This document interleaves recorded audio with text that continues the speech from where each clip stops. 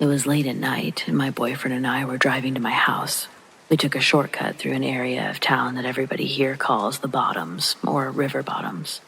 It's right in the middle of a huge metropolitan city in the U.S. There's no buildings, though, only fields and trees. You can't build there because it's a floodplain, not suitable for building on. There's one narrow road that goes through the middle of the Bottoms, and it just so happens to be a direct link between my boyfriend's house and mine. Late at night, it's very dark. There's no streetlights. So we were traveling rather quickly down that road when we came upon a bridge. You could only see what was visible in the headlights, road and very tall grass. It was probably 3 feet tall. We went up and over the bridge and began to descend on the other side.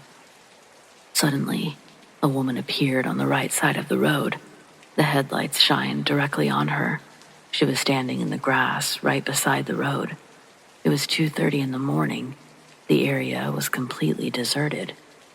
We were both stunned, silent. We sped past her. After a frightening moment, we both shouted, "Did you just see that girl?" Yes, we had both seen her. Immediately, I assumed she was the one whose car had either broken down or had been wrecked, because she had a distressed look about her.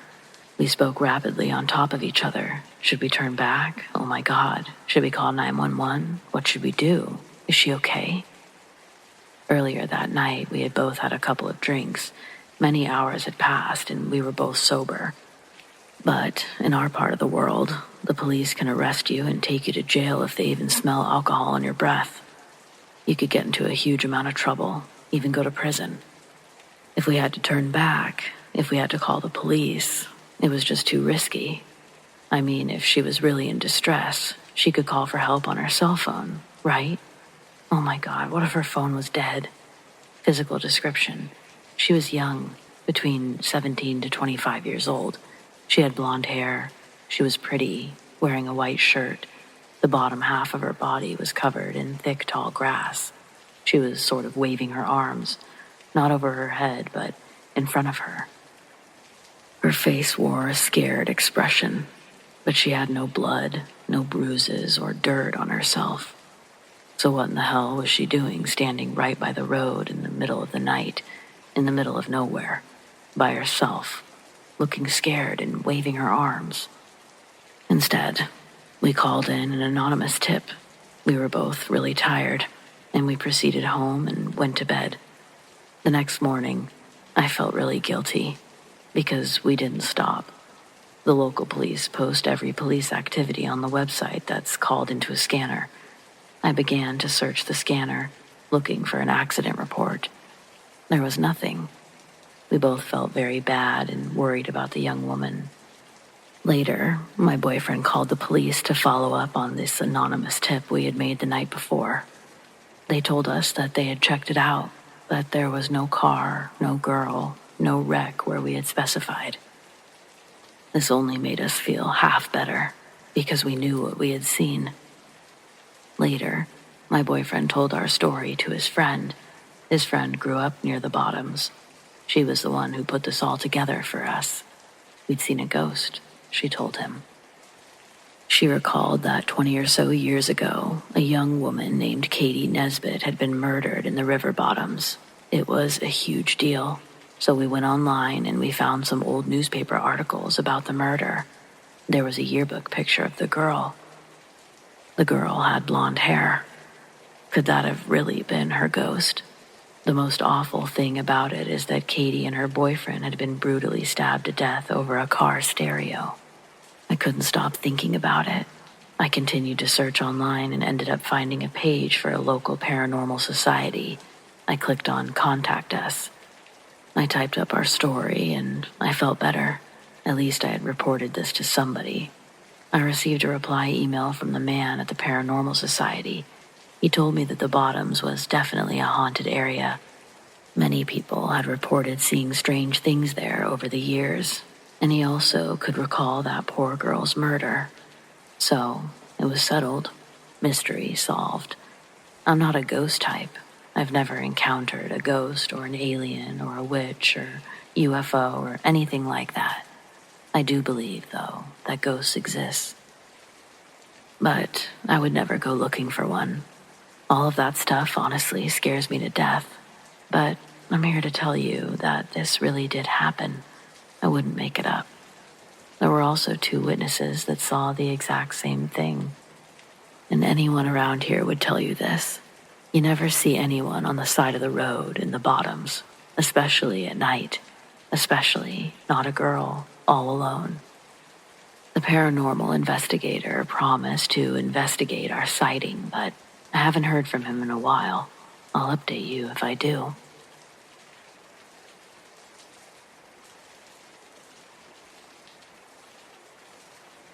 I don't know if my experience really depicts a transparent or not human figure that usually comes to mind when thinking of a ghost, but I don't know what else to call it. The whole thing is inexplicable, I guess. When we moved into this area, no one had built a home on this particular plot, like ever, so we anxiously awaited for construction to wrap up so we could move in. Excited to be in a spacious, brand new home, never lived in by anyone. The time came and we quickly moved in and set everything up. Everything was so bright, shiny, full of dreams for the future. It was the beginning of our lives together. Everything was perfect. Now I had heard stories from other people in the area, things whispered about in private amongst trusted friends.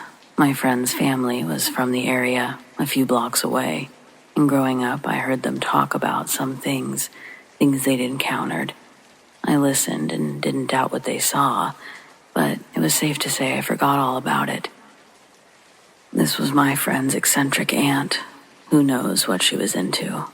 I heard them but never really registered that these were actual things that had happened, or things I needed to worry about.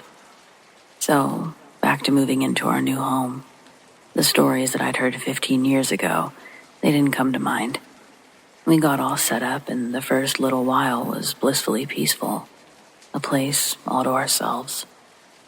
Thinking about wedding planning and such. At first, it was just a loud bang in the middle of the night. We chalked it up to a new house, settling, something shifting in the cupboards. Then it started to become something that we couldn't explain away. The previously locked and checked back door would be heard, the lock clicking as it was unlocked, and then slowly swung open.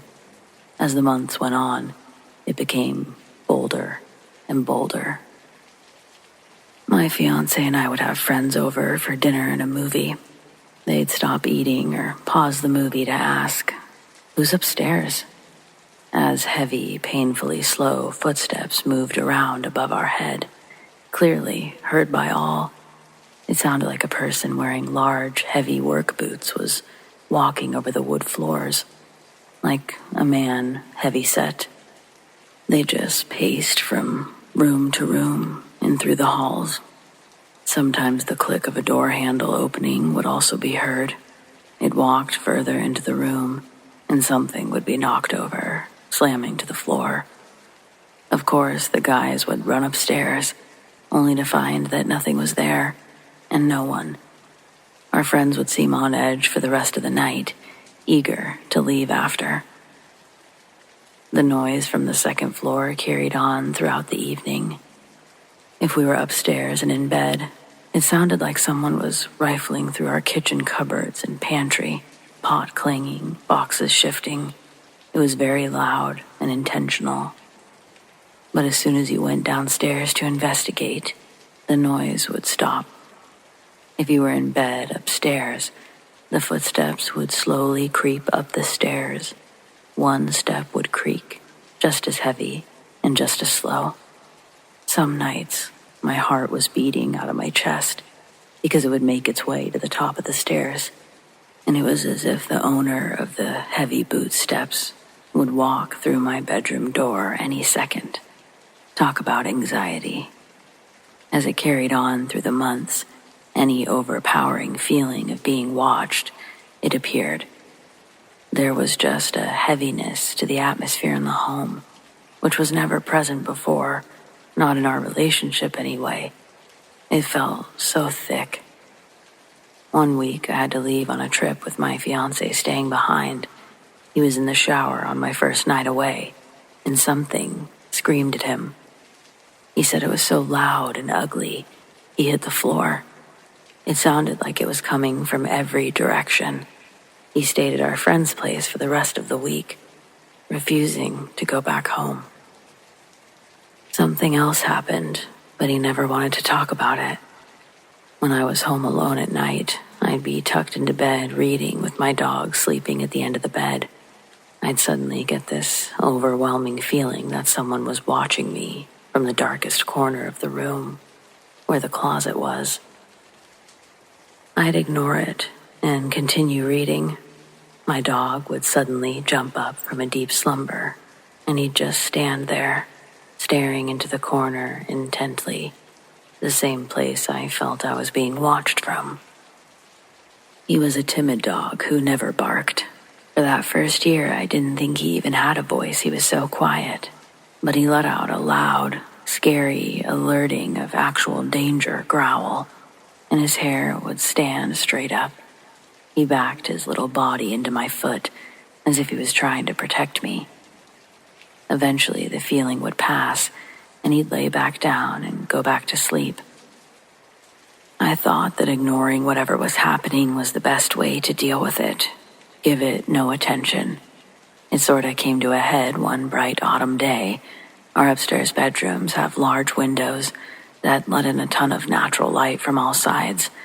They were open all day. The sun was low but so bright in the sky, and it filled every corner of the house. I went upstairs to charge my phone, check emails, and I got sidetracked with a quick iPhone game. I was laying horizontally across the bed, facing the door to the hallway, when slowly this blacker than black, very large and very tall figure slowly and silently glided through the middle of the hallway. It was not like a shadow. It was like it absorbed 100% of the light. I had seen it clearly. It looked like it was wearing a large, wide-brimmed flat-top hat with a heavy, long jacket down to the ankles. It was pure black, with a crisp outline against the brightly lit walls. It moved left to right, past the door, and straight into the bathroom. My heart skipped a beat. I felt like the air left the room and my lungs. My mind went blank. What the hell was that? I lay there in silence. My fiancé was busily cooking dinner downstairs. I could hear him, but I was too afraid to move. I processed what I had just seen and leapt off the bed, went tearing down the stairs. My parents had actually heard the thing in the house. That's when we brought our minister in. We had a house blessing and warming, and for a while, things were actually quieting down. Several months passed. Just enough for us to let our guard down, I guess. However, things between me and my fiancé started to shift. We decided to take a break, and he moved out. Then this presence came back with vengeance, like our minister suggested it would.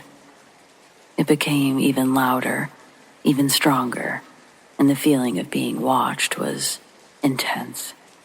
During this period, it started to throw things across the kitchen into the dining room. Several heavy objects scattered in a 20-foot-long trail. One morning, I found the countertops and the top of the refrigerator cleared, as if someone cleared off a desk in one aggressive swipe, flinging contents everywhere. The back door would be found open nightly, despite having the door and the lock changed or checked and rechecked. During intense thunder and lightning storms, this thing seemed to get stronger.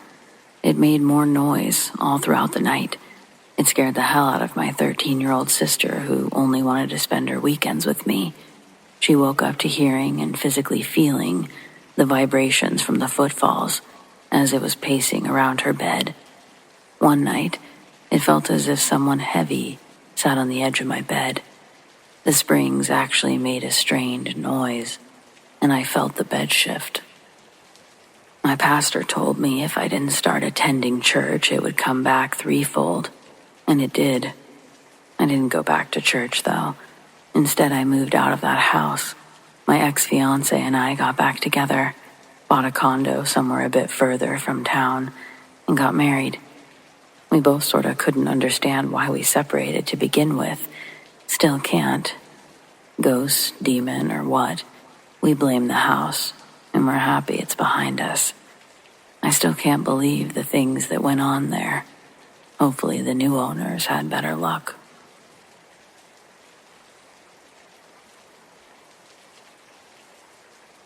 I saw what I can only describe as some kind of demon. I'd like to tell you what I lived through, but prefer to remain anonymous. I'll try to resume facts, but a lot of things happened. Though all bizarre, all very true. Some others witnessed these events, and they were afraid at the time too. I live in Belo Horizonte in Brazil. My grandmother bought a country house in the rural areas nearby, next to a very small town called São José de Lapa. It was a very big house, lots of land. My big family used to go there almost all weekends. The cousins used to play soccer or pool there, while the rest of the people spent their time talking and cooking. It was supposed to be a peaceful environment. But in 2005, I was graduating, but I had lost my job, so I decided to live there full-time, alone during the week. This way I wouldn't have to pay rent, and I could study in peace for my civil service exams. The house was situated next to the woods, and we had a little farm, which produced milk and lettuce. We had no neighbors living nearby. At first, I constantly heard some noises at night. Nothing too strange, I thought. Probably animals or the wind. But things started to get spooky, gradually. In the beginning of 2006, my cousin and I were alone in the country house playing pool at 2 a.m. Suddenly, we heard Ave Maria by Schubert playing out of nothing. We just froze. I thought he was playing a prank on me, and he thought I was playing a prank on him. Before we could do anything, the music stopped. The next day, we told our family about the incident. Not only did they claim they didn't play any music, they didn't even believe us. When the weekend was over, my relatives left, and I was alone again. Just a few days after this creepy episode, I heard out of nowhere a baby crying, very loud. It was like there was an infant screaming inside the house. I was honestly just so freaked out. I got a ridiculously old gun, and I ran to my bedroom where I locked the door. It was about 11 p.m. Obviously, I couldn't sleep. After a long night, it was finally the next morning. I called my relatives to tell them what had happened. All of them laughed at me, except my grandmother. She told me she sensed something strange at the country house, and since she's a spiritist, she decided to call a medium to see if there was something wrong with that house. The medium was a former priest who studied exorcisms but had to leave the Catholic Church because of his sightings. He went to our house, and when he arrived, he just started to feel bad. Then he asked for a minute alone and walked through the entire house. When he returned, he had tears in his eyes. He said that this terrain was in the past part of a much larger farm, and the place where the house was built is where the senzalas were. Well, senzala is the name in Portuguese of the place where African slaves were imprisoned during slavery age in Brazil. The priest added that he saw an African woman with a child, both very skinny, standing by the wall just where I used to sleep. After a ritual, this medium priest claimed that the house was free of erratic spirits, but that was not true. Less than 1 week after this, about 12 people, amongst friends and relatives, were talking in the yard, enjoying a barbecue in the evening. Suddenly, my aunt screamed that she saw some kind of dog smiling at her from the second-floor window. We rushed inside, all of us, to look for what she saw. While we were searching for this thing room to room, I went to my bedroom to get my old pistol with my brother. When we entered this room, I saw the worst thing I ever saw in my life. It wasn't a ghost. It wasn't warm. It was something evil. There was black smoke near the ceiling, and the room was freezing cold. We both saw it. We both felt it. We couldn't do anything. We were frozen, but it was more like this thing was controlling us. We couldn't scream, run, or react. We just stood there, looking at this thing against our will, feeling desolation. I can't describe the feeling fully, but we were paralyzed by this. I could feel only tears rolling down my cheeks. After a few seconds, this black smoke vanished through the window, and suddenly we could do what we needed to do. We ran for help with the sensation that we saw evil itself. It wasn't a ghost or a bad spirit. It for sure wasn't a dog. It was a demonic and evil thing. The same night, all my relatives decided in fear to leave the house immediately. The next 2 months, we didn't go there, and my grandmother decided to sell the house. When we were handling the land plot papers, there was an appointment about the first owner. He was a farmer who had slaves during the 1880s. We managed to sell the house to a retired prosecutor, and my grandmother alerted him about the events, although she mentioned ghosts, not demons. The guy laughed at this, but strangely, sadly, he took his own life 1 year after buying the house.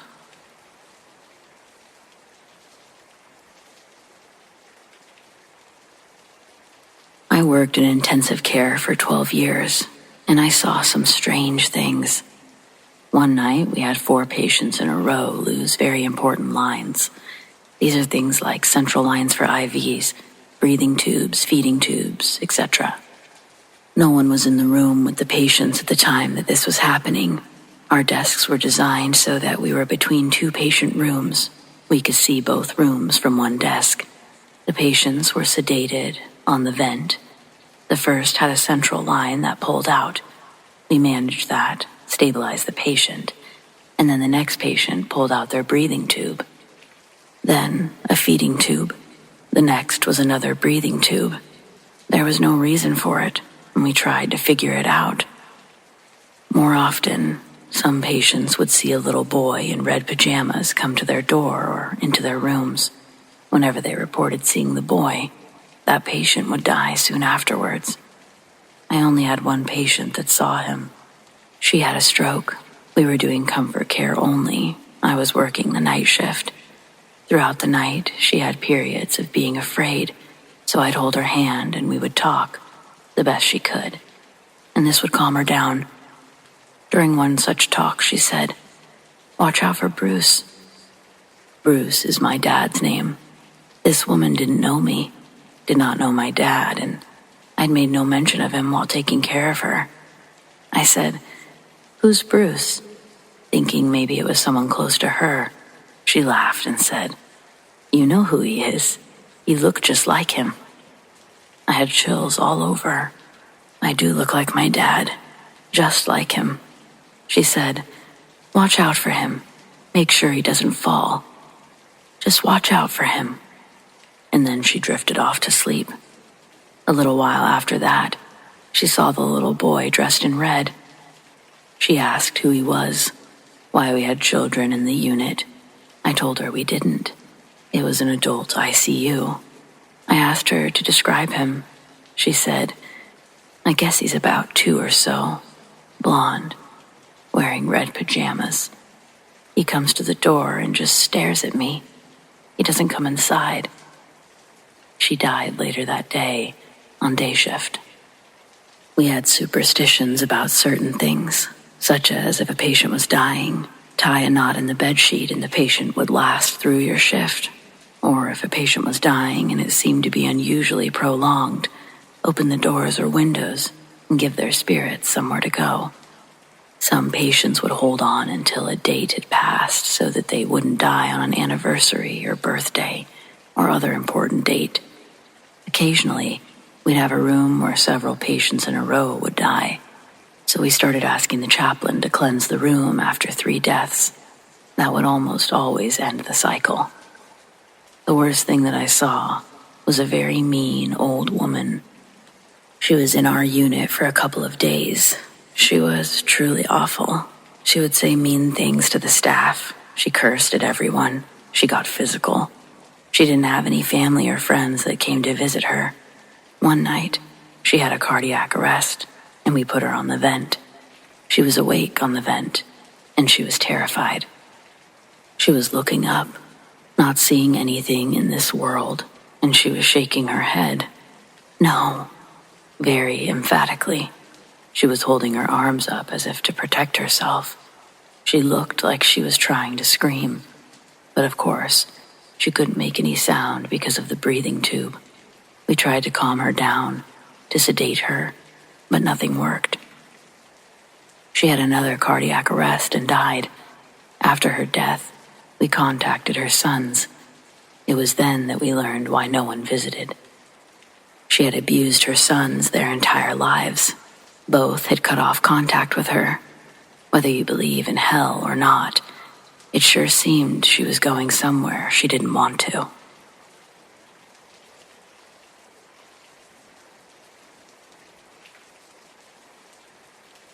I've never been a believer in the supernatural, but there are moments when you simply can't ignore the presence of certain things around you.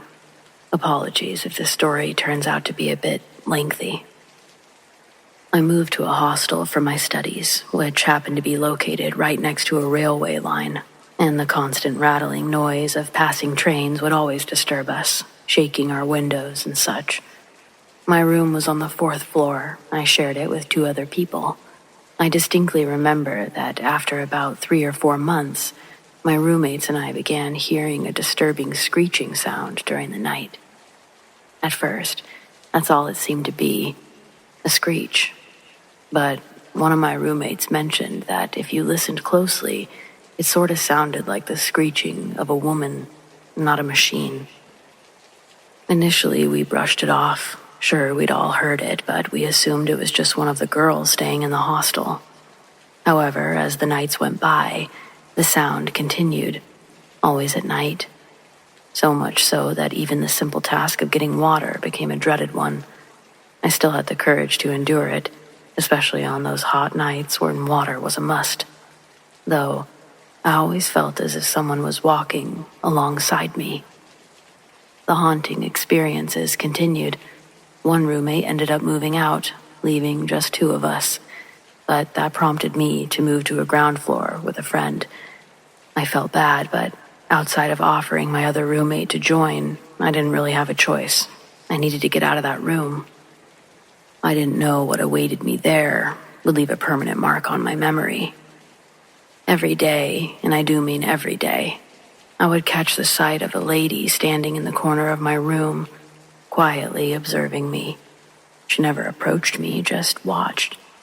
She'd almost always disappear the moment I tried to make eye contact. Otherwise, she was constantly in my peripheral vision. These encounters led to sleepless nights filled with lots of confusion and a sure sense of helplessness.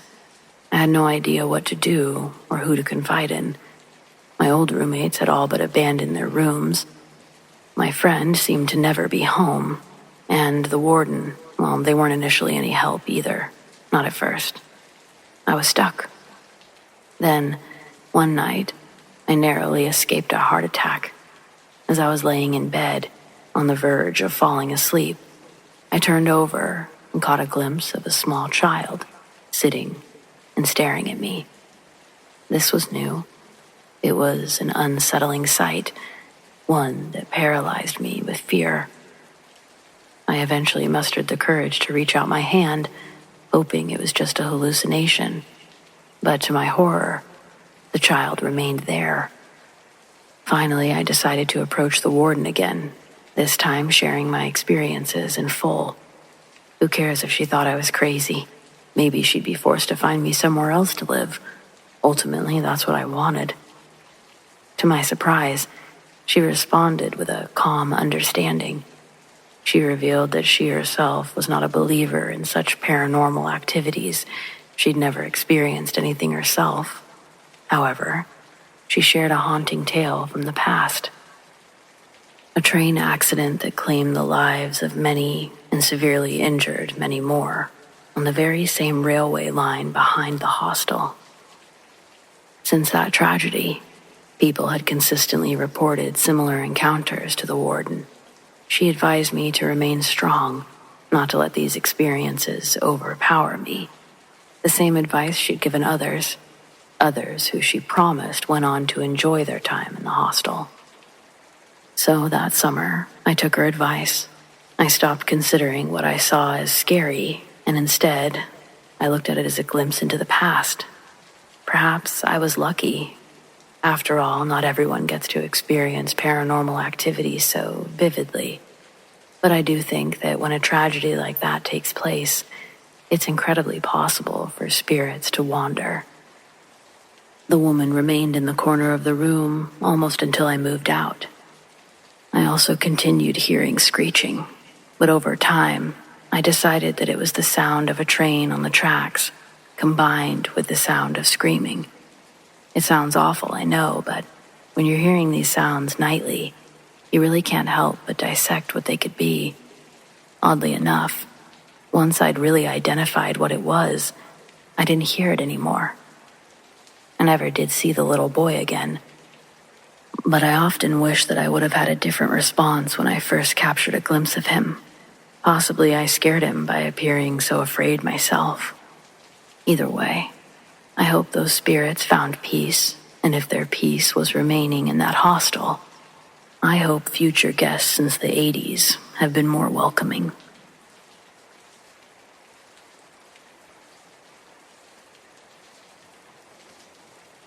Growing up, every year, my family would spend our summer vacation at our cabin. The summer of my junior year of high school, I used to babysit at this rather large house. The kids were about 4 and 2. The first time I went, my sister came along to help. Walking into the house the first time gave me an uneasy feeling, but I never could quite put my finger on it. Of all the summers we'd been going to the lake, this was the first time we'd known anyone living in this particular house. As the night went on, the parents were gone from about 4 p.m. to 1 a.m.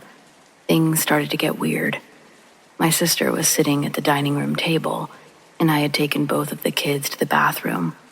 About a minute later, she runs up to me and the kids and swears she heard footsteps run up behind her and suddenly stop. When she turned around, she said she saw nothing and got super freaked out and ran to me. Even scarier, she said the footsteps followed her as she ran, picking up speed and almost catching up to her. I'm gonna be honest, that freaked me out quite a bit. The rest of that night, I still felt uneasy, but nothing happened to me. The next time I went to their house to babysit is when I experienced something paranormal for the first time in my life. I was playing with the kids in their playroom, and from the opposite side of the room, a toy fell out of their toy chest. Both kids were on my side of the room, and the toy chest was barely half full. We all saw it. Everyone was quiet, and I could sense the oldest becoming uneasy. I played it off, though, sharing an unprompted laugh, which made them laugh. Then I put the kids to bed and just waited for the parents to get home. It was an agonizing couple of hours. I kept expecting something to jump out at me.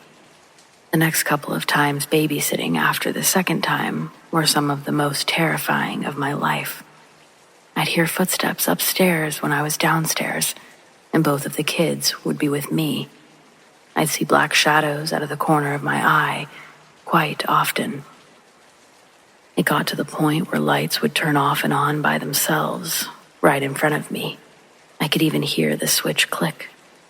There was one specific time that I felt one of the children run up and grab the side of my leg, but there was no child when I looked down. I completely lost it after that incident. I called my mom, crying so she could help me get through the rest of the night. It may not sound awful to you guys, but to me, the fear had consumed my whole body. The final straw was when the 4-year-old got out of bed and started laughing at me. I asked him why he was laughing, and he just continued to laugh even harder and looked to the side of my face instead of directly at me. I had no desire to turn around, and I sent him back to bed. That was it for me. I knew something was in that house, and I never went back again. The parents were my dad's friends from work who had rented the house for that summer. After I officially quit, my dad told me about the many rumors that surrounded the house. He knew that they had gone through 4 nannies before we had even made it there. They paid very well, and that's why I kept going back initially, until it became too much. The best part about the story is after I stopped babysitting, the 4-year-old had woken up one night screaming and crying, telling his dad that he knew someone was in his closet. And when I heard about that incident, I never regretted my decision to stay the hell away from that house.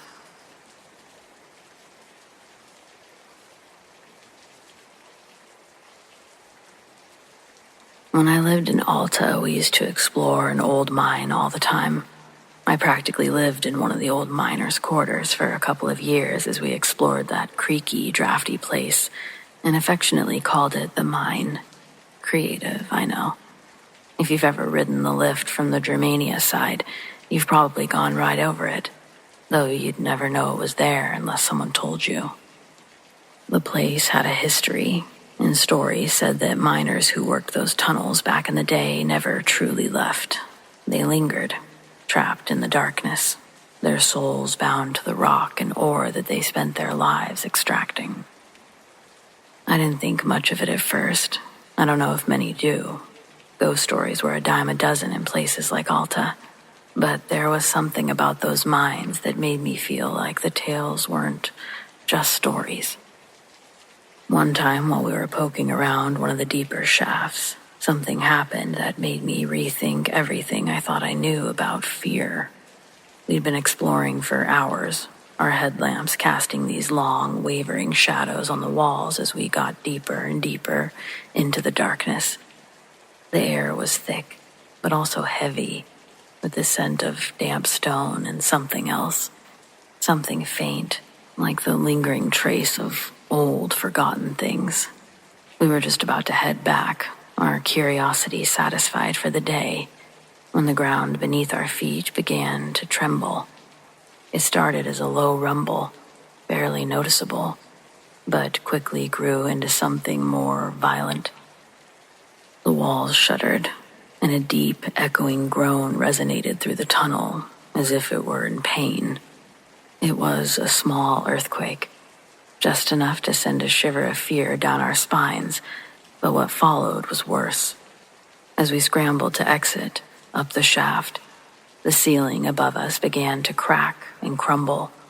Before we could react, a section of the tunnel collapsed. It sent a cloud of dust and debris crashing all around us. For a moment, everything went dark. Clearly, our exit had just been covered. I could hear the others coughing and cursing through the sound of muffled, thick layers of dirt.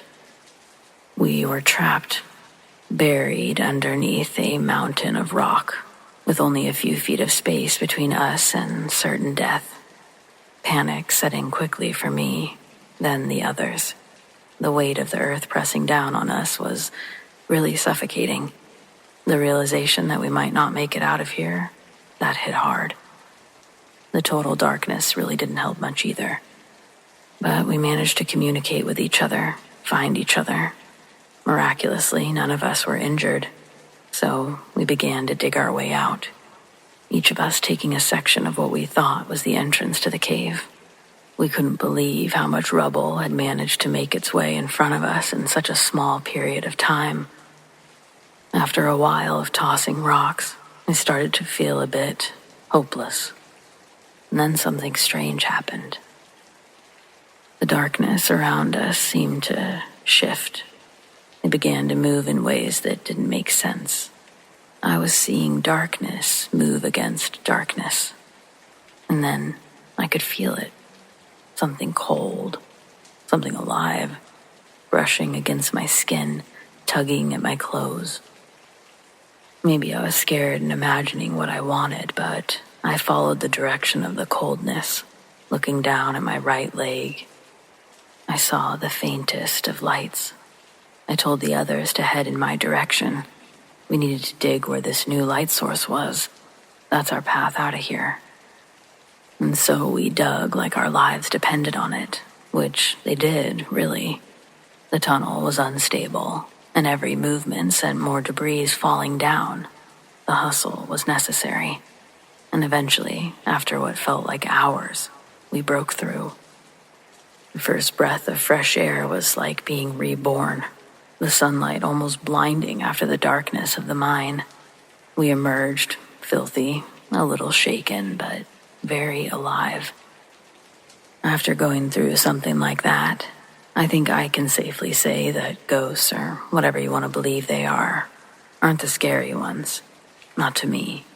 In this case, that was for sure the earthquake. I've shared this story before. Locals don't like to hear this story. They like to say that we made something angry that day. I don't put a lot of weight into the idea that something might have caused the collapse, other than an earthquake. But I'll admit it's interesting to think about.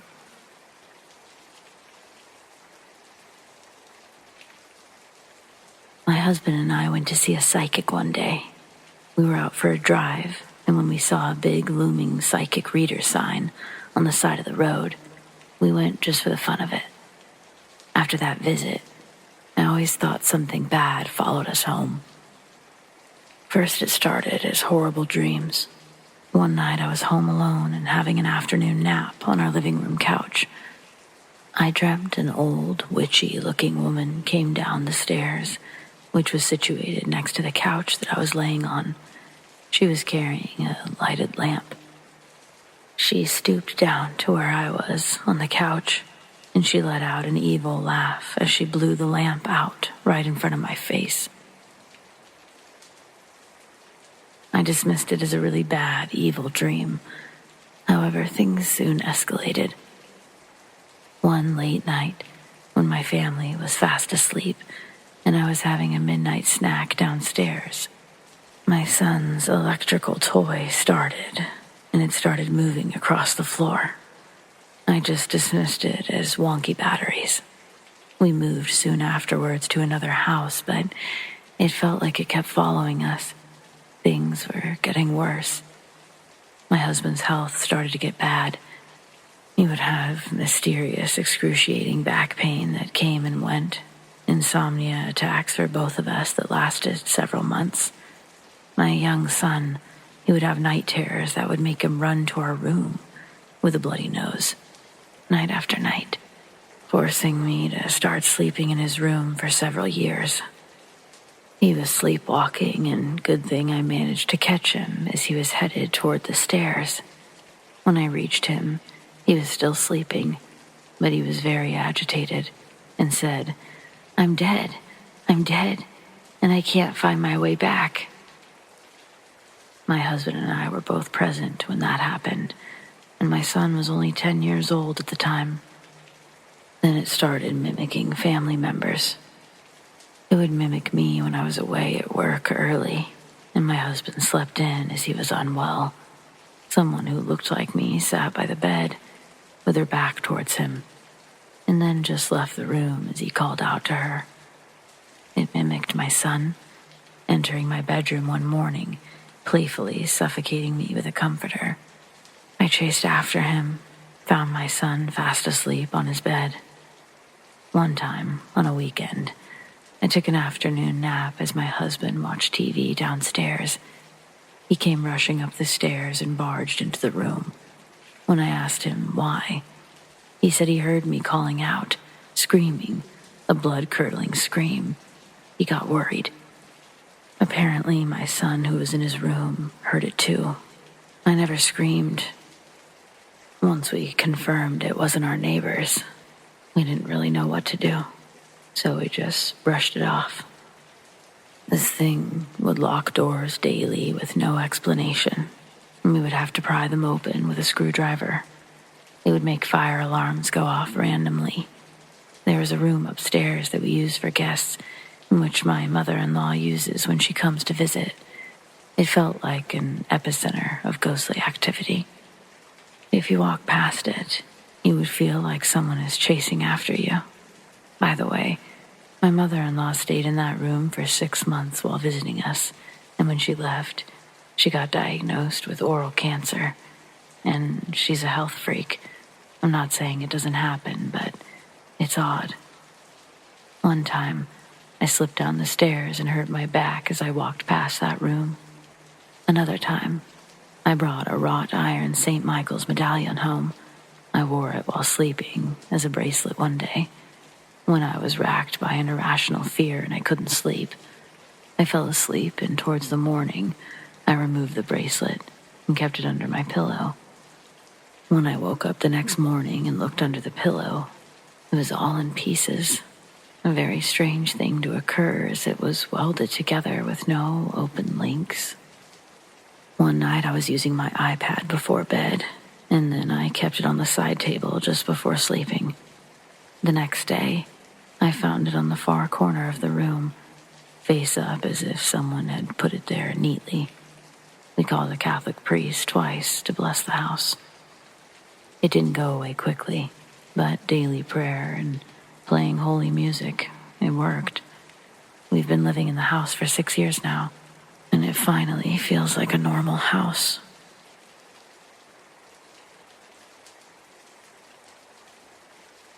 We lived in an old home. I wanted to change my room, so I gutted it. It was a large 14 by 16 with a small alcove to the side. Prior to insulation was corn cob husks, old newspapers, and plaster. I had to sleep in the alcove to the side. One night I was woken up between 2 and 4 a.m. There was someone in my room, sitting at the edge of the window fan, looking around the room. I assumed at the time that it was my mother. I assumed she couldn't sleep and was planning the next steps. My mother smoked, and the figure I saw was holding her hand out like there was an ashtray. The figure was in a gown, and since my mother wore flannel gowns to bed, I was led to the assumption that, yeah, it was my mom. I rolled over and fell back asleep.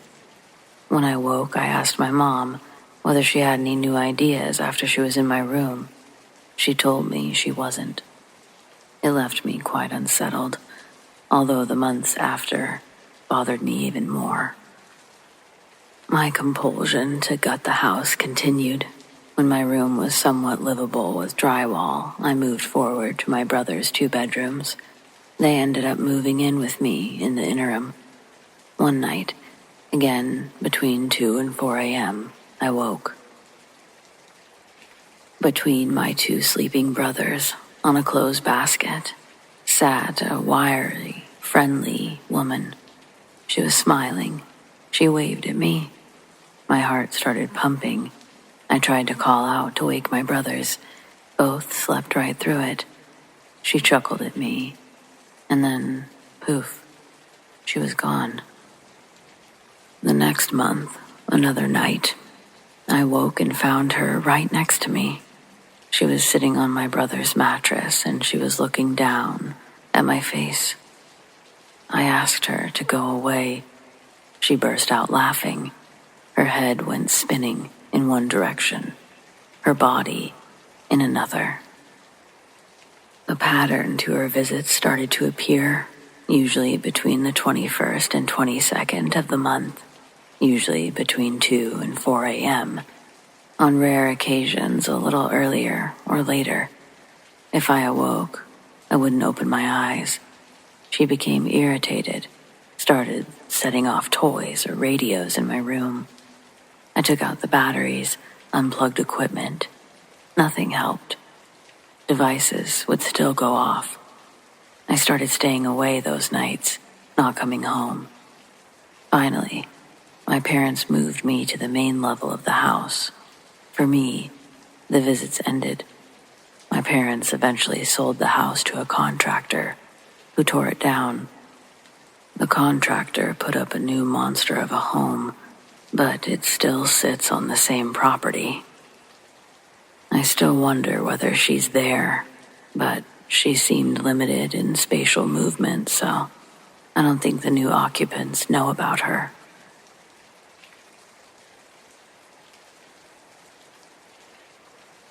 This is a real-life experience. I was spending a summer with my dad after I finished kindergarten before starting first grade.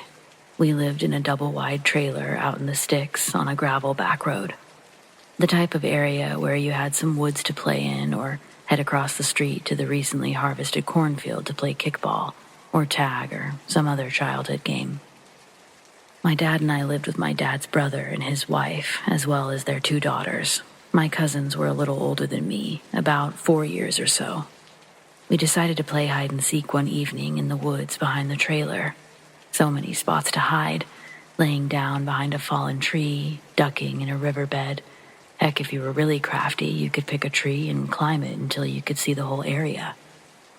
We're on like round 3 when my eldest cousin said, "Is that an abandoned trailer?"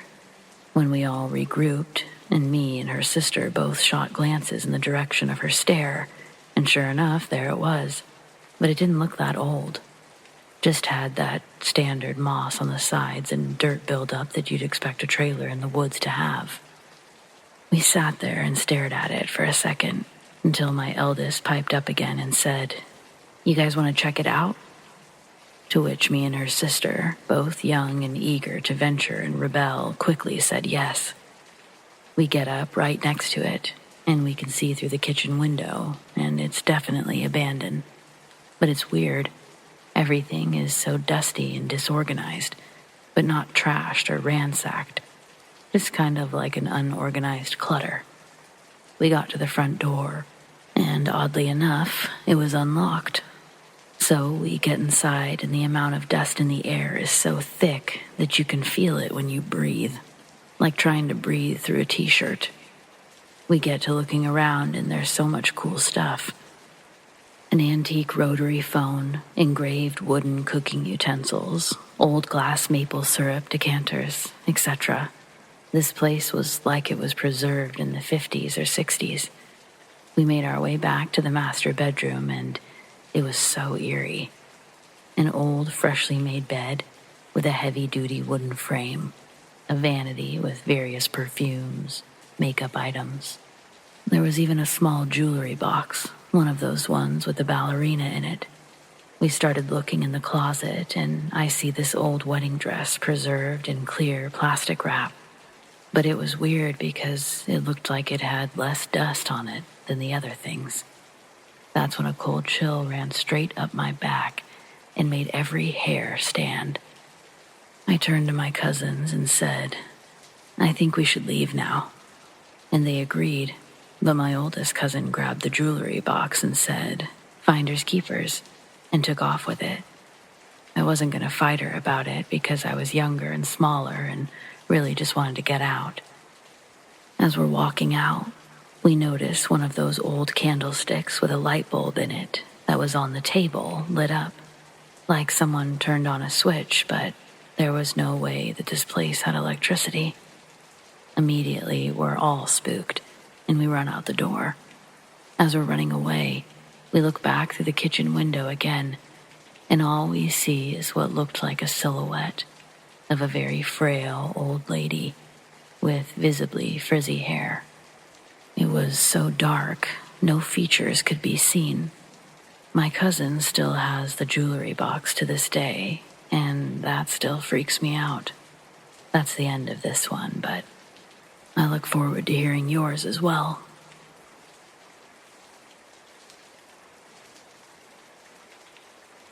In 2008, I bought a house whose previous owner had taken his own life. He left behind his wife and 3 small children. I didn't know that when I bought the house, but Even if I knew, I must say, I would have still bought it because it was very cheap, and I was never really a superstitious person. Well, soon after we moved in, a lot of creepy things started to happen. Firstly, my children were scared for no reason, even during the day. I thought it's just because we were in a new place. One evening, my daughter told me that she saw a person in our kitchen through the door's window, which is frosted glass. But when she entered the kitchen, nobody was there.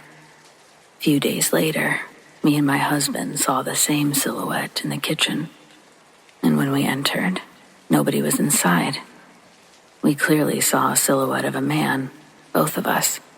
We actually thought that it was my father-in-law, the only one who had a key to the house besides us. When we entered and there was nobody inside the kitchen, we had the same reaction.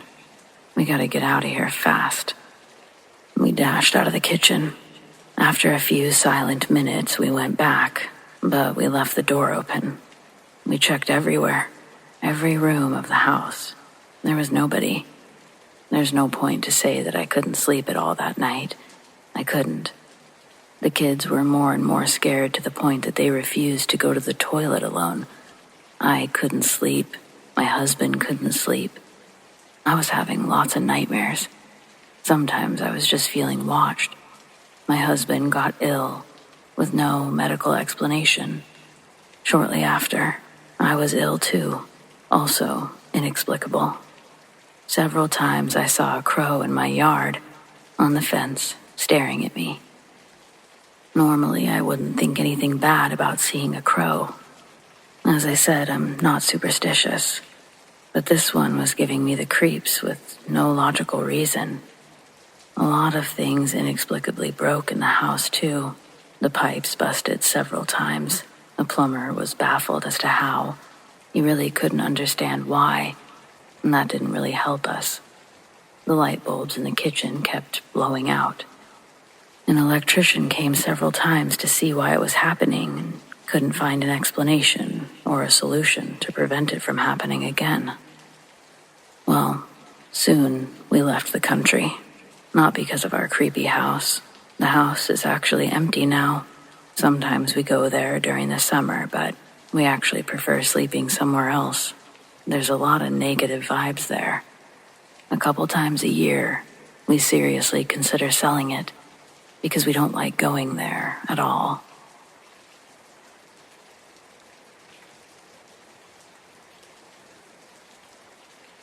There's this cave in New Mexico that I used to visit often, back in the days when I was part of a motion picture film crew.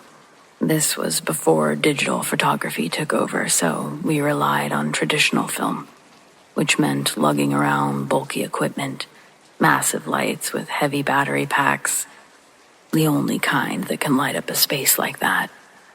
The cave itself was something of a marvel, passages that twisted and turned like a labyrinth. But there was one room, deep inside, a chamber that the locals had warned us about. But you learn over time that locals love to say a lot of things when they realize you're filming in or around their territory. So we shrugged it off at first. It wasn't until we experienced it for ourselves that we understood what they meant. Every time we crossed into that room, something would happen.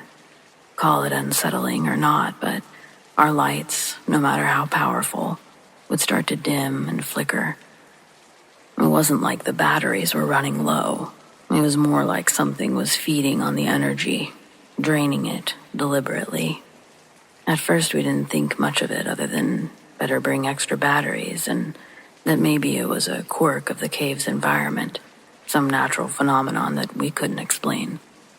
But the more we worked in the cave, the more it felt like something else was there too. Of course, none of us could reason with that, so avoidance became the norm. The first time it happened, we were caught off guard.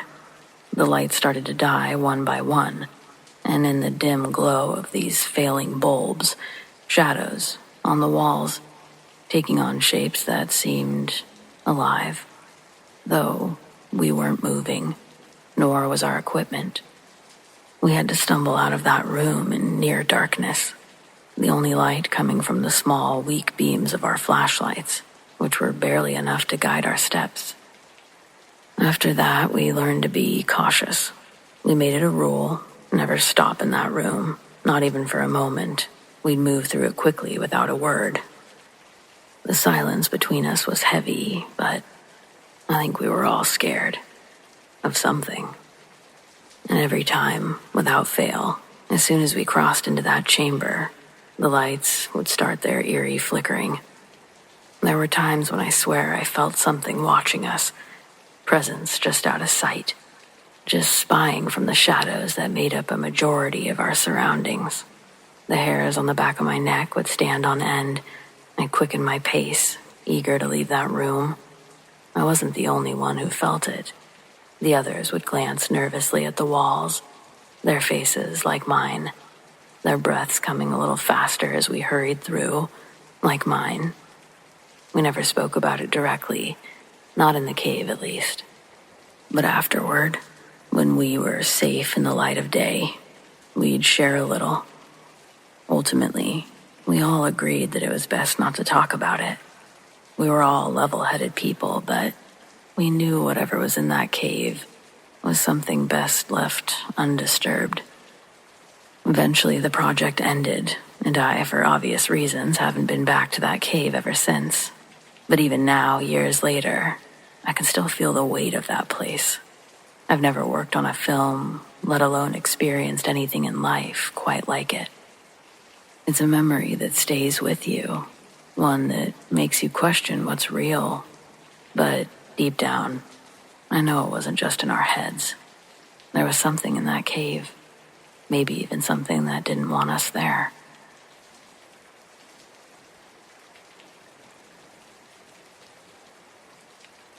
My husband and I had a haunted bed. We owned an antique shop and bought a bunch of furniture from one guy. When you buy a whole lot, sometimes you'll have to take some things you don't want. In the lot was an old reproduction Jenny Lind bed. This bed wasn't old enough to put in the shop, so we stored it in the back for quite a while. Meanwhile, we were building a house, and when it was finished, we decided to make use of the bed until we found an older one. Right away, during the night, I would wake up and feel the bed vibrating silently. It had the old metal box springs. So I thought at first that I must have made the bed do that by turning over. But as time went on, I would lie perfectly still, and the bed would keep vibrating. Just the slightest shaking, nothing crazy or violent. Most times I would wake up my husband, and it would stop shaking immediately, which was really frustrating for me, since I was the only one experiencing it. It kept doing it off and on for weeks. I know it sounds scary, but somehow it wasn't. It was more like dumbfounding. Like, is this really happening? It can't be. But it was. And then there came a point, in addition to the shaking, something new was added. Down at the foot of the bed on my husband's side, there began a clanging sound, as if someone was hitting the metal springs with another metal object. Not violently at first, more of a clang, clang, clang, then silence. I'd try to wake up my husband, but it would always stop, which was really weird. In my mind, I'm trying to figure out what could possibly be causing this. I'd heard about ghosts, of course, but that thought was the furthest out for a rational explanation. We lived at the base of a mountain with millions of acres of Forest Service land behind us, and on a dead-end road. There was pure silence every night. No traffic, no nearby trains. And earthquakes, they don't happen every night on cue and only shake one item. What the hell was going on? The clanging began to get louder as time went on, and finally, hallelujah, one night, it didn't stop when I woke up my husband. It continued, and he looked at me like, what the hell? One day I ran into a woman who said that she was a psychic. I told her about the bed. I had almost zero faith in psychics at the point, but whatever. I asked her if she wanted to come over and check it out with another friend.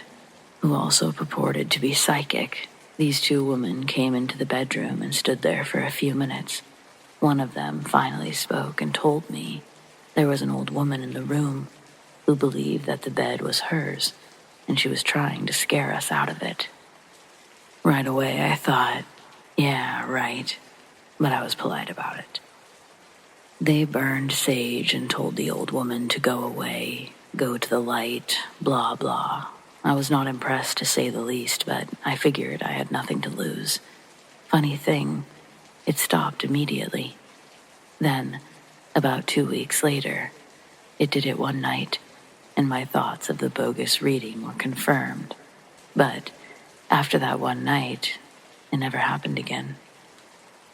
I thought back about what she had said about the woman wanting us out of it. The bed was from the 30s or 40s, and she said the woman was old. It would stop shaking, clanging, as soon as a man, my hubby, was awake. If you go back to that era, women had very few rights, and men had the power. Women could easily have been afraid to tell their husbands and would do anything not to upset them. So it began to make sense that the sounds would stop. If this is right, I think she became desperate to get us out of her bed when she started the clanging noises. She no longer cared if the man would be angry or not. Of course, this is all speculation on my part, but since there's already no explanation of why a bed would do that, the story doesn't matter. So, did a ghost do it? Something was responsible for it, and it wasn't either of us. Any suggestions are welcome. I truly cannot understand why this happened. We're not crazy people. I'm not lying. Nothing to gain by making myself sound like a fool.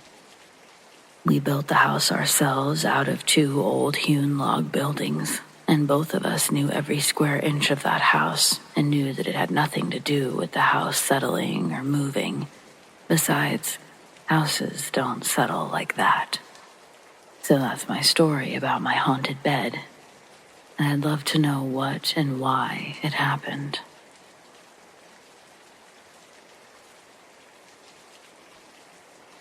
My parents took me to visit my aunt in Tennessee for the holidays, and her house was super haunted.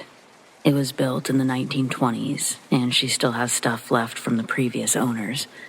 It had belonged to an elderly couple, but the wife had died 3 months after her husband, both in the same home, and no relatives ever claimed any of their possessions. The property sat empty for several years before a family purchased it in the 60s, and they had a son that would one day marry my aunt. Unfortunately, Uncle Terry passed away after a long battle of cancer in 2015, also in the house, and Nina has lived there alone ever since. I've always been a believer, so it was extra hard to stay there since I already have trouble sleeping in unfamiliar places. But I'm 16 and I didn't have a choice. We were only staying for 3 nights, so I probably sound like a petulant child. But this was the longest 3 days of my life. The house has a really weird layout that I probably can't describe without a floor plan. But everyone else was on one end while I was on the other, and they had 2 bathrooms closer to them than the one by me. There was no reason for them to come anywhere near my room during the night, yet I woke up to a shadowy figure standing in the doorway, even though I'd closed the door before bed. I tried to scream, but no sound came out. I've never shaken so badly as when I tried unlocking my phone, but when I got the flashlight on, the figure was gone. It was so cold that I could see my breath. I thought the heater went out, but I was too afraid to check. I kept imagining a hand shooting out from under the bed to grab my ankle, and I just couldn't move. When morning finally came, I went to breakfast looking as tired as I felt. I told my family everything that happened. It was the most terrifying moment of my life, and they laughed. They thought it was cute. Nina said the ghosts make it cold, but they're harmless, and I should ignore them. I don't understand how someone just ignores a shadowy menace figure watching them sleep. But I could see they didn't care.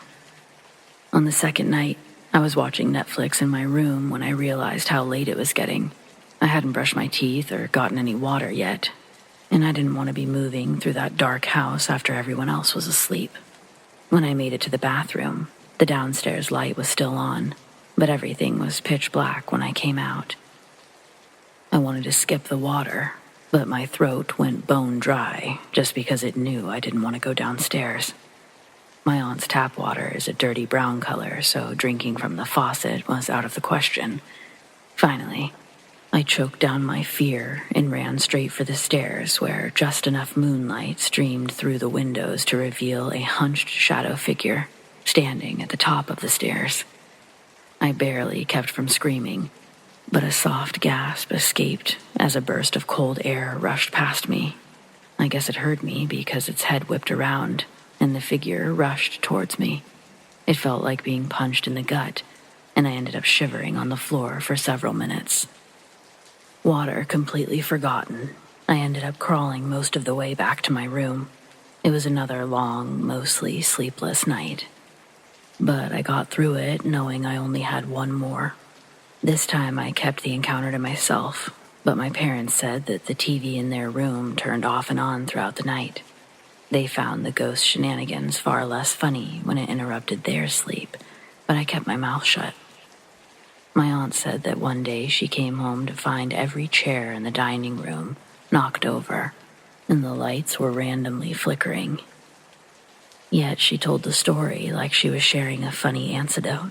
If I hadn't witnessed so many things firsthand, I would have assumed she was going senile because some were just that extreme.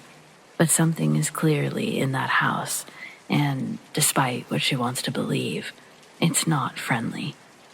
I only had one other encounter with it, and it almost broke my neck. I got through the entire last night without incident, and I was so excited to be leaving the next day. All that morning, I was packing stuff up, loading it into the car to hurry us on our way. I know that makes it sound like I was being careless and tripped, but I wasn't. I slowed down on the stairs, knowing full well we'd be staying longer if I broke my leg. Yet, while I was carrying my mom's bag downstairs, a cold hand of steel swiped my ankle, and I tumbled down the last 4 or 5 steps, damn near breaking more than my leg. At least that was one incident nobody laughed at. My aunt said, "They rarely try to hurt anyone," and speculated I must have made it angry. Regardless of the hows and whys, I was just grateful to have that house in the rearview mirror. I love my aunt, but if I never see that place again, it'll be too soon. So yeah, that's my scariest experience with ghosts.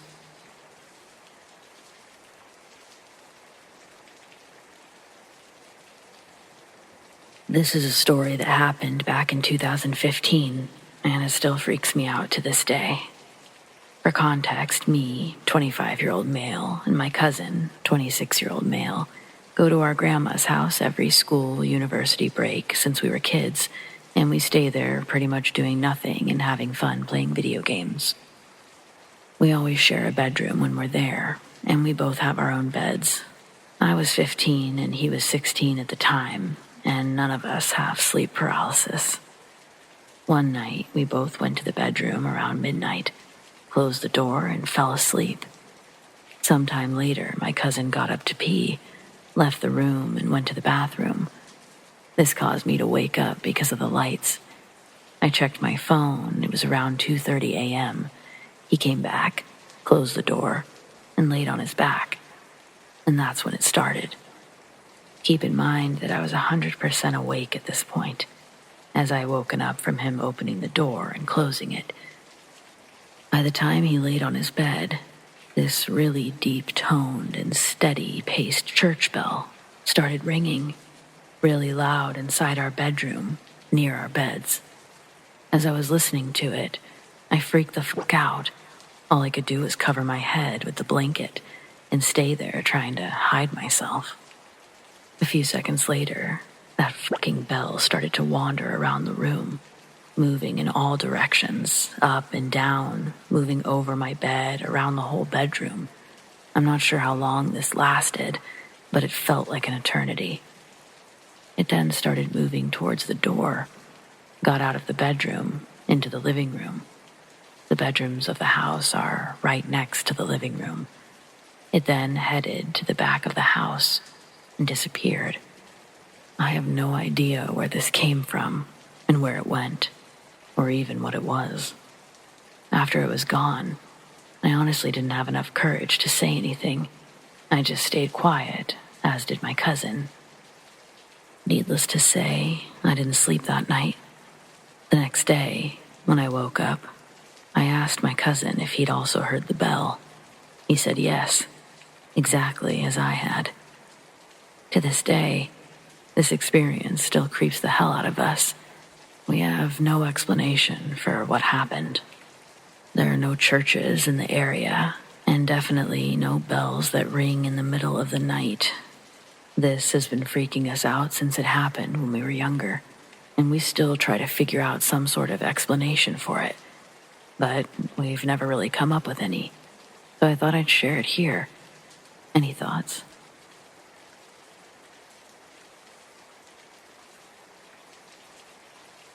I just recently moved out of a house that I'd lived in for about 6 years. My family and I had moved in when I was 13 with a family friend whose parents had passed away a few years prior. Not much really happened there, other than the usual seeing things out of the corner of your eyes and such, but nothing too memorable. The way the house was laid out, you were able to see down the hallway past the gallery kitchen near the back door, where a half bath was and the washer and dryer hookups. You could see all this from the living room. A few years after moving in, sometimes when I would glance up at the black TV in the living room, I would notice what appeared to be the figure of a young woman standing in the middle of the hallway further down. It was just the outline of a woman standing there still, and what looked to be long black hair falling down her shoulders. Most of her was black, so you couldn't make out facial details or anything. At first, I'd find myself staring at it, and then turning around to look down the hallway, only to find nothing. Every time I'd look back at the TV, it was still there. Countless times I'd search the area, trying to find a reasonable explanation as to what I was seeing. Maybe coats or clothes, or maybe just the way the shadow would be casted. But nothing. I would look back up, and she was still there. After some time, I became desensitized to it. She never moved, never made noise. She just stood there. So knowing that there was no danger that came from her, I simply ignored any time I saw her. My parents never mentioned seeing anything, so I thought once we'd all moved out that maybe my mind was just playing tricks on me back then. I started dating my now boyfriend a few months before we moved, so he'd come around the house plenty of times and even spent the night once before. Today, me and him were sharing some of our ghost stories from our childhood. I started to mention this story, but I didn't even get to the part of the TV yet when he cut me off. He started to get really freaked out, saying that one night he'd gotten up to go get his soda from the kitchen to bring back to my room. He further explained that once he went to grab the soda, he immediately felt like he was being watched. When he glanced up, he noticed something in the TV. I started shaking. I almost got emotional, knowing that I wasn't the only one to have seen it. He described everything about her that I could make out, but he said he was closer to her than I ever was, that he could only make out the figure from over his shoulder. He'd only seen her that one time, but it was baffling to me to realize that I wasn't the only one. I called my dad, asked if he'd ever seen it, and he said no. But he did say that he would sometimes see someone walking around the house occasionally, but never anyone back there. As of right now, we're the only two who have ever seen it, which makes this encounter even weirder to me. No explanation to this day. It really makes me wonder what it may have been.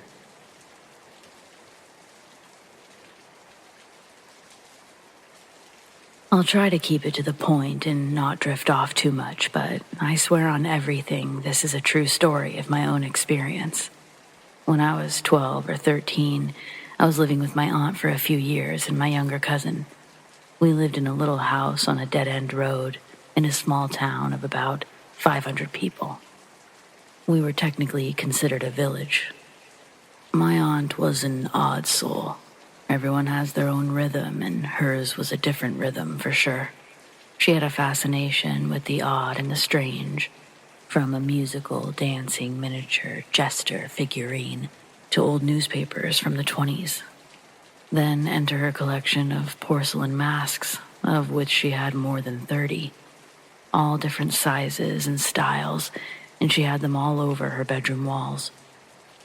The house we lived in was small but cozy, but this house had other paranormal events happen in it before and after the events of this story.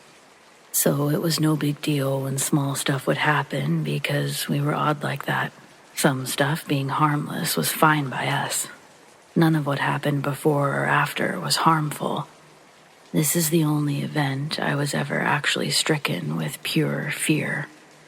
It was my 13th birthday, and for my birthday, I wanted us all to watch a horror movie together, because those were my favorite and still are to this day. We watched A Haunting in Connecticut as the chosen movie. It was my aunt and uncle, their 3 kids, my 2 friends, and myself there to watch it. After the movie, we all just kind of crashed, so I went to my aunt's room to sleep because it was the only other room with a TV, one of those old box TVs that would go full static every now and again. I get in there and put something on quietly and go to sleep, but I wake up a couple of hours later, and the room is pitch black, other than the light from the static on the TV, which, if you know, is not very much. It's basically a straight low beam that makes some stuff visible, but anything outside that vicinity gets harder and harder to see because of the light. But I can see all of her masks clearly. I went to get up to change the channel, and I noticed I couldn't move. It was like some sort of sleep paralysis. My eyes could move, but my body could not. So I just laid there, briefly trying to wait for my body to realize and wake up or move, when I heard a sound like someone tapping their nails on the closet door. Just a little 4 taps. I'm sure that we all do this when we're bored, but it caught my attention, and I fixed my eyes on the closet door waiting to hear it again. Within about a minute, I had glanced at the wall that the closet was on, at my aunt's masks, when I noticed one was missing, and I knew because it was the one that I'd gotten her for Mother's Day. I did a double take because I knew where it always was. I didn't pay too much attention to it until I looked back at the TV and could barely see the mask that was missing off the wall, now hardly out of light, but still slightly visible behind the TV. I knew it was the mask by the little pink flower pattern on the left cheek. At first, I thought my aunt had moved it, but no longer than I had had that thought. The mask started to raise, very, very slowly. It rose to the ceiling, slowly made its way directly over my face in the bed, where it stayed for a couple of seconds, before slowly descending to what felt like right over my face. I tried to close my eyes, but it didn't help. I could feel it looking at me, and could practically see it doing it with my eyes closed. Then, out of nowhere, the pressure lifted, and I heard the mask break from falling. It fell directly about where it originally had hung, by the closet. I laid there practically in tears, not able to do anything about it. Then it sounded like someone shaking the bedroom door as hard as possible, trying to get in, but it wasn't locked. My aunt and uncle woke up to the sound of the door shaking, came to see what they thought I was doing, until they got in front of the door, and it swung open on its own. As soon as the door opened, it was like my body woke up. I sat up and screamed as loud as possible, and pushed to the corner in the bed, crying. That's when I told them what happened. They knew by the way I was acting that I wasn't kidding, and they would have probably doubted it a bit had it not been for the door opening on its own. But that's the end of this one. I have many more, but not like this.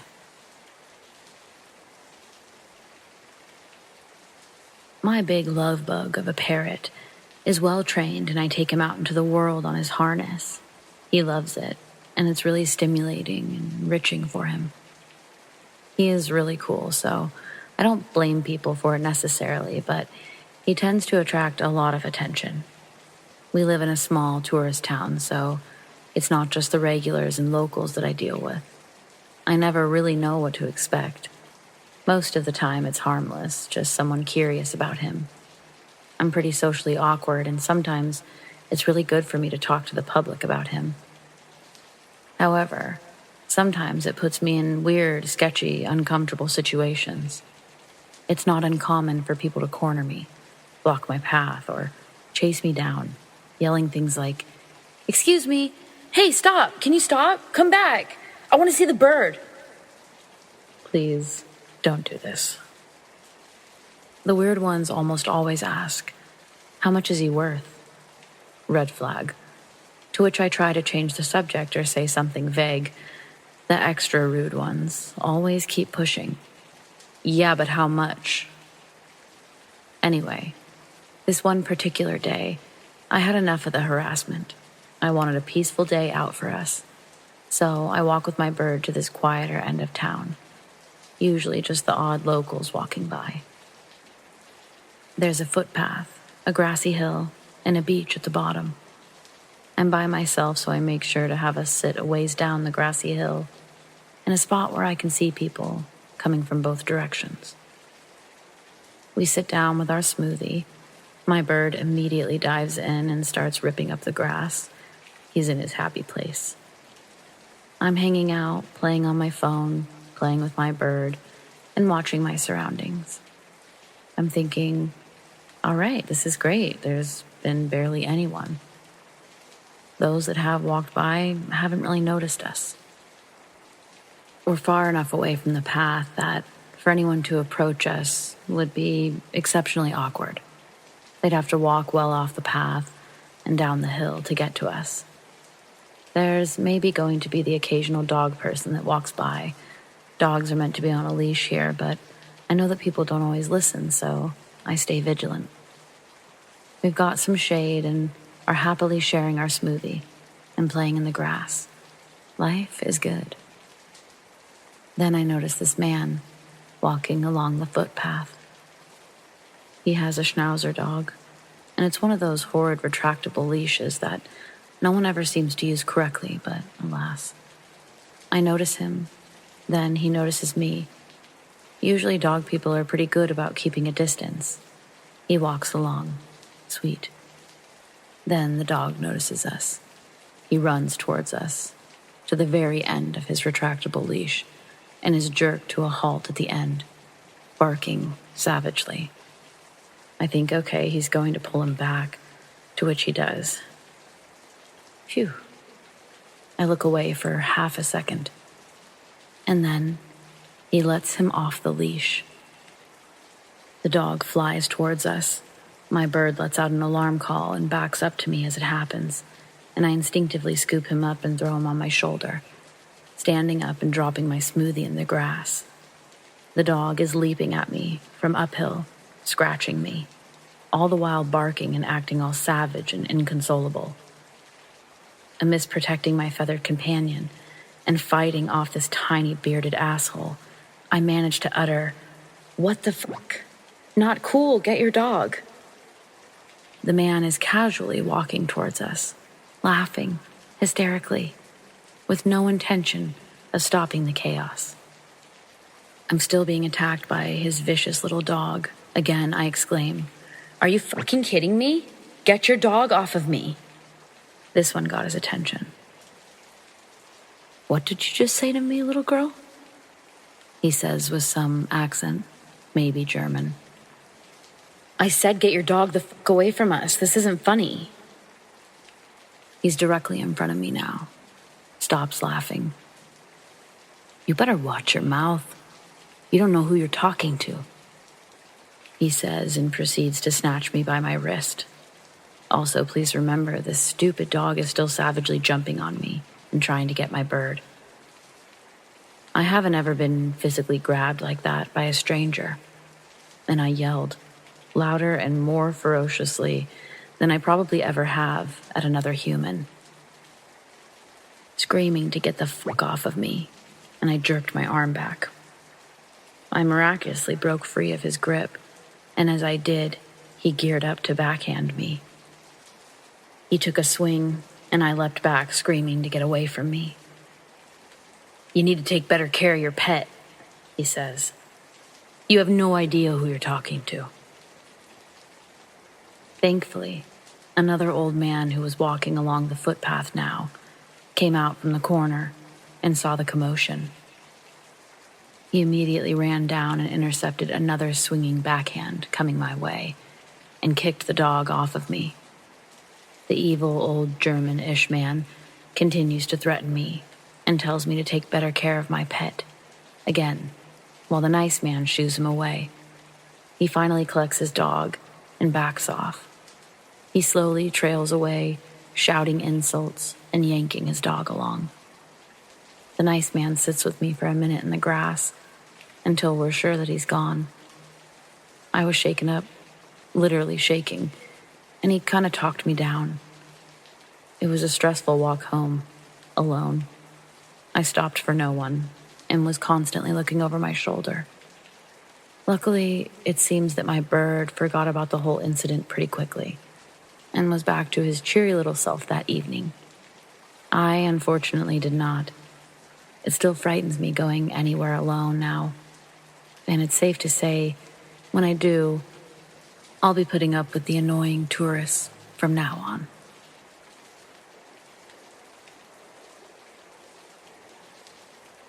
This happened many years ago. To preface, I don't believe in the paranormal, but to me it's really fun to think about, and this experience I had definitely has the paranormal vibes that some stories do. So I decided I'd post it. I was in high school in Northern California, and my closest friend was having a family reunion I was invited to. Around 9 p.m., the last family had arrived, and for some reason, they didn't have their daughter with them.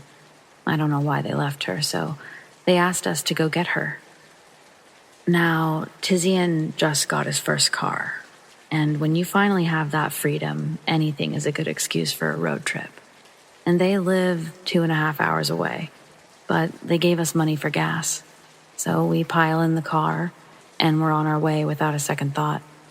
We've got music going, snacks, all around just enjoying a good time. Finally, we get off the highway and find ourselves in a secluded, forested town. No big deal. We find the last turn and are going down a tiny dirt road with thick, thick forests on both sides. Eventually, the radio starts to cut away a little bit, and I turn it down so we're not listening to static. But this little dirt road just goes on and on and on, to the point of absurdity. So me and Tizian start joking about who in the world would come out this far to build a house. Then, and this is what will stick with me for the rest of my life, this overpowering smell comes into the car. Copper. So thick it's almost suffocating. We both retch and it made my stomach turn. It was so heavy in the air, I felt like it could be cut with a knife. We kept going, though, and eventually we made it to a wooden bridge about 20 feet long. As we kept on going, the smell dissipated, and the radio came back in. We eventually made it to a clearing with about 5 houses, which we immediately started laughing about. Not only did they come all the way out here to build 1 house, but they built 5 in the middle of the woods. Why? So we pick up his cousin, Shy, that's her name, and I immediately ask her about the smell coming in, and she has no clue what I'm talking about. There's never been a smell before. She gets in the car and is about our age and has the same taste in music. The song comes on that she likes and she wants us to turn it up. So we do. And now it's almost midnight, and we're blasting music back down this absurdly long road, back the way we came. As expected, the radio starts to cut out little by little, and then the smell hits us again. Not gradually, though. More like smacking into a wall of pennies. I immediately turn to Shy and ask again, and she's absolutely disgusted and ensures us that this is not normal. But as she's saying that, we come back onto the bridge, and as we're making it over, suddenly the car stops. I turn to Tizian and ask what he's doing. It's not me, and he lifts his knee higher to show me that he's stepping on the gas. And that's when I hear the terrible sound of tires not making connection with the ground. And the car starts ever so slightly, lifting from the back. We all immediately look out the back window and are met with nothing but darkness. The angle that we're at isn't anything extreme, just enough to feel your weight shift. But whatever it is, it's lifting a Chevy Tahoe. Shy immediately starts screaming, and admittedly, I'm freaking out a little bit too. And the sounds of static, a girl screaming, and the engine and the tires spinning freely, they're getting to me. I'm frantically looking out of every window trying to assess the situation, but I just don't see anything. Then, Tizian yells out in panic, and just then, suddenly the back end drops. The car lurches forward, and we very nearly almost run into a tree. But thankfully, Tizian regains control. We sped out of there as fast as we could, and very quickly, the smell clears, and we find ourselves out of the forest and back on a paved road. When the radio came back, the mood was entirely too wrong, so I just turned it off as we drove down the lonely highway in silence. When we made it to the gas station, we immediately went to the back of the Tahoe to see a giant dent covering most of the center. And then Tizian finally broke the silence. I think I saw it. Shy then replied, I did too. I didn't see anything at all, but when I pressed for information, it was clear they didn't want to talk about it. Years later, when I brought it up one day, Tizian swears he saw what looked like hooves very briefly in the side view mirror.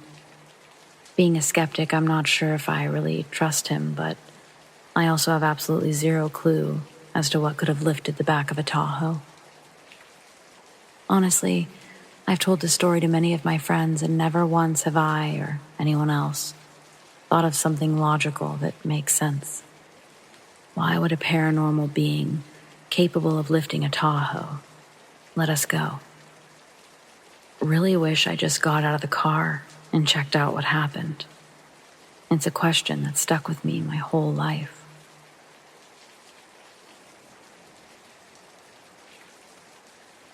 I grew up in a quiet suburb outside of Houston. Some people talk about neighborhoods where people don't lock their doors. This wasn't that kind of neighborhood.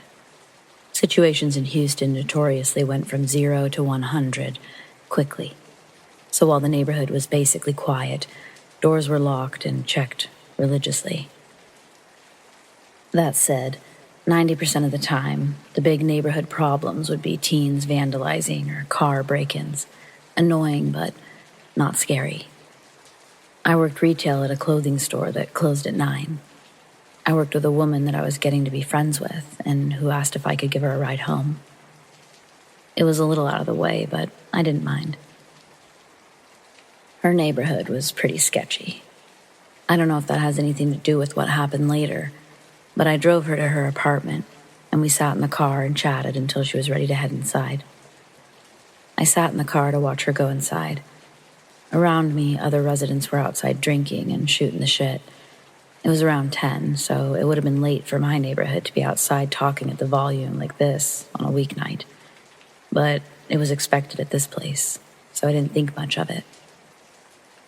When she got inside, she blinked the lights a couple of times to let me know she was in safe, and I headed for my childhood home. I should note that this was a time before cell phones, so this was a kind of basic routine. I was to call her from my house once I got home, and everyone would be confirmed safe. I don't remember the drive home, really. I probably blasted tunes and sang along as I usually did, and parked in the driveway. The outside lights were on. Mom was good about turning them on for me, so I went inside with no fuss. Now, a note about my parents. They weren't mean drunks, but they were alcoholics. They still functioned okay by day, but it wasn't uncommon for me to arrive upon a scene as I did that night, with all the lights on, the TV going, and Mom passed out on the couch. Dad was presumably in the bedroom or passed out in his man cave. From experience, I also knew that if I turned off the lights or the TV, Mom would wake up and be grouchy about me waking her up. So I left everything as it was and I headed to the bathroom to brush my teeth and wash up before bed. Once in my room, changed for bed, I called my friend to let her know I was home, and all was well. One of my more annoying habits is that it's almost impossible for me to end a conversation. I'm tired as hell and I just want to read a book or something, but instead we're just rambling at each other about work things or whatever. I'd already gotten into bed and turned the lights out. I was just laying in bed, in the dark, listening to my friend, rambling. My room was at the front of the house. It had a weird wall in front of the window, some stylistic mid-century modern thing that didn't make a ton of sense, but did block out some of the light from the headlights when cars would pass. Ours wasn't a high-trafficked road, but cars driving by and a square pattern of lights on the upper part of my wall wasn't an unusual sight. What was unusual, though, were specific beams of light bouncing around the upper part of the wall to the ceiling, and I stared at them for a moment before realizing they were flashlights. That was highly unusual, but I figured it was kids. I wasn't the sort of kid that other kids bullied or pranked. We never had our house teepeed, and I couldn't imagine anyone would want to now that we'd all graduated. I really needed to sleep because I had college finals the next day, and yet flashlights around the house was super weird. My friend told me to call the police, but for a variety of reasons, I'm just not a fan.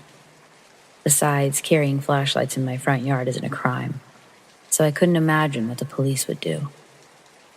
I see well in the dark, and besides, the lights in the living room were still on. So, still on the phone, but without turning on extra lights, I got up with the intent to check the front door. I really don't remember how long my friend and I were on the phone rambling. It had to be a while for what happened next to have happened. I get to the living room, but I hear something in the kitchen. It's this weird metallic slapping sound that makes no sense at all. I tell my friend and she continues to caution me to call the police. But for what? Flashlights? Metal sounds? The kitchen lights are also on, so you have to picture it. A brightly lit living room with a woman passed out on the couch. The TV is on, the kitchen lights are on, but not the dining room. But for all intents and purposes, this looks like a house where people are awake. Except for my mom, who is very clearly dead to the world. So I head toward the sound. At the very end of the kitchen, there's a smallish window with metal blinds. The blinds are closed, but they're rattling, making that weird metallic slapping noise. And I think, is the window open? We are not a window-opening people. I know some people in the South open their windows on a nice evening, but that is not us. Sometimes windows are open temporarily when Mom would pass out while cooking dinner, and something burned, but it was always for a fixed amount of time. It was possible that she left the window open, but unlikely. So I just stood there, staring at it, head cocked like a curious dog, and then I saw the front of a shoe on the sill. I screamed. Actually, just saying that I screamed way understates the noise that I made. I'm a notorious low talker, and I assume that I'd been saving all of that volume for this precise moment. I wailed. I cried. I keened. I became a banshee and threw all of my power into my voice in this mighty force. The foot vanished. My mom woke. My friend screamed on the phone with me. From the back of the house, my dad came bounding out with his gun. I got off the phone and called the police. I grabbed another gun and headed outside behind my dad. I'm not a gun person, and going outside was super stupid, but the scream to end all screams had apparently done its job, and no one was there. Being kind of an expert in criminology due to watching police shows, I told everyone to stay away from the sill so the police could investigate it. I had visions of them making fingerprints and molding the shoe prints to find the culprit. Adorable. The police arrived an hour and a half later, so it's good we weren't actually under attack. In the meantime, my mom started to doubt that I'd seen anything and started to believe that she'd left the window open. But no. The police verified that the window had been pried open, that whomever it was very carefully took all of the bric-a-brac that decorated the sill and set it on the ground, as if trying to remain very quiet. At no point before this did I consider what the invaders' plan was. Maybe it was shock or lack of imagination, or just being tired, but they knew that it was a full house and they were sneaking in. These weren't robbers who just wanted to take some electronics for quick cash. They were going to take us by surprise. To do what? Thoroughly chilled, I asked when they were going to take the fingerprints, and the cop basically laughed me off because nothing was stolen. We locked down the windows, and I stayed up all night, trying not to imagine what exactly those people were going to do to us.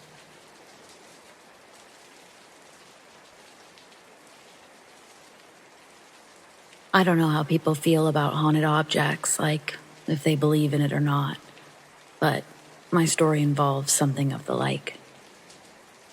My grandpa was sort of mean. There's grumpy and then there's mean. Most family members were afraid of him, or at least catered to his mood. He really set the tone of the room, if you catch my drift. Just before he died, I was about 14 at the time, he told me that I was the only one with sense in the family. Not true, but I indulged. He told me never to listen to a thing that my Uncle Eric says because he's a dumbass and a real pansy. Also, that I should make sure my mom gets some friends, that I should be nice to her because she's going to be lonely when my father eventually leaves her. None of this was true, of course. I mean, I guess my dad could still leave my mom, but I really don't see it. Anyway, he tells me that I'll be all right if I just remember those things, that everything will be all right. Then he gives me his pocket watch.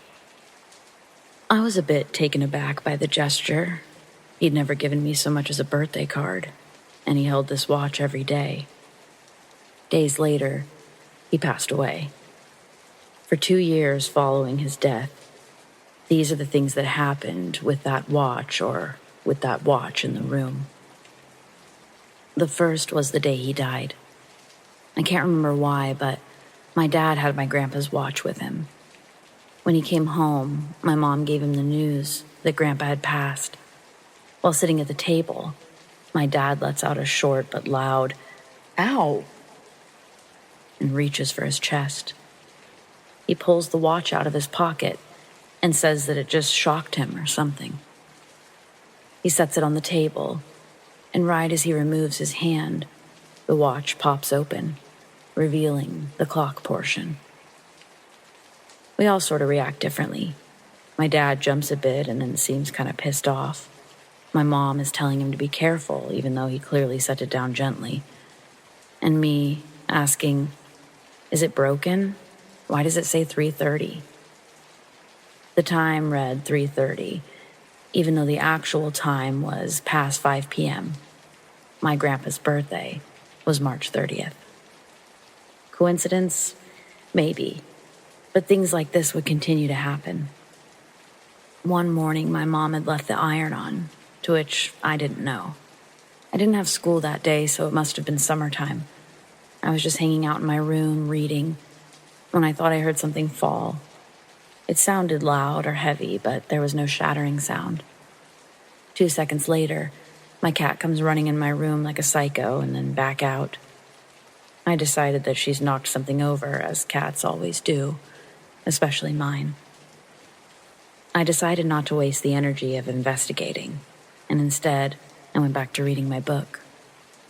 Shortly after making my choice, I hear the sound of the pocket watch clicking open. I turn to look over at it, and it's open, swinging slightly. Then the word, "Go," fills my ears. The voice is my grandpa's. I sort of jolt up, and though I know I won't see anything, I'm looking around the room, half expecting to see my grandpa. I considered walking over to the pocket watch, but the only way I can explain what happened next is that I felt willed to walk away, to walk out of my room. And so I did, until I reached the living room, where I saw that the iron was knocked over, laying on the ground, half against the carpet and half against the wood coffee table, with magazines under it. It smells slightly like burning, so I run over and I note that the iron is on, and it's already started to burn its surroundings. I just stood there with the iron in my hand, and I said, "Thanks, Grandpa," as I unplugged the damn thing. One of the last times I remember anything happening like that was when I was 16. My parents were arguing one night. Nothing serious, but I could hear them from my room, and I was half listening to what it could be about. Money, big surprise. I suddenly heard the familiar clicking sound of the pocket watch opening. I look over to where it's hanging, and sure enough, it's open. As I get up to go look at it, I hear my mom yelp. What the fuck? That's unusual, I think. So I open the door and I head down the hallway. My parents are standing in the home office, just looking at each other. "What happened?" I asked while looking at my mom. But it was my dad who answered. "We just heard your grandpa." While arguing, they both heard my grandpa's voice consume the room, saying, "Shut up already!" To which they both listened, apparently. I basically started carrying it around with me wherever I went. I still do, actually. Has its own compartment in my purse. Could be superstition, but I really think somehow it's good luck or offers me protection. And I definitely feel my grandpa is connected to it, somehow.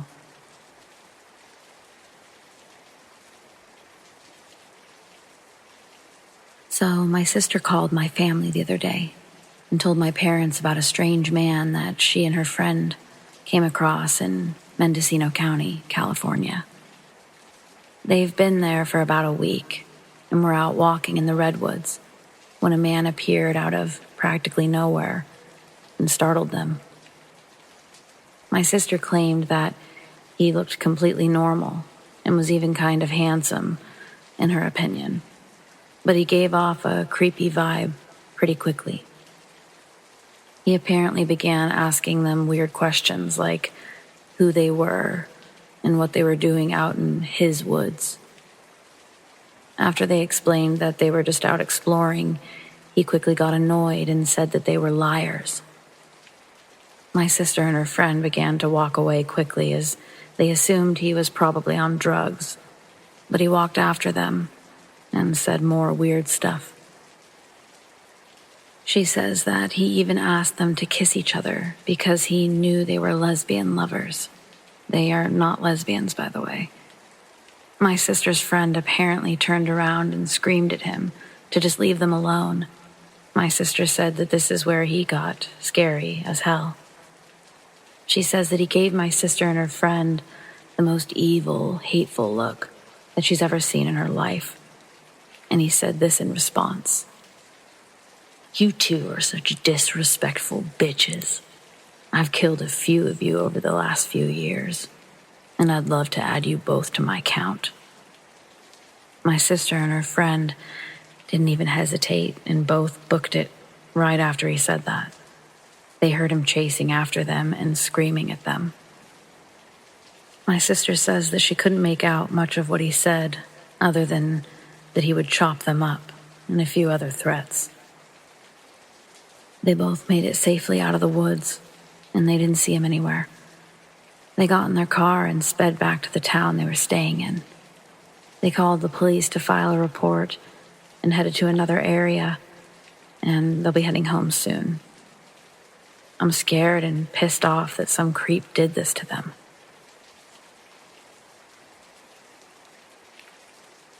I'm a single male, 33, who lives alone in Denver.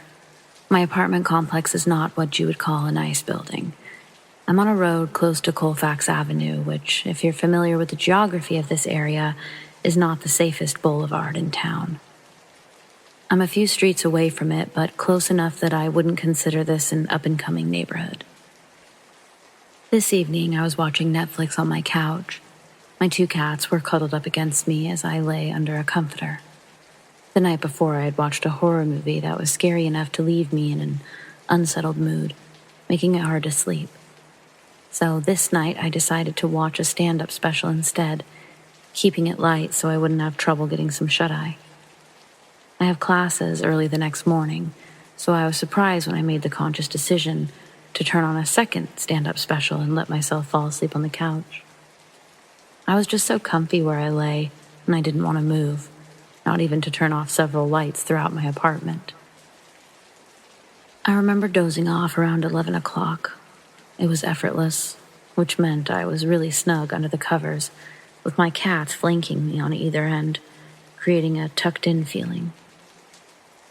I fell into a dream wherein I was on an impromptu date with this guy, whom I didn't recognize, at a Blockbuster video store.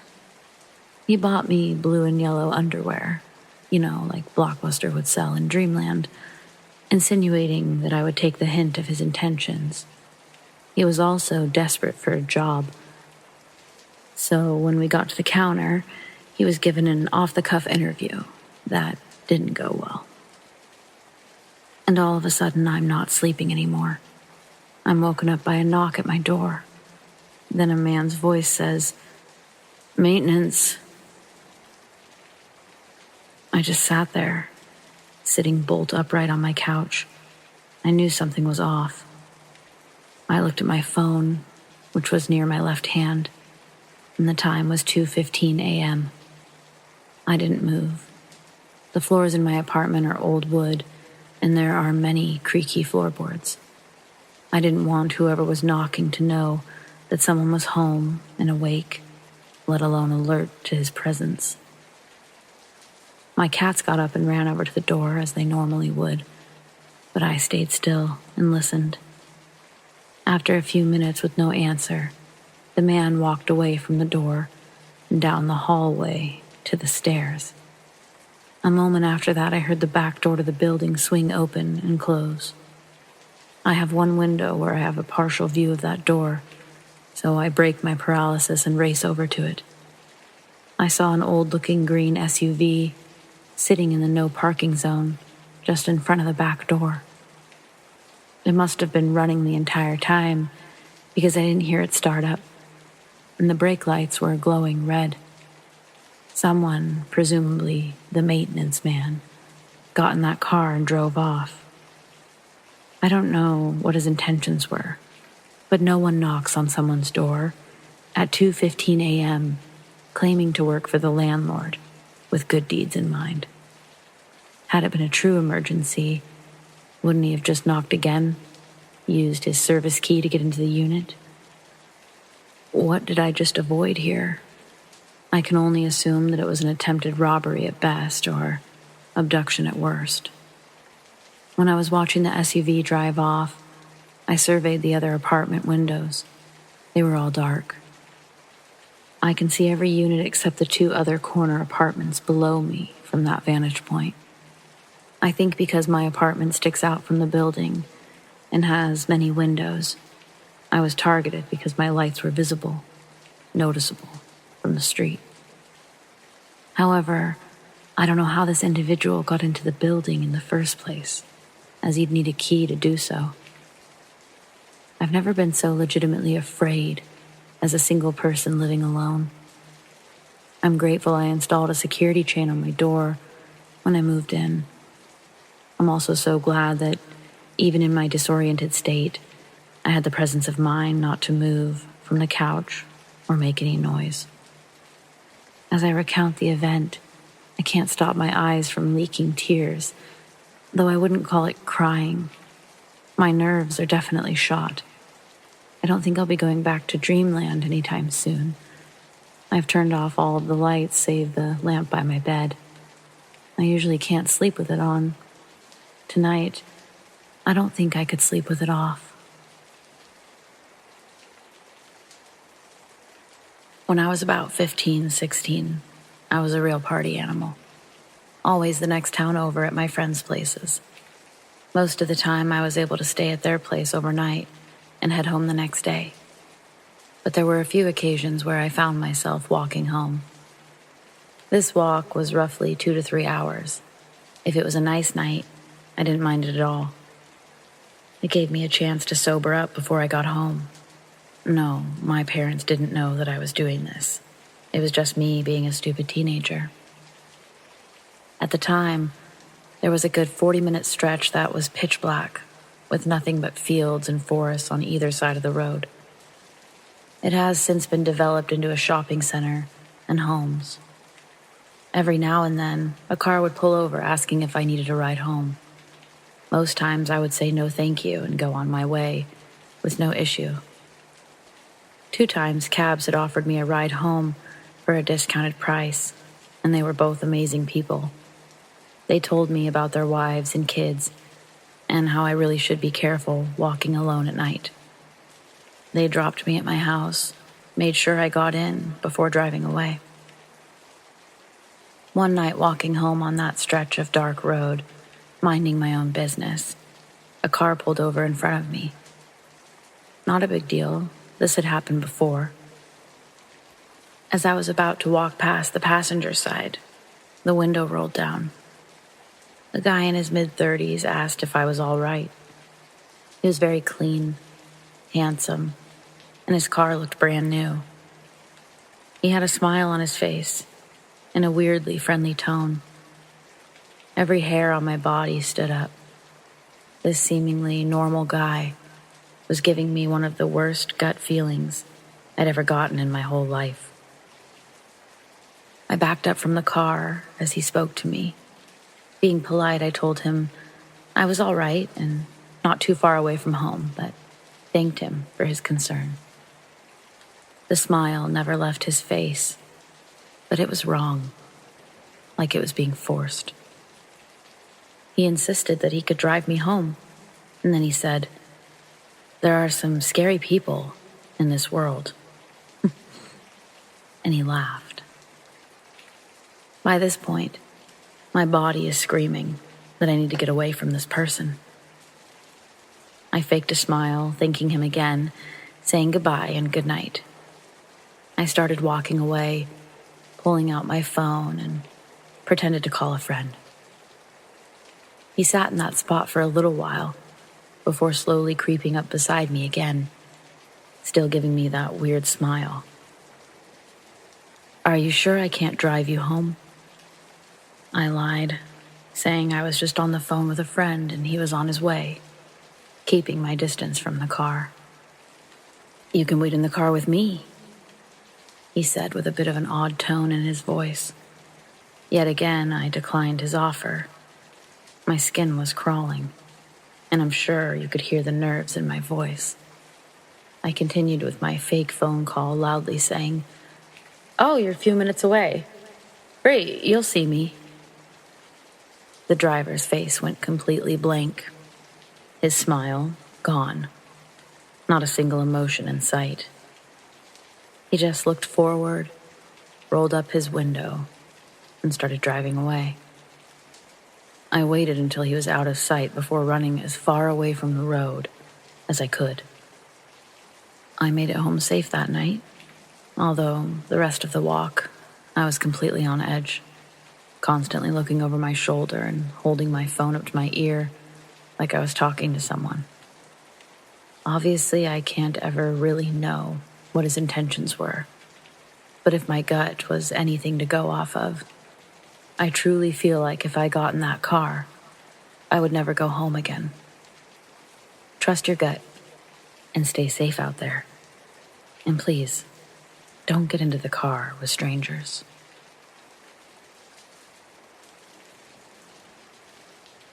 What I remember most is how dark it was. That no matter how much I tried to bring in light, I couldn't. My eyes opening and closing, producing the same darkness each time. It felt like this darkness stayed forever. It felt like true time, not dream time, if that makes sense to anyone. Even so, I could hear everything. It just took my brain a minute to register that. When it did, I heard the sound of the woods first. Bugs humming and chirping. Frogs sounding off. I thought about how peaceful it was.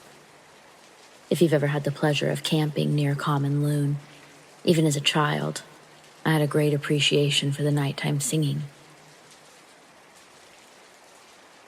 Laying there in this somewhat horrible, dark state, I started to wonder, am I paralyzed?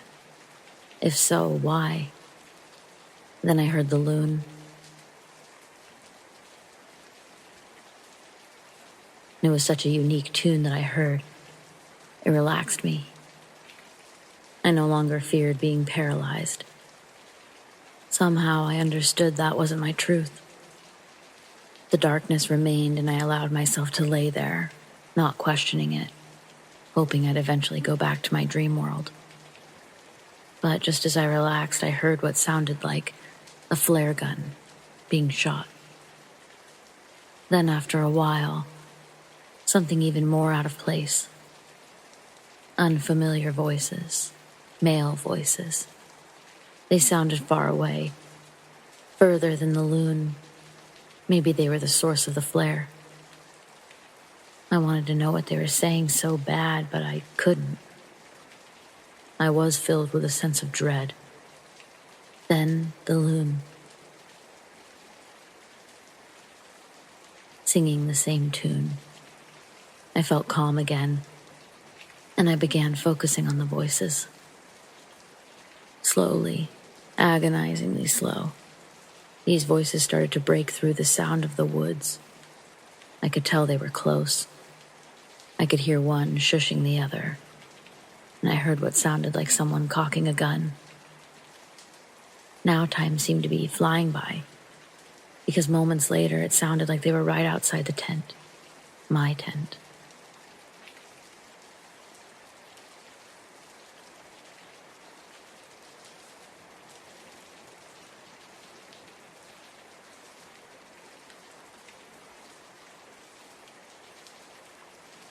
As I heard this back and forth, it was like I knew in my bones my parents were about to die.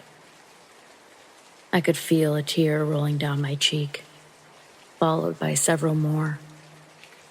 I listened as these two men unzipped my parents' tent. I was petrified. I wanted to scream, but I had no voice. No sounds accompanied my tears. There was no way out of this total darkness. I just had to listen. Listen as they tried to follow their shitty plan. Listen to multiple voices yelling. At first it was the men, but also my dad. Eventually my mom. I remember I swore that I could even hear my own cries. It was all chaos. Almost immediately followed by even more chaos. Gunfire. lots of gunfire, and maybe more footsteps coming from outside the tents. I couldn't see anything. I couldn't move, but I just felt like there were more bad guys. Soon, all was quiet. Silent, but only for a moment. Then I heard hurried footsteps approaching my tent. Someone struggling to open my tent when suddenly I threw myself awake, covered in sweat, completely drenched and trying to catch my breath. Without thinking, I quickly unzipped my tent and I ran into my parents' tent. I unzipped it, relieved to see them very much alive. I lay down between the two of them, pulling the blanket over my head. I started to feel relaxed, being where I was now, able to move but choosing not to right this moment. I couldn't sleep, but at least I wasn't alone. As I laid there in total darkness, I listened to the sound of the woods. I wanted to find comfort in them like I had before, but instead I was hyper-focused on them, obsessive. The bugs, the frogs, the loon.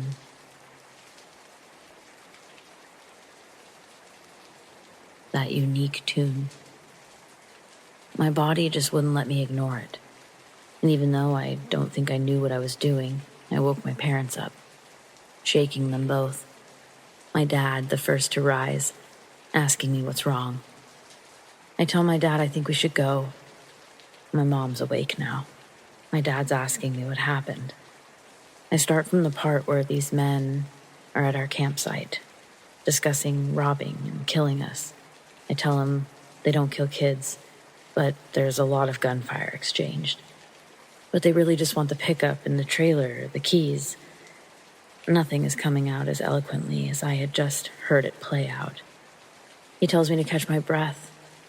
He thinks about what I said, and he tells me it was a terrible nightmare, that we just need to get some rest. Exactly what a lot of parents would do, honestly. Seems cliche, but what would you do? I sit there and I listen to the noises outside. I know I've heard them all before. Nature always has a way of feeling familiar, but these sounds were actually familiar, like deja vu. My mom pipes up and is telling my dad that he should at least get his gun from the bag and check outside. They mumble back and forth, and I grab their arms and I tell them to shh. I tell them if we hear or see a flare gun in the next 5 minutes, we have to leave. I make them promise. My dad's almost agitated that my mom's so quick to agree, but we all agree. Not even 5 minutes goes by. Flare gun fires off. My mom shrieks a bit, stops herself, and grabs my dad's arm.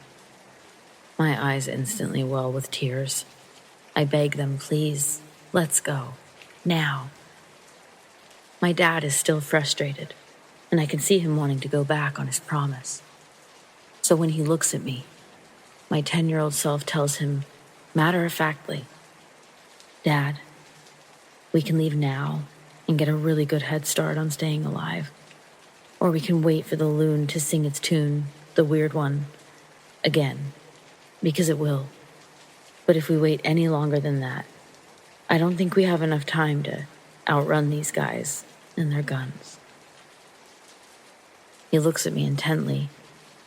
He begrudgingly tells my mom to take me and our things and go to the trailer. He's going to pack up the tents and the camping chairs, he says. He's not leaving them behind, he says.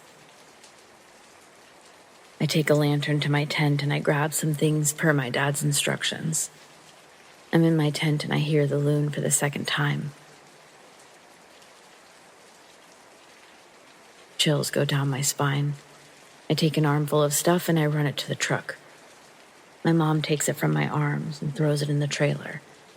Then she grabs my arm and tells me calmly to get in the truck and to stay there. She starts to head towards my dad quickly, But he's already halfway to her, and he's running. But he's telling my mom to shush with his hands and with his mouth. He's basically the embodiment of a shush in that moment. He's motioning for her to turn around, to run. I unlock the doors. My dad doesn't grab the tents, and he's got no camping chairs in his arms. Instantly, I know something's wrong. He opens the driver's side door, basically tosses my mom into the truck, and throws himself in after, quickly starting up the truck and telling us to get down, handing my mom a pistol, grabbing another from under his seat and shoving it under his leg. He maneuvers us out of this tight spot in record time. All I'm doing is looking back in the side mirrors, just waiting to see two silhouettes standing there. My dad has extended view on his side, so I reach my neck to see if there's anything, and he snaps at me to stay down. I never get to see what my dad saw, and before I knew it, we were back on the highway. Not too long after we hit the highway, my dad spoke. "You saved us, Katie Bear. I don't know how you did it, but you saved us." I don't remember if I said anything back to him or not. What do you say? But I know I'll never forget him telling me that.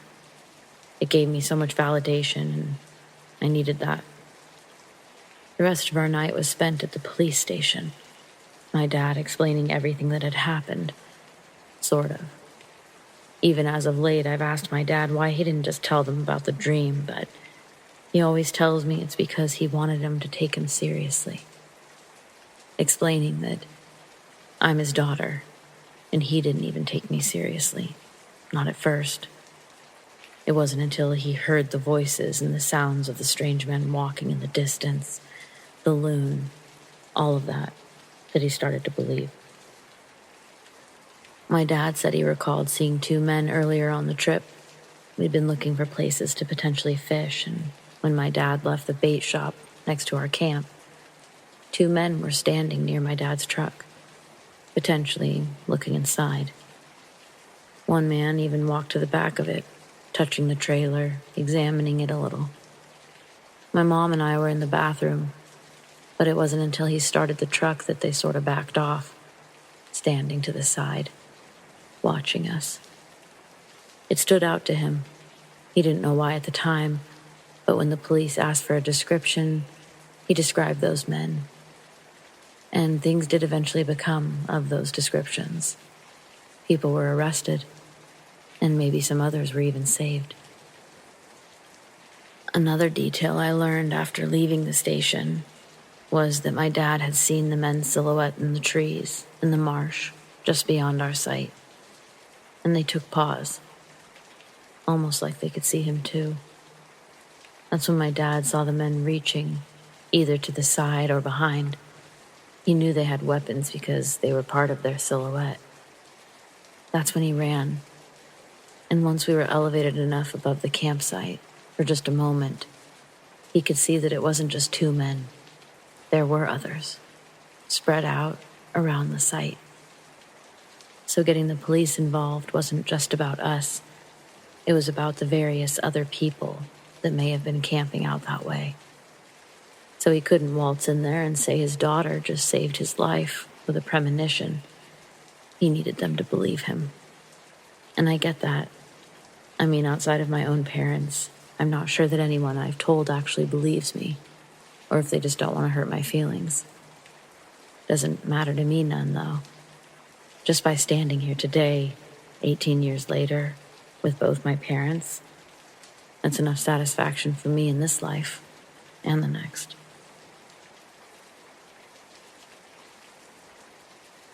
I lost my mom when I was 17. It was a hard, weird time, made stranger by an unsettling encounter I had just days before it happened. It was summer 1999, and I was outside of Disneyland, waiting to get through the initial gates to purchase tickets. I had to pee so bad, and at the time, the only solution before you got inside the park was to lose your spot in line and walk to the temporary bathrooms along the gates. Luckily, I was with 2 friends, so I didn't lose my spot, just needed to be quick enough to not miss my spot at the gates. I use the bathroom, and as I'm leaving, I hear a woman's voice. It sounds almost just like my mom's voice. Nisi, Nisi. My name is Denise. Nisi is what my mom and only my mom called me. I turn around and I see a lady standing in the middle of the bathrooms. A woman who is not my mom, staring at me. She's dressed like a normal woman. Brown hair, middle-aged, jeans. Yellow Disneyland t-shirt, white visor. It was normal for the time period anyway. But her face was off. Her eyes were. Like they were staring in my direction, but almost looking through me. Previously, this woman was not there. Maybe she was, but if she had been, she was hiding. And that was unsettling.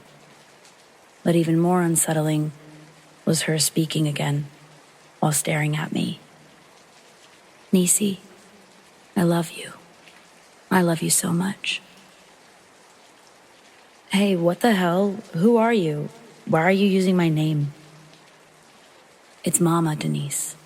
It's Mama. And I love you. Okay, lady, fuck off. I stormed out of the bathroom. For some reason, I knew I was gonna cry. And then I did. Not a full ugly sob, but tears were just falling from my eyes as I tried to gather myself and head back to my friends. I had an overwhelming urge to call my mom, but this was a few years before I had an active cell phone. Walking away, I heard the same woman yell out. This time her voice was slightly different. I'm sorry, miss. I'm so sorry if I scared you. Denise. I just kept walking, faster and faster. But I could feel someone gaining on me. I turn back and it's the woman. I stop in my tracks.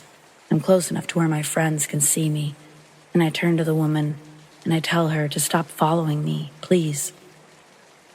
But as she approaches me, I feel a wave of extreme comfort, and instantly I want to talk to her. As if she can sense this about me, she grabs my hands. I don't react or pull away. I just look into her eyes. Hers looking back this time, appearing more human, like she's really looking at me. Hold the ones you love tight. There's nothing else you can do. She loves you so much. Even I could feel that. Eventually it will all be okay. You will get through this. She lets go of my hands and starts to walk away. I'm left there in almost a trance-like state. I can't call out to her. I can't chase her. And then I hear my name again. This time it's coming from my friends. Denise, hurry up. Eventually I break my concentration. I look over at my friends who are quickly approaching the gate. I dash in their direction.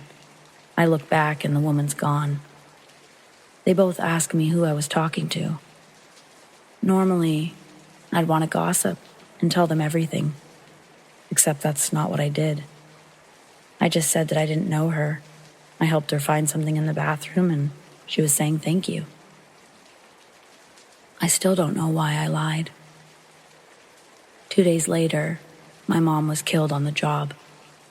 She was a state patrol officer and was struck and killed on the highway by a reckless driver while issuing a ticket for another driver. She was 42 years old. At her vigil, the paramedics on scene, who also happened to be friends of my mom's, told me that I was the last thing she spoke about, calling out, Nisi, I love you. I love you so much. I've missed her every single day, and that never changes. But I've never once questioned how much she loved me, and I know I'll see her again, like I do in my dreams. I guess the only thing I've been trying to figure out is what exactly is this woman? An interdimensional being? A psychic medium? I can't decide if what she possesses is a gift or a curse. At times, it feels like she gave me a gift, but what a burden for her to carry, to know, to communicate. Whoever or whatever she was, thank you.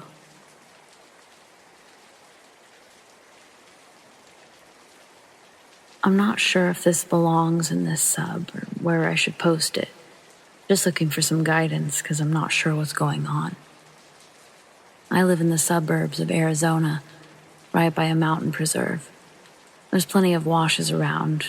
We get coyotes, bobcats, raccoons, the usual. We've got plenty of chickens and 5 dogs. 1 wolf dog, 1 big male Akita, and 3 Anatolian shepherds. 2 are male puppies, though. The dogs are inside dogs, but we let them into the yard and they have free roam. We have a 6-foot wall around our yard. We have neighbors on all 3 sides of the wall. One of the houses to the side is vacant, and the other one directly behind us, the owner hasn't been home for about a month. On both sides of his house is a wash. About a week ago at dusk, my sister had called for all the dogs to come inside. She saw one of the pups walking away from her and into some bushes out of sight and called to it. I asked her what she was calling to, and she said the pup. I said, no, he's right here, which he was. All the dogs were accounted for. We just brushed it off as a strange thing, but didn't think much of it. Last night, around 12:30 at night, my father and I are awake in the family room. We hear a large bang from outside, which sounds like a trash can lid closing. So we send out the Akita, and we grab lights and head outside. We check the trash cans. Nothing is disturbed as far as we can tell. I notice my sister has come to the door because she heard the bang too. I head back in to talk to her when my dad pops his head in and asks if we let the puppies out. We say no, and he gets mad and responds that he's right there outside. The Akita we let outside is standing next to my father. The other 4 dogs are laying right inside. We watch as what is not our pup, but looks like his backside, walks behind our greenhouse and out of sight. The same dog that my sister had seen the other day. Same size, same color, same curly tail. Both times, we only saw its backside. There's no chance this breed is running wild in Arizona. That pup has also recently got a scar across his muzzle, but we thought it was from the other dogs picking on him more than usual lately. He's also the only dog that barks at his reflection at night in the windows. Our dogs usually run around the yard day or night, playing. The past few days, they've been hanging around the door while they go outside, or around us when we go outside. They've been uncomfortable recently, which is weird for them. The 5 together in the yard fear nothing.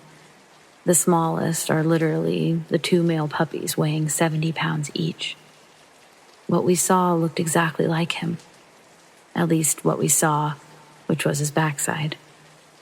We didn't follow because of everything I've read on these subs that says not to. And not knowing what it was, I wasn't about to take a chance without some guidance. There's no chance that this is a wild dog hopping our 6-foot fence. There are no wild Anatolian shepherds in the area. It's more of a rare breed. Any thoughts on what it could be or what it wants? Also, side note, we usually don't hear other dogs barking at night. We've heard more than ever recently, but only on the days that we've not seen the dog. So, some updates on this one. From dusk to dawn, one of us goes out and walks with the dogs. We also bought a new, stronger flashlight that lights up the area pretty nicely. We have cut or cleaned up a lot of the brush, so there's less hiding spots. However, when we walk the dogs at night, they do their business and head back to the door, even before we do. I've never known them to not want to be outside. I haven't seen anything since the 2 sightings, although it's only been a few days. We have heard on 2 different nights a large pack of coyotes in the neighborhood. We even heard that they got 2 of our neighbors' dogs. And when I say hear, I mean it's 1 a.m. and we hear the howling and fighting and the losing side. The coyotes are not the ones making the dogs uncomfortable. We had one jump the wall in the past, and all of our dogs went after it. It couldn't get back over fast enough. So, still concerned because they aren't comfortable again or yet, and I'm not sure why. I'll update again if we see anything else. I've glitched twice at work. I run a custom trim shop, hardwood lumber yard. Both glitches involve long-time customers, guys who I know on site. The first time it happened was around 2010.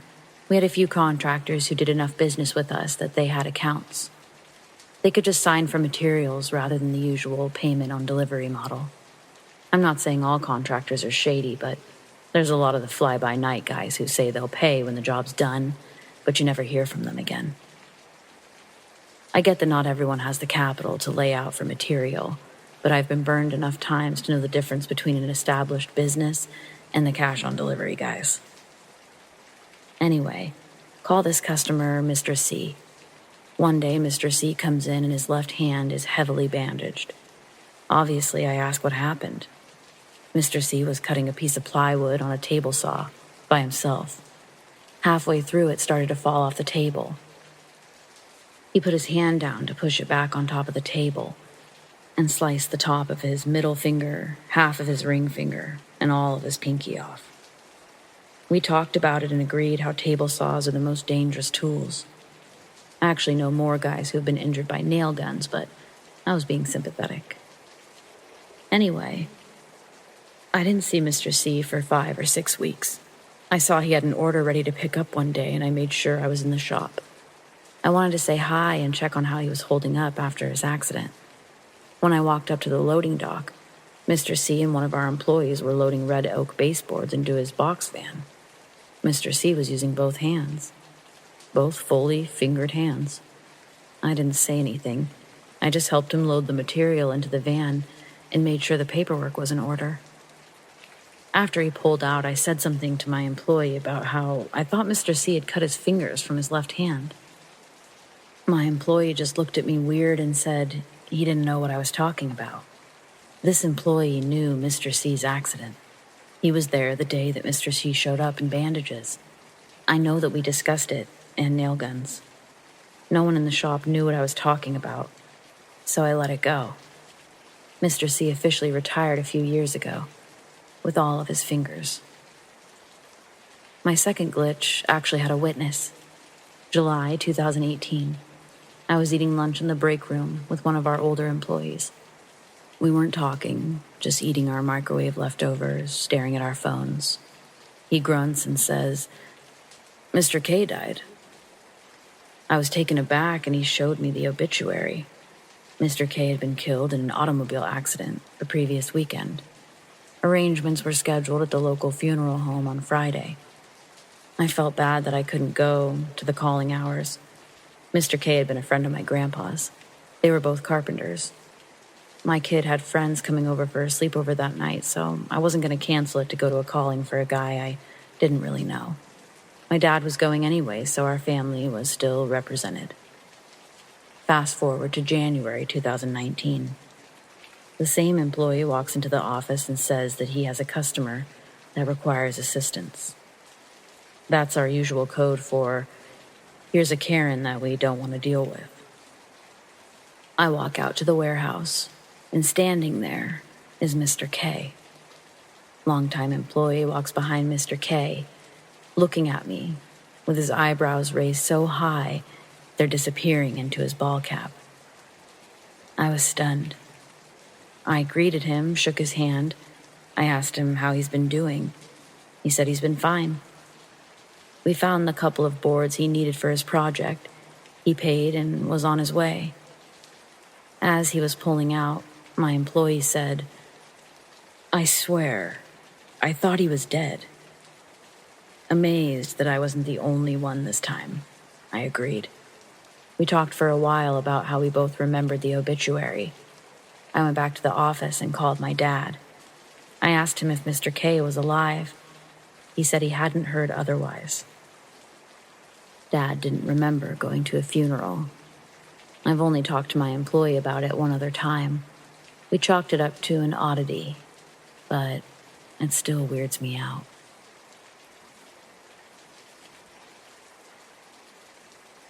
Not exactly a ghost story, maybe a little.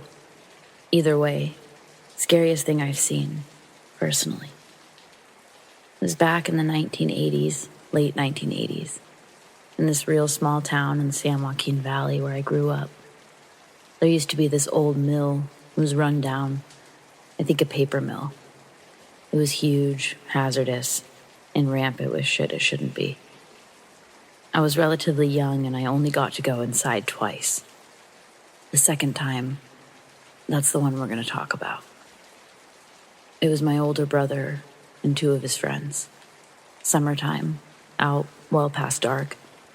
I'm 11, my older brother and his friends are 14, 15. After cutting through some woods behind our apartments, we come to some fencing on the side of the mill that was cut. People made sure to close it back up so it wasn't so obvious to the cops that would drive through. They were rare, but you can never be too careful. Once inside the fencing, it's easy to enter the mill itself from various different points. This time we took this ladder that hung vertically along one of the large metal cylinder buildings. I hadn't done this the first time, but they all seemed so confident, so I went up too. My brother being the last one, behind me. We were about halfway up the ladder when my brother's friend, the one on top or the very front, tells the other friend underneath him to stop messing with his feet. They argue that they're not doing that, back and forth, so it goes. My brother yells, not angrily, but jokingly. I look down at him for reassurance and he smiles, scoffing, telling me don't worry about it. Then he yells up for them to keep going. I'll never forget how much I thought everything was fine, how reassured I actually felt by my brother. He believed it too, I could tell. But within moments, everything changed. We hear my brother's friend scream out a real troubled scream, followed by the other friend doing the same. As I'm looking up, I see that the first friend's body is no longer vertical against the metal ladder. He's falling backwards, and in his hand is the step or the handle for the ladder. Within moments, there's a couple of hard noises to hear, and then we're all screaming. The friend has already hit the ground before we've even made it down the ladder, praying that none of these bars come loose or break. When we make it down, I can't help but hear his friend moaning in agony. I look over, and with help from the various distant streetlights, I can see that there's a piece of large metal sticking out of his shoulder, and I can see his shin bone. I just stand there in horror. My brother attempts to shield me, but the damage is done. He grabs me and he starts walking me to the fence area. He tells me that I have to go. I have to grab an adult and call 911. So I start running. When I get to the tree line, I look back and I see the both of them standing over the friend. I look up at the ladder, and I swear I see someone up there. I see someone on the ladder. I look back down at the group. Nobody's missing. I yell to my brother, to both of them, pointing at the ladder violently, jumping, screaming that there's someone up there, someone on the ladder. My brother looks. They both do. But then my brother just yells at me, deep, loud yell, ordering me to call the police, to get the fuck out of there. I do it. I run to the front office and I tell the lady that we need an ambulance. When she asks me all the questions that somebody would ask, like what happened, all I can manage is that there's a kid with metal in his body and his bones are sticking out at the old mill. It was a little scattered, but it got the attention of everybody involved. No adults would actually let me leave the office after that, so I didn't get any first-hand experience of what happened after. My brother's friend did survive. He broke the hell out of his leg and a few other things, but he got lucky with no head injuries. We all got lucky. As for the person or whatever it was on the ladder, the thing I know I saw, I have no idea what that was about. But there was something there, and it terrified me in that moment. And it was right around the area where something terrible had just happened. I don't know. The older I get, the more I wonder.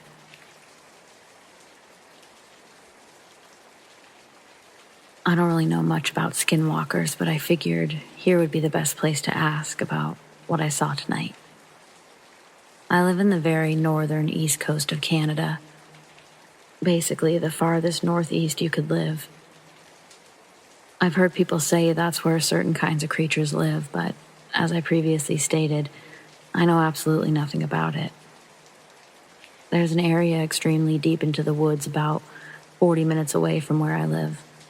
So deep into the forest that you don't really see anyone else. There's a few smaller stores out that way, but nothing really noteworthy. But if you walk deep into the woods, there's a path that cars can't drive through, where a burnt-up, abandoned slaughterhouse, apparently closed down in the 90s, still sits. Religious, spiritual people I know have said not to go there because it's cursed. And I've had a First Nations friend fill me in on what he knows about the area, which he basically just said he wouldn't go there. Over the weekend, me and a few friends were bored and decided we'd go check it out since we were in the area and extremely bored. Nothing happened. We just took some pictures. It was a bit eerie, but it was whatever. The days after we went to that place have been kind of strange. We've had random, bad, unexplainable events occur out of nowhere, but I'm not really sure I'm going to draw a connection between the two. Just thought it might be worth something. But here's where I think we had an encounter. Tonight we gathered the same group plus 2 extras, and we drove back out there just to show them around, explore more, and get better pictures. When we got there, we heard what we assumed was just the wind howling, but the longer it went on, we realized the pattern didn't match up with the wind, nor did it make any sense for it to be howling like that. It sounded as if someone was whistling at us to get our attention. And a few people pointed it out, but we just chalked it up to being random sounds, that the wind was probably just blowing through something weirdly. When we were in one of the secondary buildings, a friend pointed out that it looked like something was running around outside the main building. And he was right. It looked like something very quickly moved across the front side of the building. And the sound was back, but louder. We went outside and crawled through a section of the gate to get back to the main building. And as soon as we made it through, we heard a loud swinging sound, almost like a rusty door being slowly opened and closed. Me and another friend were extremely put off by the sound and asked if we could go back to the car. But the others said they wanted to go into the main building. As we were walking up, we made it to the front of the building, and a friend jokingly made a remark about us splitting up and exploring the building. As he said that, we heard a series of loud bangs. Like something was running across the metal floor of the building towards the door. We quickly made it out of there, and we ran back toward the trail.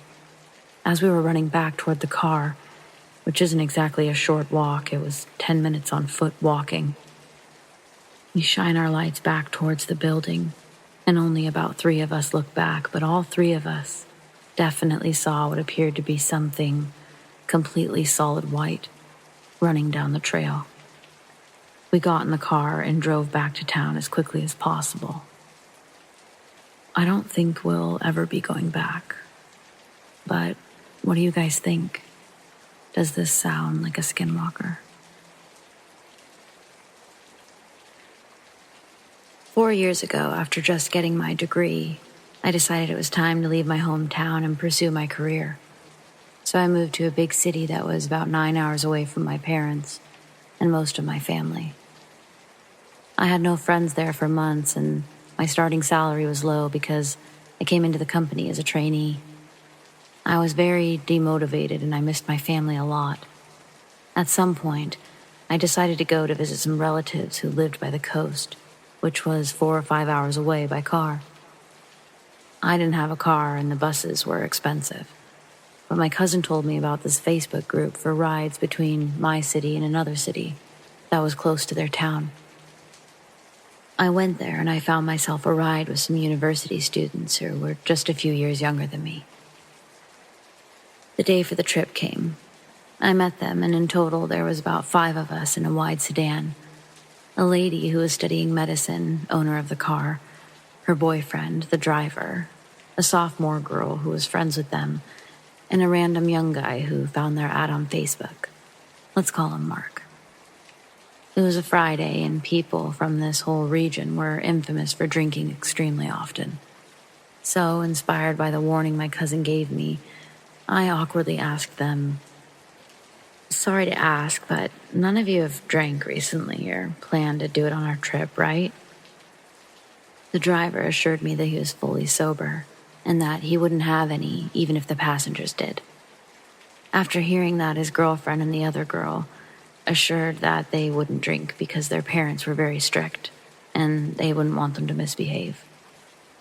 Mark giggled when he heard that and whispered to me, "Women in their town are famous for drinking a lot and denying it." The trip went on and we went around dozens of mountains. We had a few conversations about university and work, and most of the trip was us listening to popular singers from the 90s. After around 2.5 hours, the driver stopped the car at a gas station. Mark decided to go in with him, as he wanted to get something from the store. A few minutes later, I see Mark and our driver come back to the car, each holding a 6-pack of cerveza. Well, actually, the driver was carrying 2 of those. I almost freaked out, but I kept my composure, and I asked them if they were going to drink now. The driver said, "I won't until I'm done driving, but let the others and yourself take 1 or 2 if you want." Almost 2 hours later, we'd left the mountains and arrived to a flatland. The sign said that we were just a kilometer away from the city. Suddenly, the car took a right turn, leaving the main road and heading toward the suburbs. The place looked desolate, and most of the houses seemed empty. I thought it was a bit weird, but I didn't ask anything because I assumed that maybe we were dropping off the other girl and that they probably knew where she lived. The dude then just parked the car on the yard of the abandoned house and said, "We're basically home. Are you guys down for some drinks?" Mark was totally down for it. But the girls kept saying stuff like, "I'm not sure, I don't usually drink. Okay, I'll make an exception. Only because we had tough midterms." I refused and said, "But how are we going to get to the city? You guys agreed to take me to the bus station." They said that it was already very close and that in worst case, I could just walk there. I was more worried because I planned to take the local bus at a certain hour to then get to my cousin's town, which was still an hour away from there. They started drinking really fast, and the girls got to the point where they were trying to pee doing a handstand against the wall. I was desperate to leave, but I didn't feel safe walking to the city because it was really dark out there, and this region had a bad reputation for crime. outsiders were specifically more at risk. There was no phone signal there, so I had to wait for these guys and see what they could offer me. They finally decided it was time to go home. I said it wasn't okay for them to drive anymore because they were all drunk, and I offered to drive. However, the driver said, "It's not up to me. The car belongs to my girlfriend." However, his girlfriend refused, saying that she didn't even know me and that her dad wouldn't be okay with a stranger driving her car. I said I understood that, but that we had to sort this out somehow. After a bit, the driver finally got out of the driver's seat. I assumed they would let me drive. I was sitting in the middle of the back seat, so I asked the guys next to me to let me get out of the car. The sophomore girl, who was to my left, did, but before I could stop her, she climbed into the driver's seat. This girl started saying, "Friend, please let me drive. It's close and there's no one outside anymore." The other girl said, "Okay, sure, but go slow, okay?" The previous driver got into the back seats with me and confined me back to the middle seat. I was getting upset. I wanted to stop her, but I didn't know how because everyone seemed okay with the idea.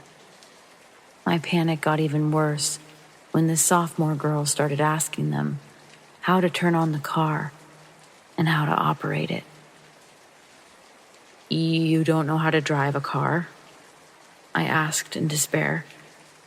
"No, I don't. It's my first time trying. My parents haven't let me learn." Get down then, please. I have a driver's license. I can get you home safely." Then the owner of the car told me that I couldn't decide over her car and said that it would be okay, that there was almost nobody out driving at this hour, and that they would help her friend learn how to drive. I asked them to just let me get out of the car, but they wouldn't let me. They swore it was a very short drive and that we would go slowly and that it would be okay. The girl really had no idea about how to drive. Unfortunately, this was an automatic transmission car. Had it been a manual one, she probably wouldn't have even been able to move it. And the car moved, but in the ways you would expect for it to move, with a driver who had never stepped on the pedals of a car before. She would hit the brakes and steer the wheels so hard. She drove on the middle of the road and kept freaking out while others yelled at her about what to do. I was begging them to let me get out of the car, but they wouldn't listen to me. Fortunately, the streets were empty, but I couldn't help but fear that if any car came, we would for sure crash against it. Eventually, we made it to the street where the bus station was.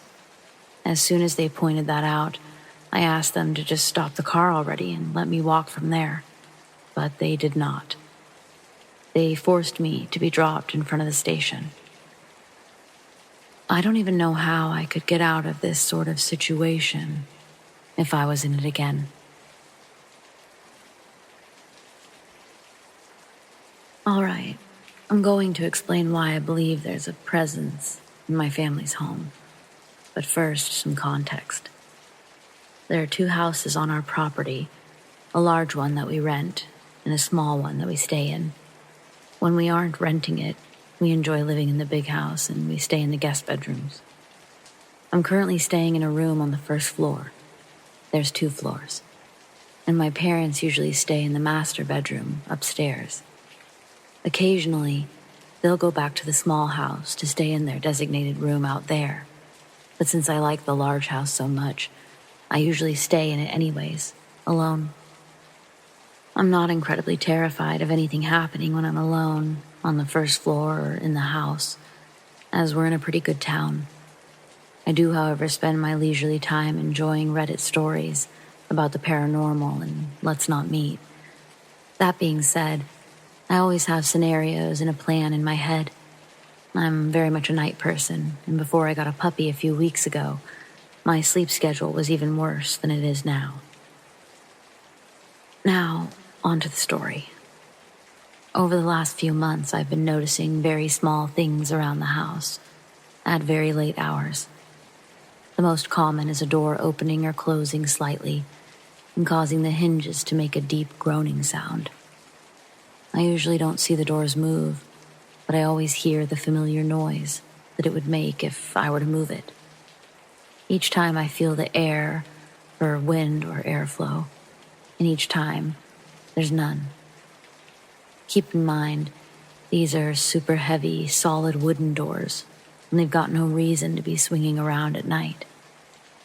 I've only noticed this occurring with the closet door in our hallway, which is built under the stairs, and the guest bedroom door to the one that I'm staying in. Usually my response to the closet door opening and closing is to look behind my shoulder when I hear the hinges groan, say loudly, "Do you mind?" And then I return to what I'm doing. One of the most recent and scariest encounters I've experienced involved my new dog. I keep her with me at night, and she always chills on the bed with me. She's a mini schnauzer, so she's always incredibly alert. She's pretty bonded to me, so she will occasionally bark at my parents if they sneak up on her.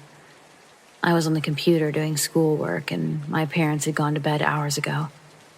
All of a sudden, she started to bark exactly as she would at a person, perched at the end of the bed, facing the closet and the bedroom door.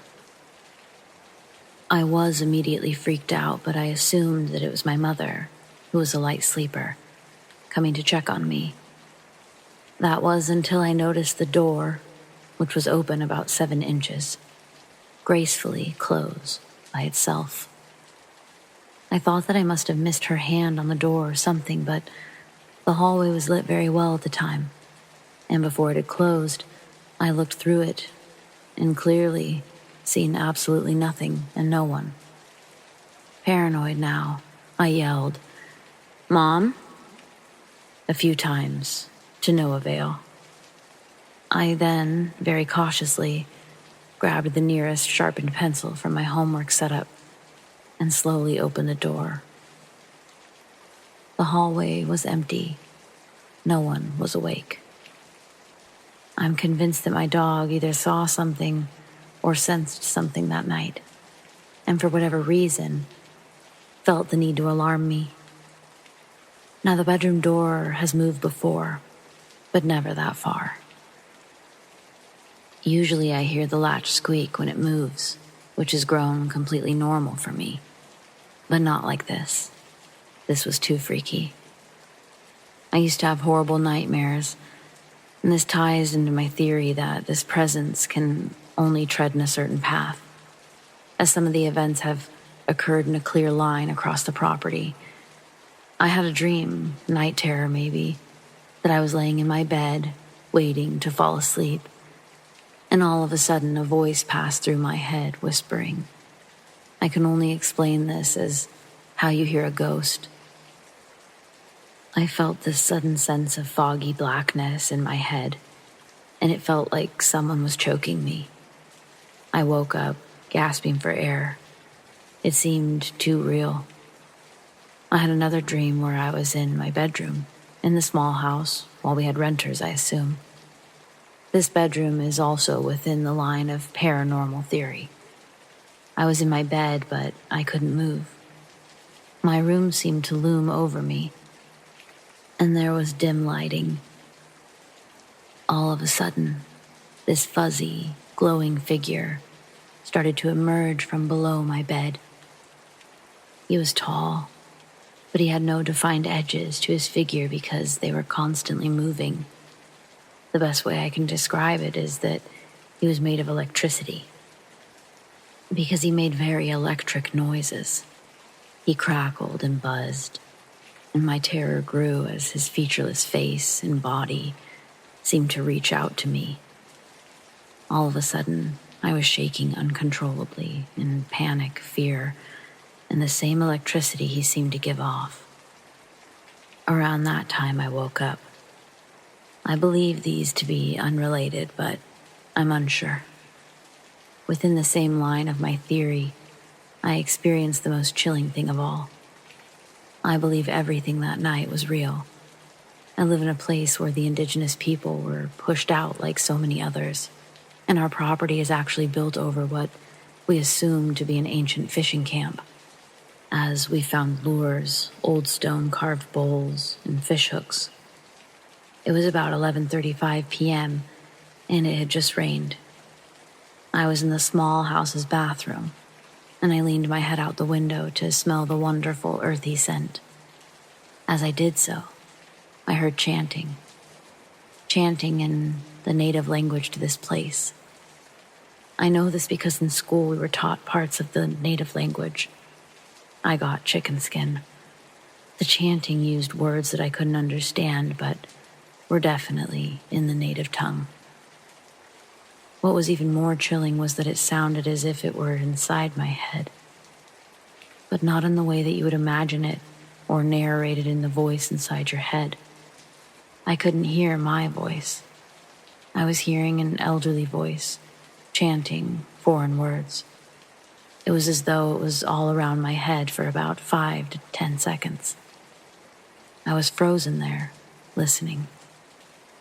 There are no words to describe it, honestly, and there's nothing like it.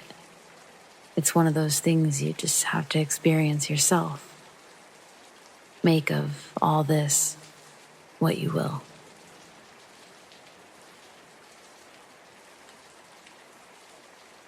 This story takes place when I was 14. It was late summer, and I was coming home from hanging out at the beach for my best friend Mia's birthday party. When I got off the subway at my stop, I looked at the bus arrival screen. The bus I would normally take home was arriving in an hour. Being a tired 14-year-old girl, I decided to take an alternate bus route home. This was a decision I would later regret. When I get off the bus at the stop, I have about a 10-minute walk to my building. My area at night is pretty quiet, not many cars on the streets. As I'm walking up the street, I hear the sound of an engine nearby. I look over my left shoulder, and I see a white panel van. I know, how typical. It's rolling up the street. I tried to think nothing of it, but when I turn onto my street, the van does too. Now I'm unsettled and start walking faster. This van is driving slowly and it never passes me. When I turn up the long driveway to my building, the van once again turns too. Now I'm scared. The driveway to my building has an ice rink on the side of it, with bright lights. So I walk beside the rink under the bright lights. There are small townhouses on the other side of this driveway. The van catches up to me and stops. So I think maybe this person is lost and trying to ask for directions. I was trying to find some way to rationalize this. I stop. I stay about 4 feet from the van just in case. I look in the van window to see an older man, starting to bald with black hair and a white t-shirt.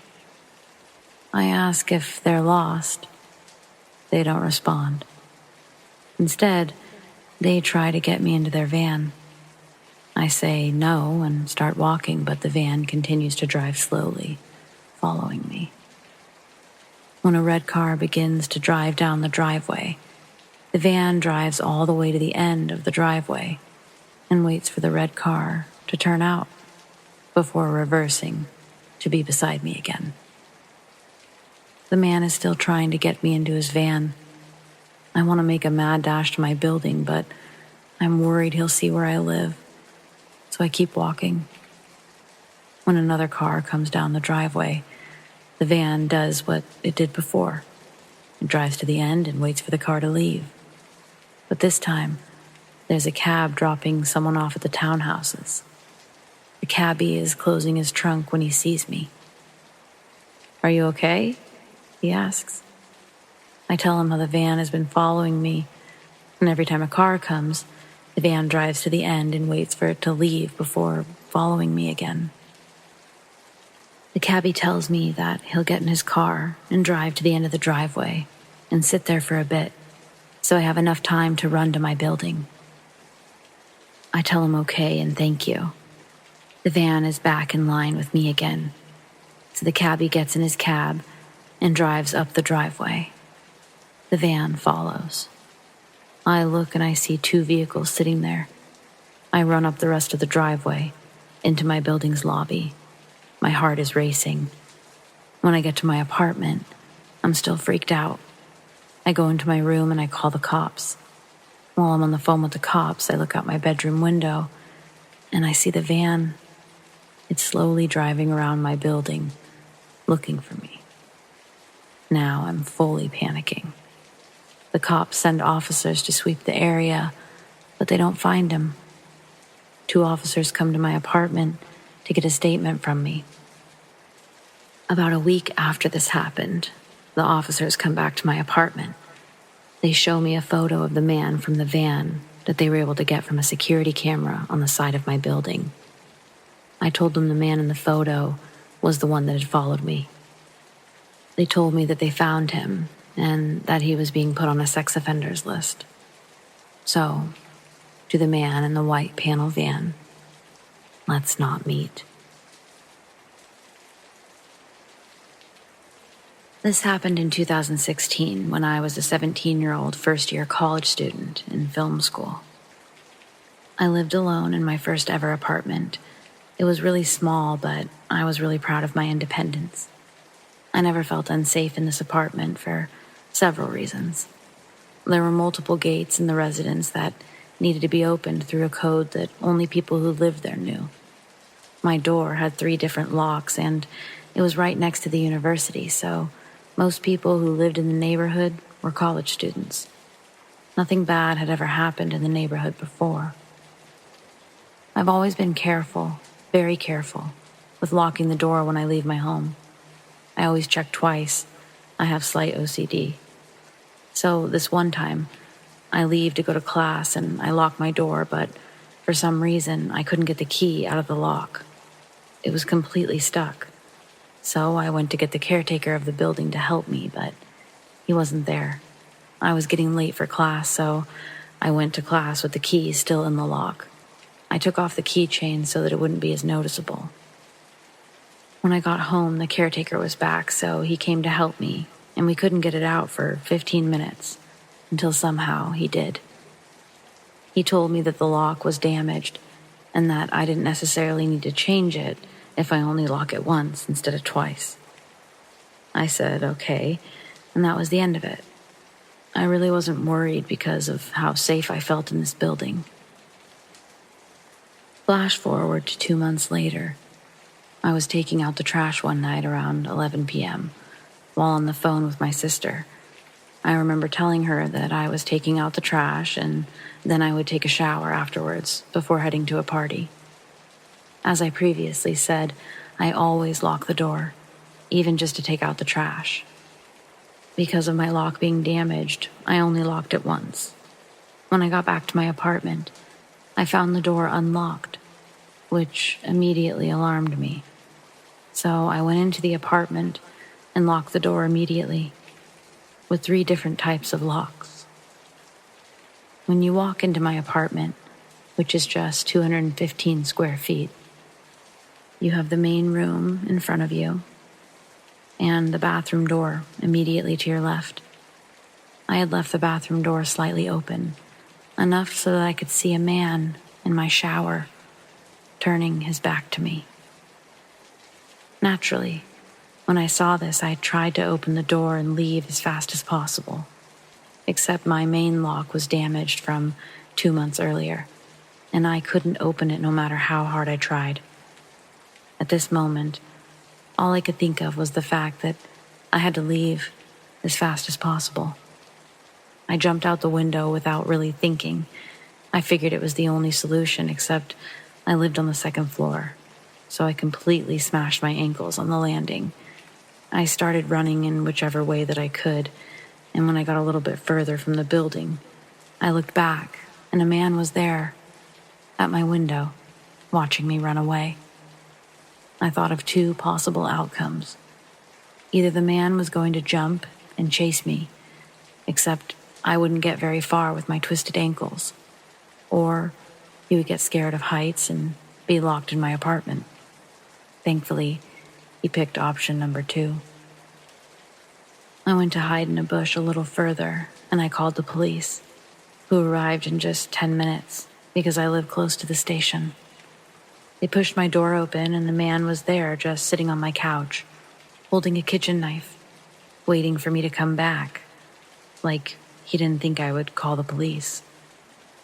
They arrested the guy and later told me that he'd already been arrested for sexual assault, attempted kidnapping, and attempted murder. They also eventually told me how everything had happened. Like I said, it was a very friendly neighborhood with mostly college students. So he got inside the building by other people holding the door for him. He then heard me telling my sister that I was going to take a shower, which was why he was waiting in the bathroom for me. He crocheted my lock while I was taking out the trash. He had apparently noticed me on school campus and followed me to my home several times before succeeding to actually get in. He stayed inside waiting for me because I had recently changed my phone. The previous one was still on the table, so he thought I didn't have a phone to call the police. I don't live there anymore, but after that, to get into the building, we all needed identification proving we lived there. Building IDs were created. We had to scan them every time, and it was the only way to go inside the building. Nothing bad happened in the neighborhood after that. It's back to being very peaceful and friendly.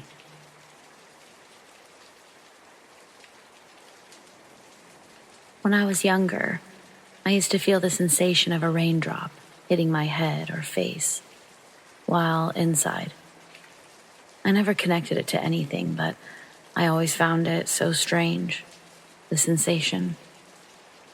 Strange yet somewhat insignificant. Like, I couldn't tell you where I was each time, but I know I started paying closer attention to it when I started experiencing it outside my own home. There was a sleepover once with a couple of girls from my Brownie Scouts. The girls' house was one where you walked in immediately to a landing. You could go up a flight of stairs to the kitchen, bedrooms, etc. And down a flight of stairs, there was essentially a basement with 2 windows and a back door. That's where we all set up our sleeping bags for the night. There wasn't a working bathroom in the basement, so I remember before everyone went to bed and it got totally dark, I made my way to the bathroom upstairs. As I was making my way through the doorway towards the stairs, I felt 2 raindrops hit me on the head, one on the top and one slightly near my right cheek. I looked up, as I usually do, to see if there was a source for the drops. There was nothing. I touched my head with the tips of my fingers, and though it felt slightly wet, there was no actual moisture on my fingers. I enter the doorway and make my way up the first 2 steps. I'm taking my time because it's darker than I'd like it to be. Right as I get halfway up, there's a cold sensation that runs from the top of my head towards my fingertips. Directly ahead, I see a shadow. It's shaped exactly like a person, somewhat taller than me. Instead of freezing in place as I may have wanted to do, I reached forward towards the light switch on the wall. As soon as I flicked the light, it was gone. No more shadow, no person. So I shimmied up, and on my way back down, I went just as quick. I couldn't bring myself to turn the light off. It wasn't until I was in high school that someone else shared that they experienced the same thing.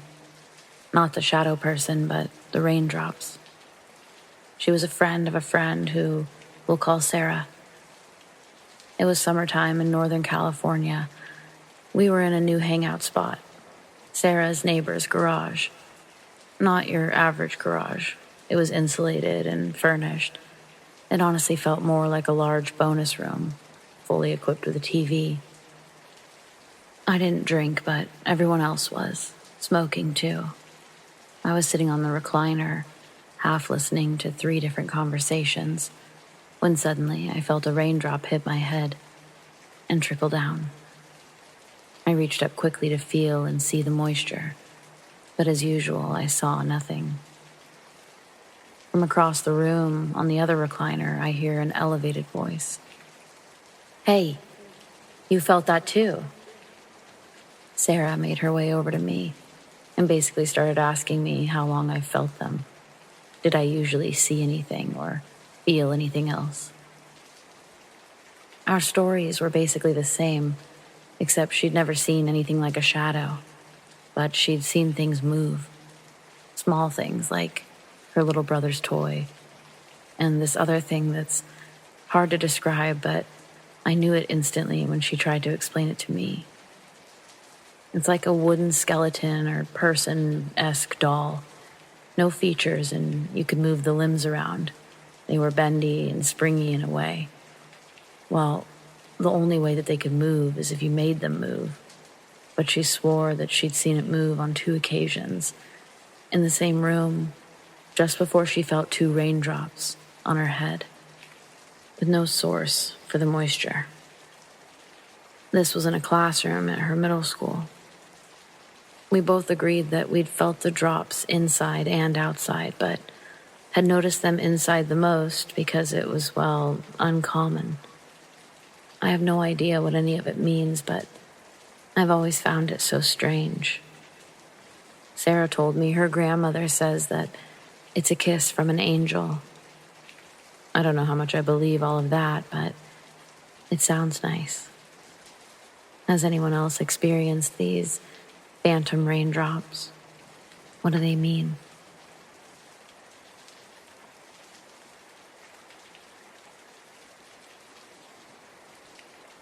When I was in high school, my mother was married to a man named Donald. Now, Donald was a drunk. He worked a good job and made good money, so he provided for us well enough. But he filled his free time chugging vodka like water, in his underwear on the couch. Donald wasn't always aggressive when he drank. However, after a hard day at work, he would come home, drink a bottle, and try to pick fights with me for anything that he could think of. Very often these fights would turn physical, and while I was no lightweight in high school, on the first occasion I fought back, he called the cops on me. As a result of this situation, once he was about 3/4 of the way through a bottle, my mother took to packing an overnight bag, having me load up, and going to stay in a hotel for the night. I always stayed in the same hotel, just down the street from my house. It would allow me to go back home before school the next morning, after Donald had left for work, to get ready. It was a nice place, with a huge open foyer that all of the rooms surrounded, going up 5 stories.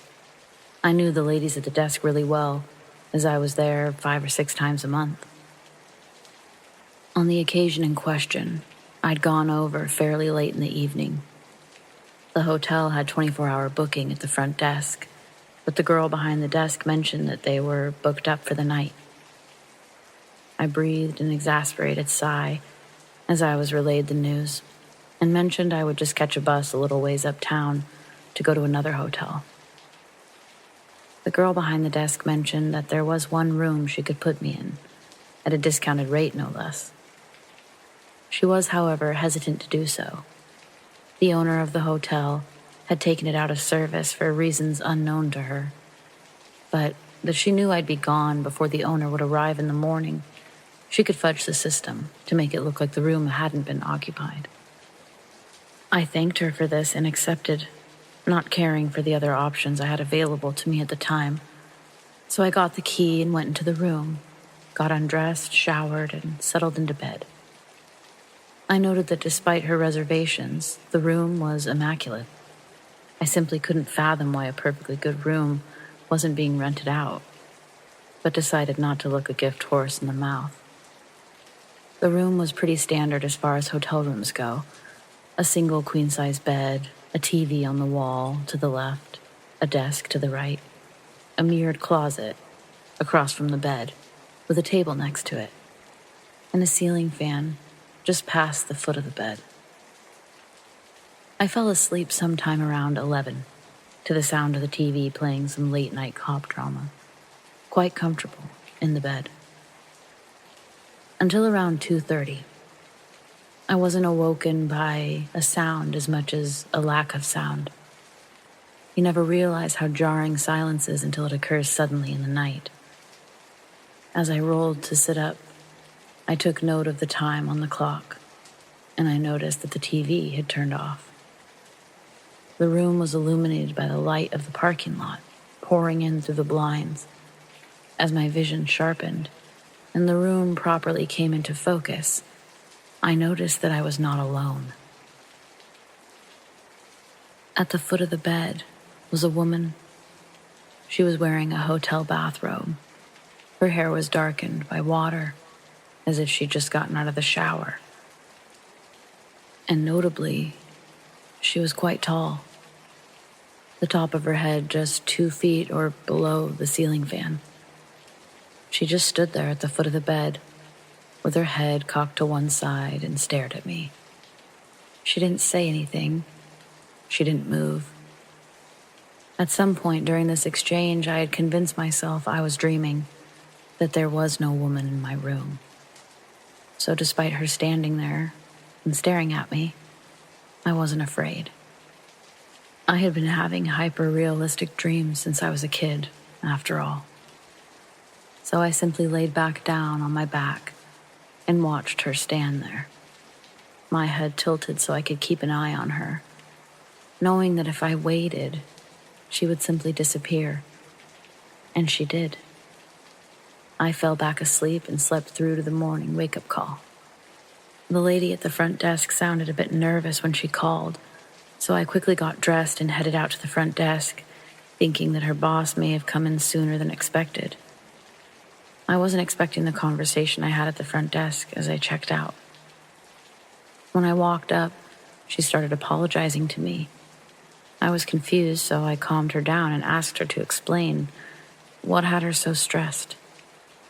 She took a breath and said, "I found out why that room was taken out of service." Come to find out, 2 weeks before I stayed in that room, a woman stayed there while on vacation with her husband and 2 kids. She stayed behind while they went to grab breakfast one morning. She took a shower, she put on a bathrobe, and hung herself from the ceiling fan with a bedsheet. Her husband found her when they got back. The room was removed from service as a matter of good taste until the services were held. I didn't know any of this beforehand, and it makes me wonder, did I see her in my room that night? Or was it really just a dream?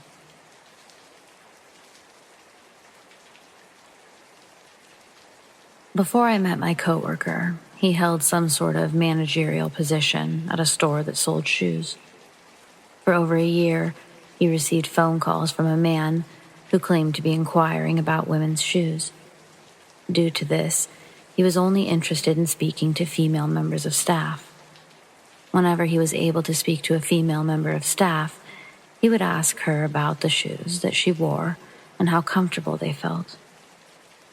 According to my coworker, these calls would take place almost daily. The caller seemed pleased to hear about shoes that were not sold in the store he was allegedly calling to inquire about. Thinking this was strange, my coworker warned another shoe store in the area about the caller. The manager of that store claimed that they had been receiving similar calls. The caller never seemed to actually be interested in buying shoes. My coworker blocked his number on 2 separate occasions, but he would simply change phone numbers. After having his number blocked for a 3rd time, he began actually entering the store and making women uncomfortable. My coworker banned him from entering the store and accused him of involving unwilling participants in his fetish. The man calmly denied making the phone calls. He also claimed that his interest in shoes was not sexual. He left the store, but ended up returning about a month later. My coworker started shouting at the man, but he allegedly remained eerily calm. The store closed down less than a year later. According to my coworker, a strange car began pulling up outside of his apartment complex and remaining there for hours. He mentioned this to me a few months ago, but I wasn't sure what to make of it. I've experienced stalking, but it's hard to link the mysterious car to the man from the shoe store. Recently, however, I noticed that a strange man always seemed to follow us around during our lunch breaks. He wouldn't say anything. He would only stare at us. After I pointed out his presence, my coworker informed me that he recognized the individual as the shoe-obsessed man who began calling the store years prior. By now, it's been almost 2 years since my coworker left the shoe store, but I've only known him for a few months.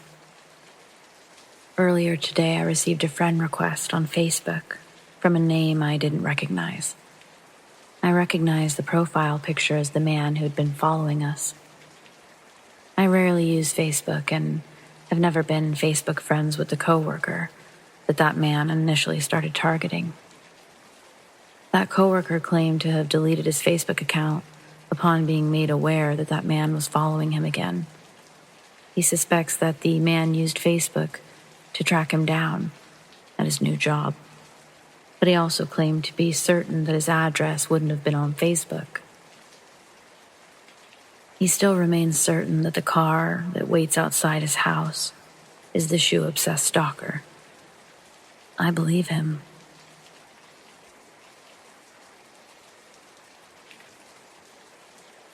To preface, I am 42. I have a master's in history and I'm working towards obtaining my PhD. I feel this must be mentioned, in fear that when retelling my experience, my sanity too will be scrutinized, alongside the mere validity of my claims. I teach night classes at a community college in the northeastern part of the United States.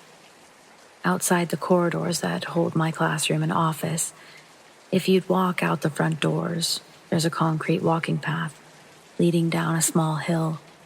It forks at the end, one way leading to the parking lot, and the other continues straight, leading to the track and field a couple 100 yards further. One January evening, I just finished up my papers and walked outside. Looking straight out, past a small patch of trees, I can see the top of the stadium walls. A common sight in my night-to-night routine. But that night, I immediately noticed a big set of speakers connected to an old, thick wooden pole, only assuming that it was wood from the large chips and chunks that decorated its distant figure. These speakers didn't look like the other new stadium speakers visible to the left and right of them. They almost looked like those air raid sirens that they have on the coast, but bigger.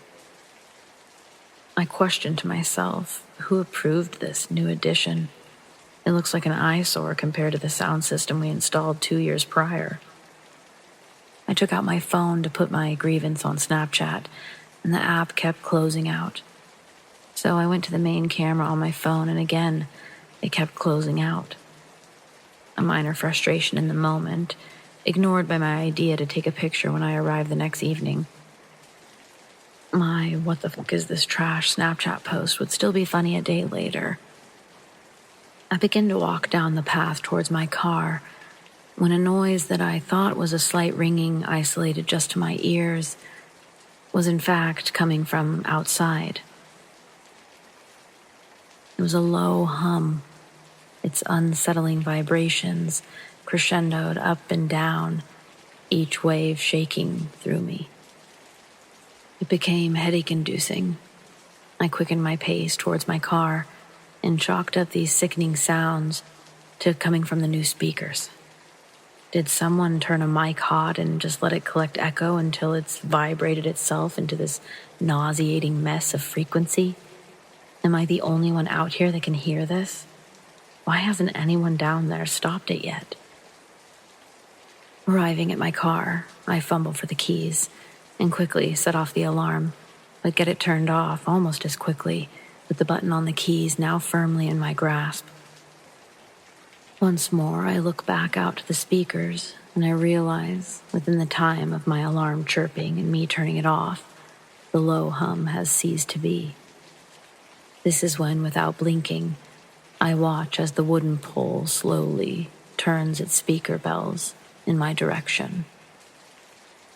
This observation makes my stomach turn more than the previous noise it sang. It was an odd sense of fear, one I don't recall ever feeling before or after seeing that. A gentle confirmation of my growing paranoia, like, is something wrong with the situation I'm in right now? Yes, there is. My right hand grabs the back door of the car as my left hand tries to rip off my backpack from my shoulders. Then I lean into the car to set my backpack down. I lean out and hustle opening the driver's seat, glancing at the speakers on my way in, but I stop, frozen, halfway in my car and halfway standing out, looking in disbelief as the new speakers are gone. I fully stand up out of my car to inspect the landscape, and truly, mentally, I don't know how to process everything I've witnessed and felt. It brings me to tears, and I drive home. The whole way, terrified to peek in my rearview mirror in fear that I don't know what would be there. This story is as it was. So 4 years ago, I got hired to do night shifts as a security guy.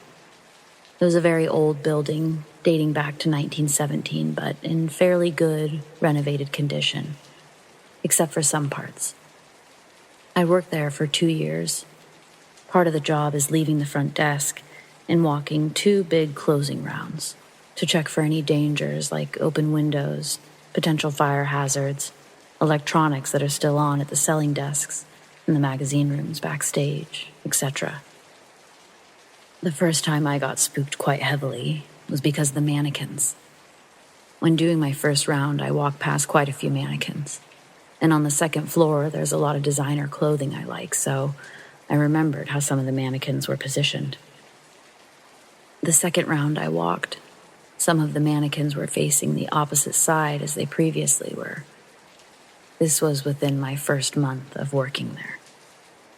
About 3 months later, while checking the stock rooms, the radio was still turned on at the 3rd floor.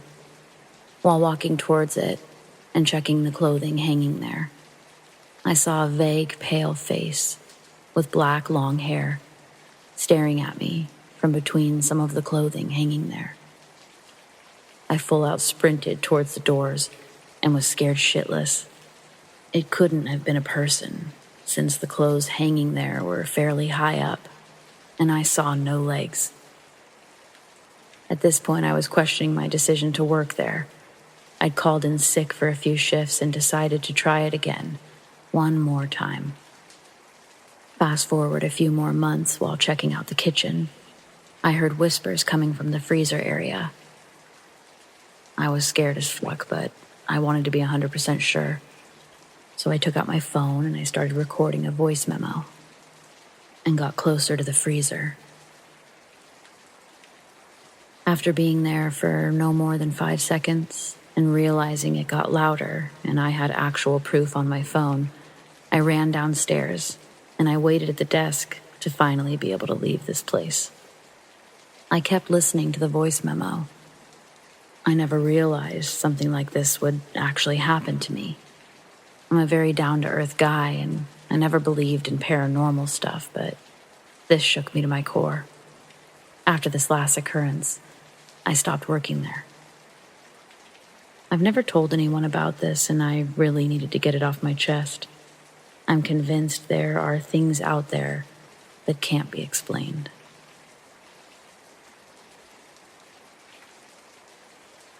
I've had two experiences in my life. Most recently, 4 or 5 years ago, and another so long ago that I don't remember exactly when.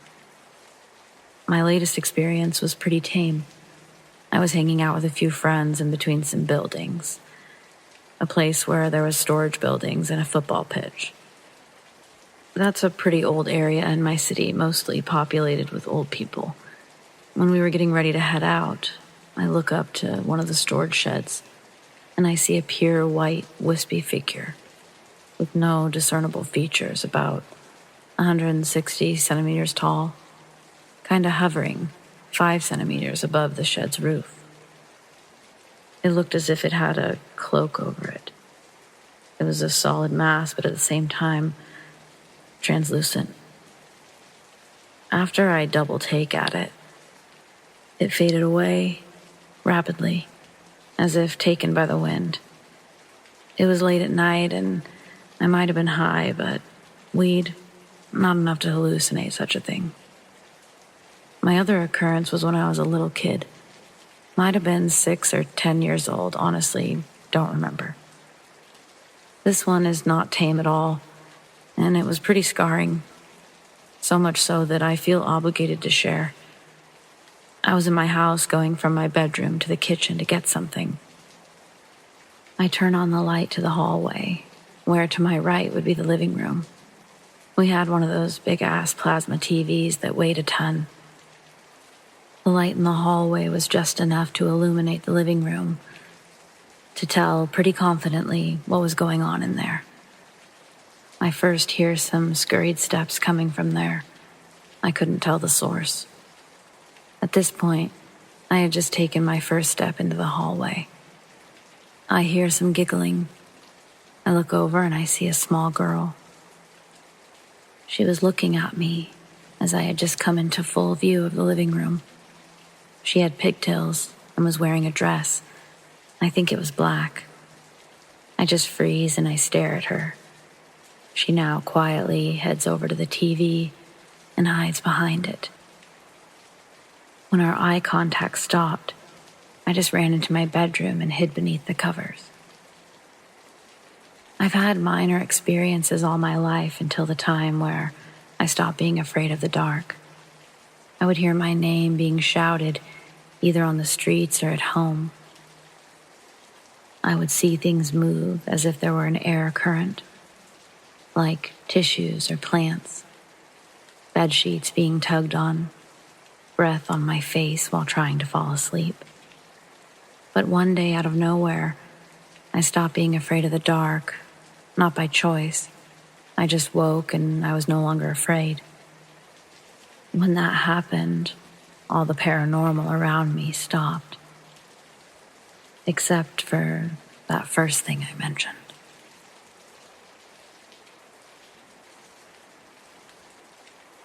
I'm a super chill person, an art teacher, a rock garden enthusiast.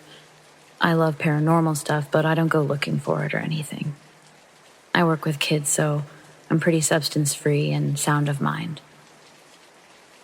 The man who killed his 2 dogs and himself in my house, they're still here. The dogs, too. A German Shepherd and a Malamute. So, backstory. I got the house super cheap because of its history. A very gory previous owner suicide. He'd also attempted to murder somebody during this mental breakdown, but I don't know the details. He was a nice person that had no mental health support and decided to kill his beloved dogs and himself. I thought, how horrible. But man, I needed a place to live ASAP.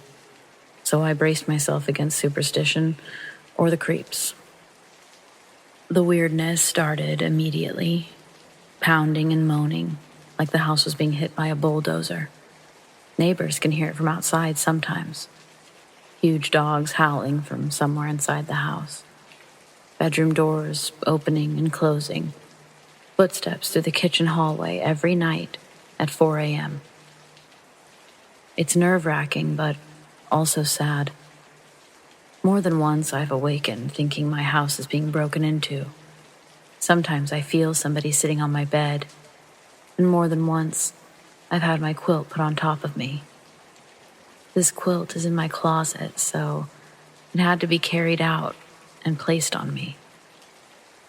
Then I started seeing the dogs walking across my bedroom carpet and standing at the foot of my bed, staring at me. Startling the heck out of me because I don't have a German Shepherd or Malamute. I have a Sheltie with an overbite that can only make noises. My own dog, Kelly Barkson, went crazy, foofing at the ghost dogs. And I ran all over the house making sure it really was spirits. Kelly now sleeps under the covers with me. We see their fluffy tails and watch them disappear into the closet. I don't think that he's a bad spirit, and the dogs are certainly innocent. Often things go missing and I'll ask him or the dogs to help, and the missing things reappear in totally odd locations. Like my lipstick showing up in the freezer, or my headphones under my dresser. Places I'd never leave anything.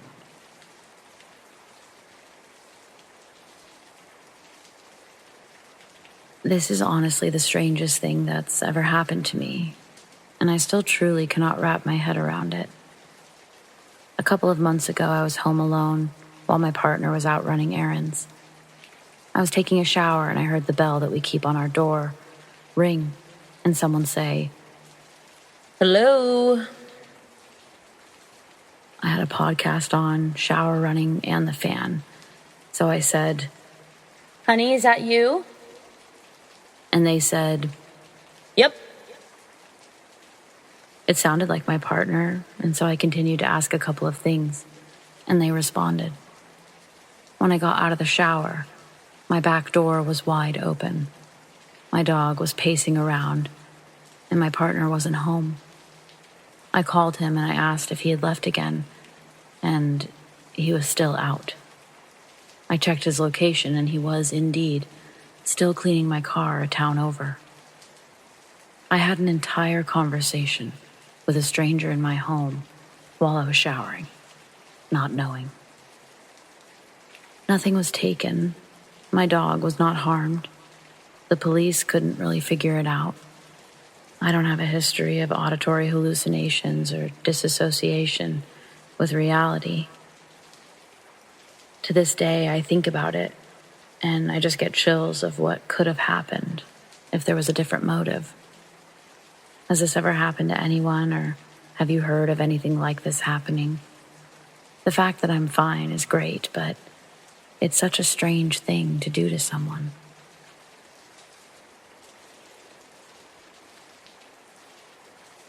When I was 9 years old, I was playing hide and seek with two of my cousins. I was trying to find an area obscure and quiet and unknown to my cousins. I'd spent the most time at my grandma and grandfather's house, more than any other cousin, for weeks and months sometimes. Anyway, it was the countryside in the middle of nowhere, in a field with only one motorway. So I came across this child inside of a bush full of thorns and nettles, and it was in a ditch slightly. It was at the back of a shed in a greenhouse. I talked to the boy in the bush, and he said stuff to me like, "Why are you here, and what are you doing?" I don't exactly remember all of it because I was only 9 back then, but I'll never forget the look of the boy. His face was pitch black, and if I ever tried to get a closer look, it didn't seem to show an eye or anything. I could only see the side of his nose and cheek. I had a pretty normal conversation full of questions like, "Why are you in the bush?" and "Where do you live?" and "Where did you come from?" After about 2 minutes of being with this boy, who'd I'd only seen his clothes, I told the boy to wait there, and I ran to call my cousin Thomas, who was a couple of months younger than me. Me and him walked back to the bush, and the boy was gone. And I still find it strange because it's hard to get in and out of a bush like that. Needless to say, I felt bewildered, and then I stopped playing hide and seek with Jamie and Thomas. And then I had a talk with them about what I had just seen 5 minutes ago, about the boy in the bush. My cousin then told me, the one who was trying to find me, he said that he saw me talking to myself for a while. And that just bewildered me even more. After that, it was dinner, and I told my family members about my experience outside.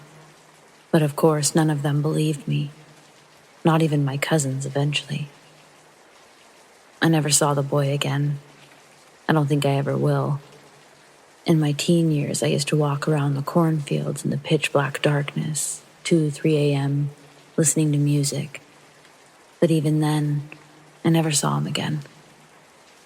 I'll always remember this event, and I don't believe in the word coincidence, so I believe everything explainable, including unexplainable or random, happens for a reason. It was so real to me. All of it. 100%.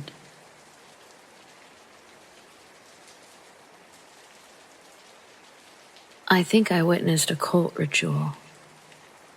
So I'm a truck driver, and how my job works is I will drive to a halfway point and meet with another driver, and we'll switch loads and turn back to go home. Well, our meeting point is this parking lot in this ghost town. At least I'm assuming, given everything surrounding it is abandoned, no other points of interest nearby for several miles.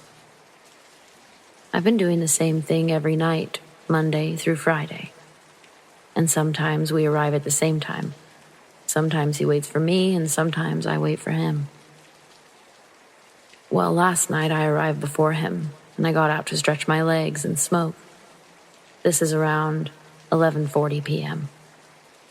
Well, while I was standing there, I noticed someone walking up the street. My lights are off, and the parking lot is dark, so there's no way to see me, but thanks to the lights from the highway, I can see him. I don't want to be seen by him, so I toss my cigarette on the ground, and I get into my truck slowly, making as little noise as possible. I climb into the back of my sleeper and close the curtains, but look out the window, and I see an entire group of people, all wearing the same t-shirt, walking slowly, in a line, but stopping for a second every third step. Possibly 20 or so people in the line.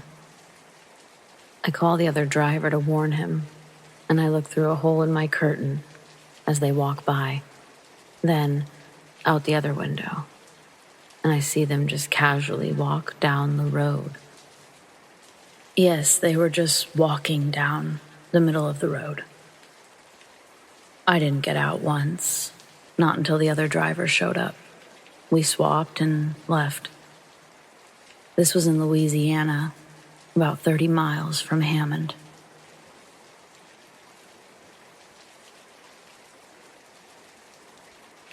This happened a long time ago. I'm glad I get to tell this story now. It's pretty mundane, but weird enough to me that I'll never forget it. My friend and I took a trip to a nearby city and stopped at a gas station to grab something to drink and to use the restroom. He went in first, and while he was in there, I picked out my drink. I noticed pineapple Fanta. I hadn't tried it before, but it sounded interesting, so I decided I'd give it a shot. I know that I didn't just grab the wrong one by mistake. I had to look closely to check the caffeine content of it, as I was trying to limit at the time.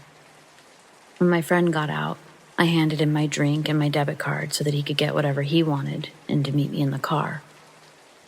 It's important to mention that I'm fairly certain he would never do this as a prank or a joke. We were really close at the time, but even outside of all that, he was never known to do stuff like that. Messing with people never seemed to impress him much. It was also only the two of us anyway, so it's not like he could get a laugh about it with somebody else. We drive somewhere else and start eating. I reach into the bag and I grab our drinks, and somehow my pineapple Fanta is now orange Fanta. I said something along the lines of, "Was there something wrong with the pineapple one? I know that's what I handed you." He looked at the bottle, and he looked at me, confused, and he said that he knew it was pineapple before, too. He was actually going to ask me how it was, since it was kind of an unusual flavor. It really weirded us out for the rest of the day. I know I wouldn't have grabbed an orange one, even if I decided I wanted orange soda instead. I've always thought that orange Fanta was the worst orange soda, and definitely would have gotten Sunkist or Faygo instead. The only thing we've ever been able to come up with is that the cashier accidentally switched it out. But that asks more questions than it answers. Why would she have one up at the counter? Why would it be nearby enough for her to accidentally grab the wrong one?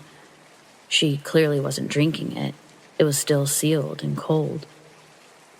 The whole thing reminds me of when a variable in software messes up and it reverts something to the default value.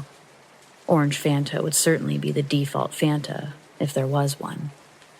Maybe the simulation's code got mixed up in there somewhere.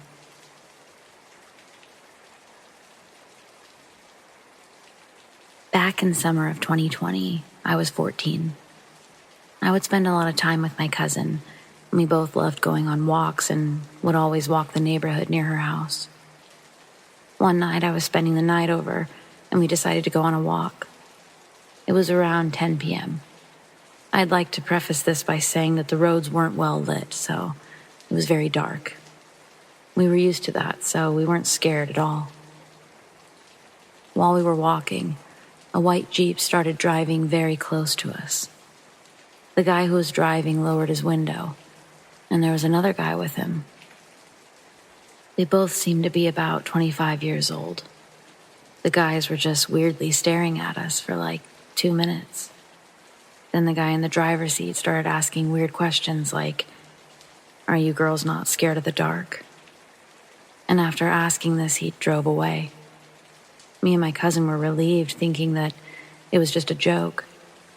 But unfortunately, we noticed the Jeep's lights on the road, and it seemed like they were going back and forth before coming to our level again. And this time, it was the guy in the passenger seat who talked. He asked if we wanted a ride home, and then he said, "We will take care of you," while smiling. And at that moment, my cousin's eyes opened wide. After that, they drove away again. My cousin and I were petrified. We couldn't even speak. We were still hearing the Jeep, so we didn't want to run home. We were scared they would follow us home. We didn't have our phones because we usually don't take them on our walks. So we hid inside a garden behind some trees for 10 minutes. The Jeep came back, but fortunately they didn't see us. When the lights disappeared, we sprinted home. We got there and cried a lot. She told me that she got so scared because she noticed that there was a knife and some sort of pills in the back seat. Don't walk in small neighborhoods at night, and never just blindly trust a place.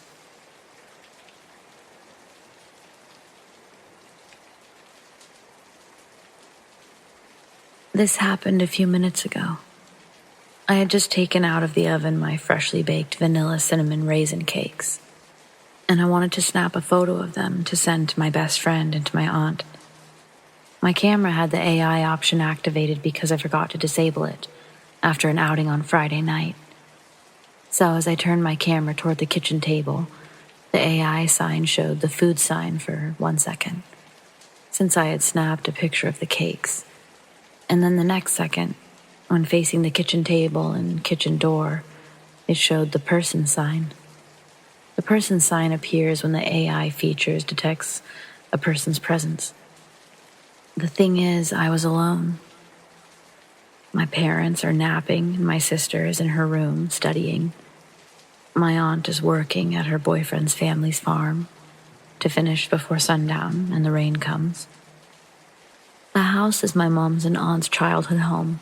My grandma lived in it from 1983 up to 2017, where she died in her sleep in her room, aka my parents' current bedroom. All of us have experienced something that might be considered as a presence, either by feeling a hand on our backs, shoulders, or heads, as I've mentioned before in other posts.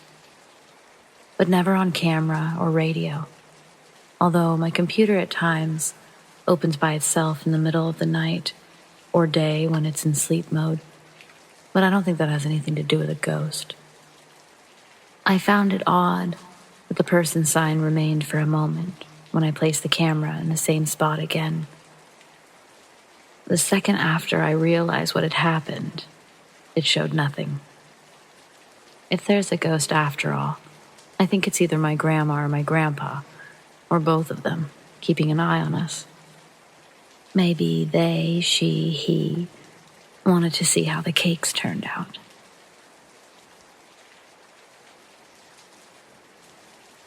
When I was about 10 years old, my family moved to an old house.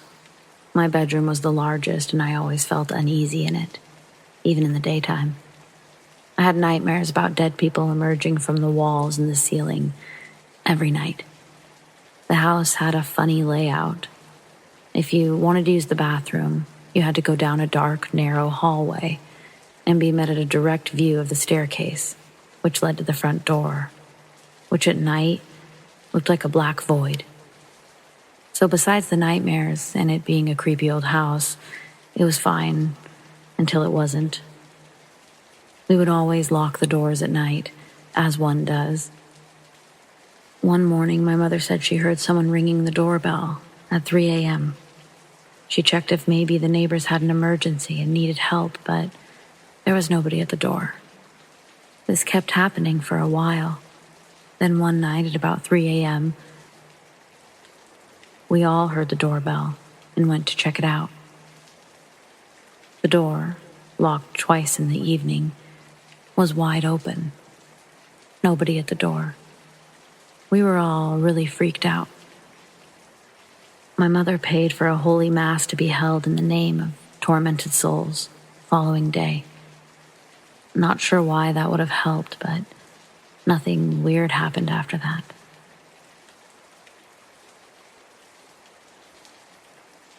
I'm a 20-year-old female who lives alone. My brother and I used to live together, but he moved out in November, so I'm living alone until the lease is up and can move in with a friend. Well, a couple of days ago, I didn't have class or have to go to work, so I was just chilling on the couch, playing Stardew Valley and watching some YouTube videos. The walls and floors of my apartment are pretty thin, and around noon that day, I hear someone knocking on the apartment door that's below mine. I didn't think much of it yet. Then, about a couple minutes later, someone was knocking pretty loudly on my door. I wasn't expecting company, so I looked through the peephole, and there was a man in a hoodie looking right at the peephole. I don't normally get too scared, but this guy looked frightening, like he was on drugs. I'm 100% sure that he could hear my game and the TV from the hallway, because he did not stop knocking for 10 minutes. And when he did stop, he turned and knocked on both of the doors across from mine, which are vacant units. So I called my complex office, and I quickly asked if he worked for them. They said no. At this point, I'm crying and trying not to have a panic attack. My apartment is very close to a known drug house. I didn't know that until after moving in, so I assumed this man was a drug dealer or something. Then the guy is knocking on my door again, and I'm starting to think that he won't leave and he'll try to break in. So I called the cops. They said they would send an officer by soon. Unfortunately, the guy was gone by the time the cop got there. So the cops just patrolled the parking lot every so often throughout the day. I was so freaked out and I felt so uncomfortable in my apartment that I went to work and I worked on my day off, just so that I could be away from there for a few hours.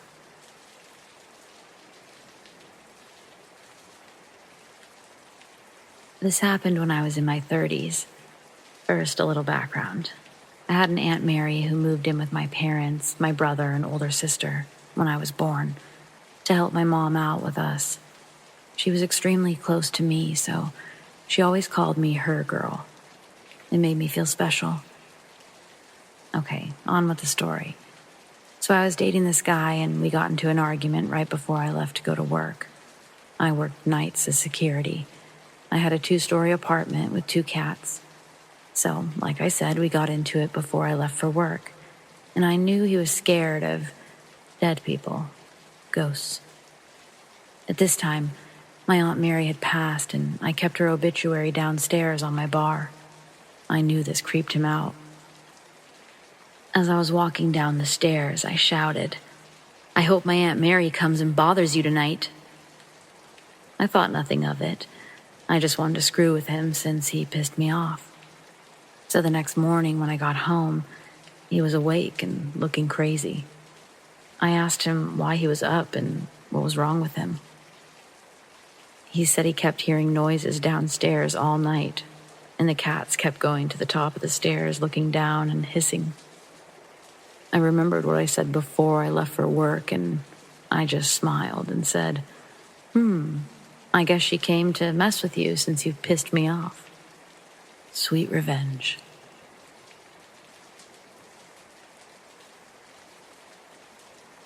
During the summer, before I got my puppy, I would stay up until about 4 or 5 a.m., finishing schoolwork for a math program I'd signed up for. I was staying in the back bedroom on the first floor, and I decided I wanted a 3 a.m. snack. I walked down the hallway and stopped when I heard the oven beeping. The time read exactly 3:01. The oven makes a beeping noise when you push the buttons. So I was confused, and then gradually more terrified as I heard the beeping continue. I watched as the oven screen was filled with flashing orange placeholders, which I had never seen before, each one beeping as it was entered. And then a bunch of 1s and 0s, which were entered much quicker. There was no one there, and I'd never seen the oven do this before. It was as if someone was typing in the numbers. I was freaking out now, but as I moved into full view of the kitchen, toward the stairs, to go wake up my parents, it stopped. I froze on the stairs and waited. The oven screen made 1 or 2 more beeping sounds, and then returned to its usual green digital clock. I was horrified. By this time I realized that it would be useless to wake up my parents, as there was no evidence of this happening. There was no immediate danger, and they probably wouldn't believe me anyways. I went straight to bed after that, believing I had seen something I wasn't supposed to.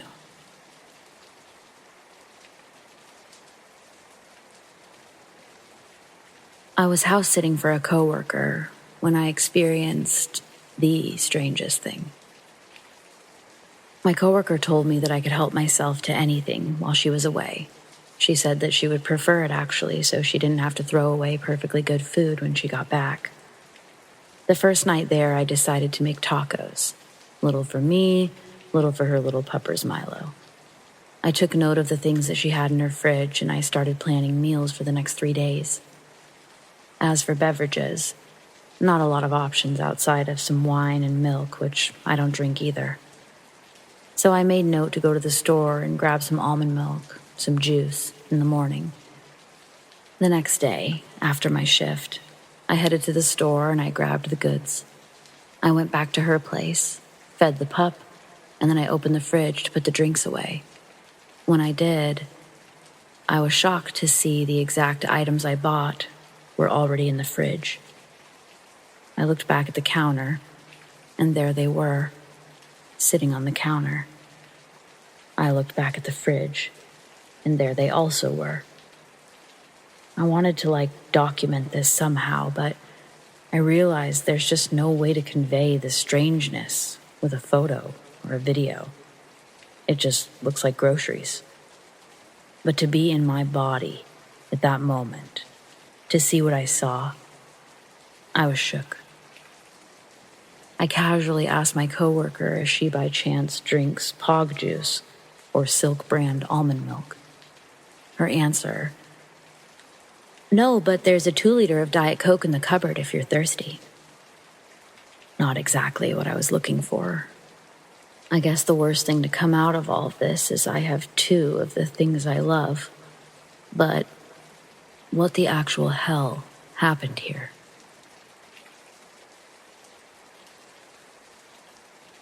I was leaving the bar tonight around 12:30 a.m. into the parking lot that they share with a few other businesses.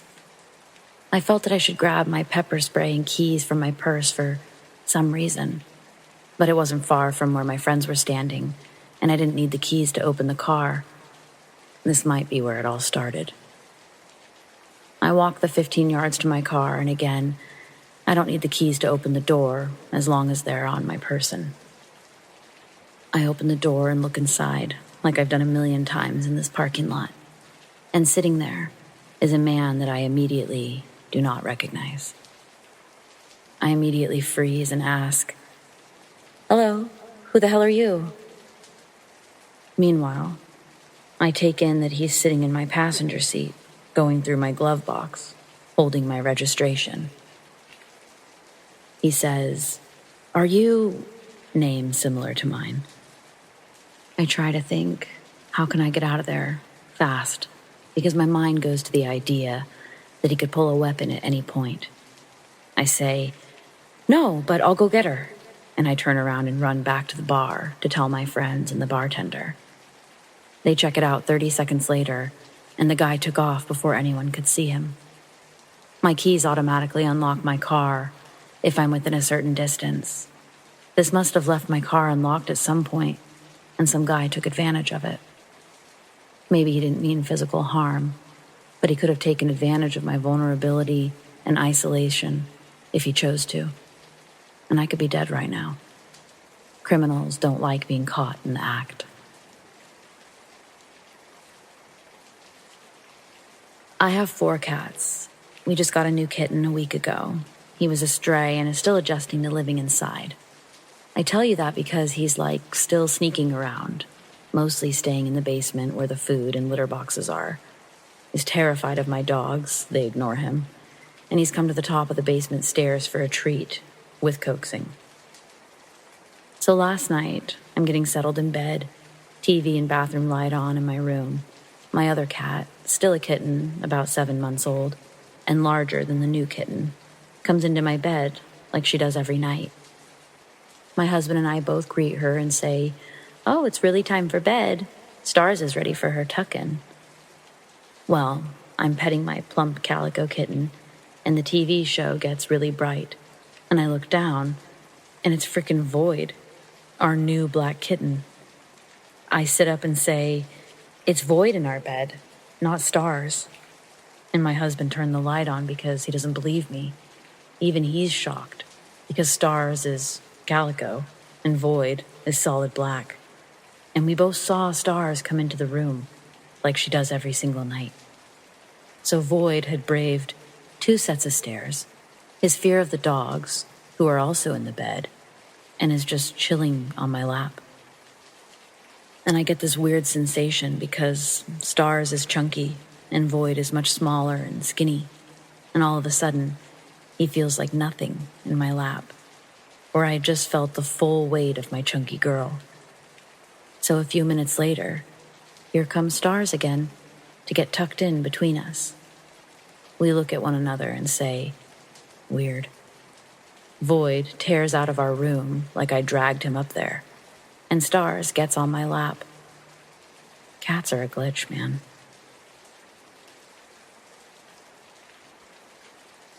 Okay, warning. If you're squeamish, this story is not for you.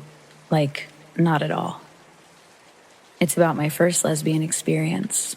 I was in college, extremely intoxicated. We went back to her place and we hooked up. The next morning, still groggy, definitely hungover, I get off her mattress and find my coat that I threw into the darkness upon entering last night. When I pick it up and shake it off, it's covered in ants. Then, it gets worse. Walking back into her room to ask if this ant problem is normal, she says, "Yeah, they just keep coming back." Then, I noticed that everywhere I looked, there was another kind of bug crawling on some surface. Roaches in the kitchen, tiny ants on the ceiling. I'm starting to get physically nauseous at the fact that I've spent the night here, and when I return home, I discover hundreds of tiny bites up my legs, my back, my wrists. A couple of days later, I also discovered that my dorm room was infested with bed bugs. I wonder where they got those from. What do you think is the worst part? Actually having the bed bugs, or being humiliated by your RA in front of your dorm mates who now have to strip and wash every piece of fabric they own and find temporary housing because you had a one-night stand with a real dirtball? I'm surprised I didn't get a UTI or worse. Ladies, glamour tip number 246. Don't hook up on a mattress infested with bugs. And to Bug Girl, let's never meet again.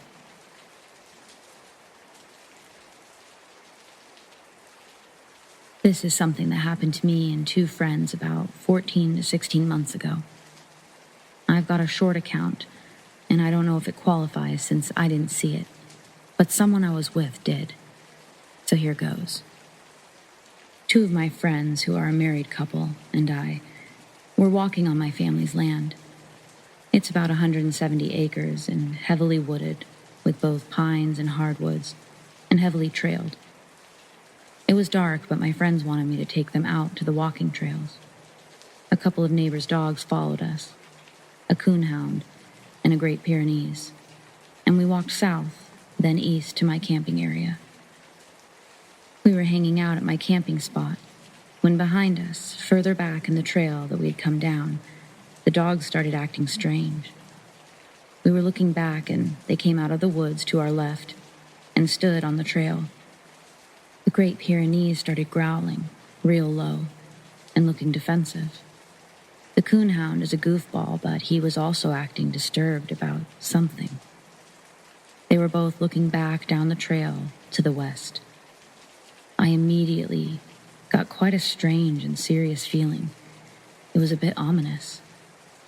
I've learned to trust my gut, which I recommend to anybody in the woods, or if you're around a person or animal that you feel instinctually is threatening.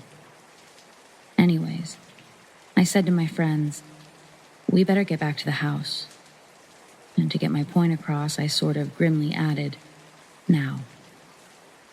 Well, we were heading west on the trail, and the dogs, if I remember correctly, had vacated the area. While walking, I looked back and saw my one friend, the wife, looking into the woods, off the trail, and she staggered back a few steps. Her husband and I asked her what was wrong, as she stared down the same area the dogs had previously been growling at. She said, I'll tell you when we get back. I don't want to scare Dan. He's kind of easily spooked. So we got back and we asked her what she saw. She tells us that she felt she needed to look off the trail into the trees. We all had headlamps on, and she said she saw something halfway behind a tree, looking at her.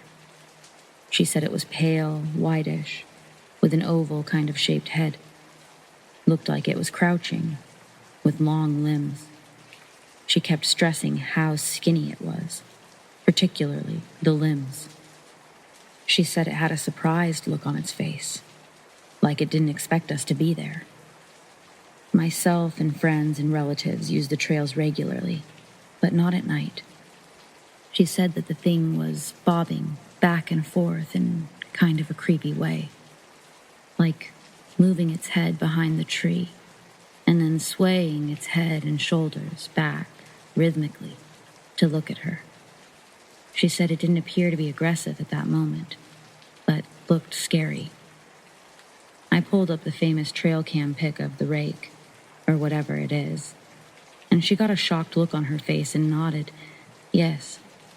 However, she made it clear that it wasn't exactly the same. The next night, I was on the back porch and heard a freaky, very, very shrill scream. come from the woods.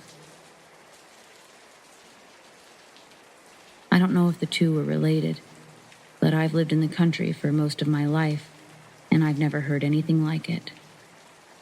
This is in North Alabama, by the way, and this is one of multiple things that have happened around here. But this is the only one that I know of involving this creature.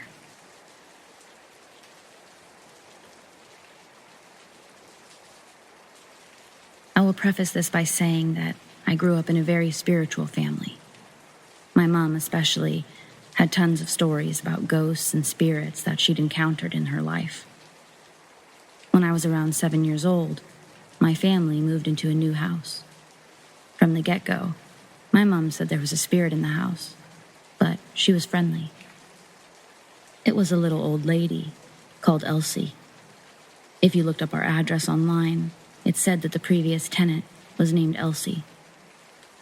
Mom was never afraid and was adamant that Elsie was looking out for her, as my mom was diagnosed with cancer a few months after the move. On nights where my stepdad had gone out for drinks with his friends and all of us children were asleep, Mom would see a shadow pause by her doorframe before disappearing, almost as if Elsie was looking in to check on her. I remember a specific time where my family went on holiday and my uncle was house-sitting as we had 2 dogs. He called my mom in obvious panic, claiming that there was a little old woman at the top of the stairs calling his name. My mom very calmly told him that it was just Elsie. She was harmless, but if he was really worried, to carry one of my mom's crystals in his pocket and politely ask Elsie to leave him alone. As far as I'm aware, he wasn't bothered by her again. My mom had a photo of her grandfather displayed on our landing and told us that if we ever lost anything, we just needed to go to the photograph and ask great-granddad for help finding the missing item. It didn't matter if you'd been searching for your lost item for days. Without fail, asking great-granddad would always result in you finding the thing in the next half hour, even if you'd already looked everywhere. My mom died of cancer in 2011 when I was just 13. Since then, I've felt her presence around me in many different situations. I never see her, but I felt her sitting on the end of my bed to watch over me whenever I'm sick, just like she would do when she was alive and I was unwell as a child. I don't think this counts as a ghost story, but she leaves me feathers and other signs when I need a little encouragement. On the day of my graduation from university, I was upset as she was missing a day she'd always said she was massively looking forward to. As I walked out of the ceremony, a feather landed on top of my graduation cap. If I'm upset, or sometimes just talking about her, lights will flicker and sometimes blow out entirely. As far as actual ghostly sightings go, my current house is haunted by a ghost that we've called Clive. I've read somewhere that you shouldn't name ghosts as you give them more power, but Clive was a joke name that stuck. Since moving in, myself and my sisters have all heard footsteps from empty rooms. My youngest sister has had more than one friend stay over who has woken up in the middle of the night and been adamant that a tall man has been standing in a corner, staring at them. Whenever this has happened, I should explain that we haven't mentioned anything about Clive to these people. I'm the only person who lives here that's seen Clive with my own eyes. On 2 occasions, I've woken up to someone calling my name and seen a tall man walking from one end of my bedroom to the other before disappearing. On another occasion, I was sitting in my back garden having a cigarette. Our back door is glass and you can see through the living room, down the hallway, all the way to the front door. The door to the kitchen is in this hallway. I was looking into the house and I saw a tall man walk from the bottom of the stairs, through the hallway, and into the kitchen. I assumed it was my then boyfriend, so when I finished my cigarette, I went to the kitchen, expecting to see him there, but it was empty. My boyfriend was in my bedroom upstairs and was adamant that he'd been there the whole time and hadn't come downstairs. Luckily, I've never felt afraid or uncomfortable when it comes to Clive, but I have had to ask spirits to leave a couple of times, as they can scare my cat.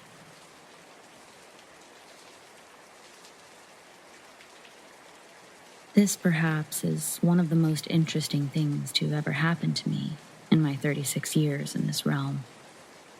I have perhaps encountered a Sasquatch or a freaky bear, or perhaps had an experience with extraterrestrials, and I've definitely met some very strange, creepy people in Northern California.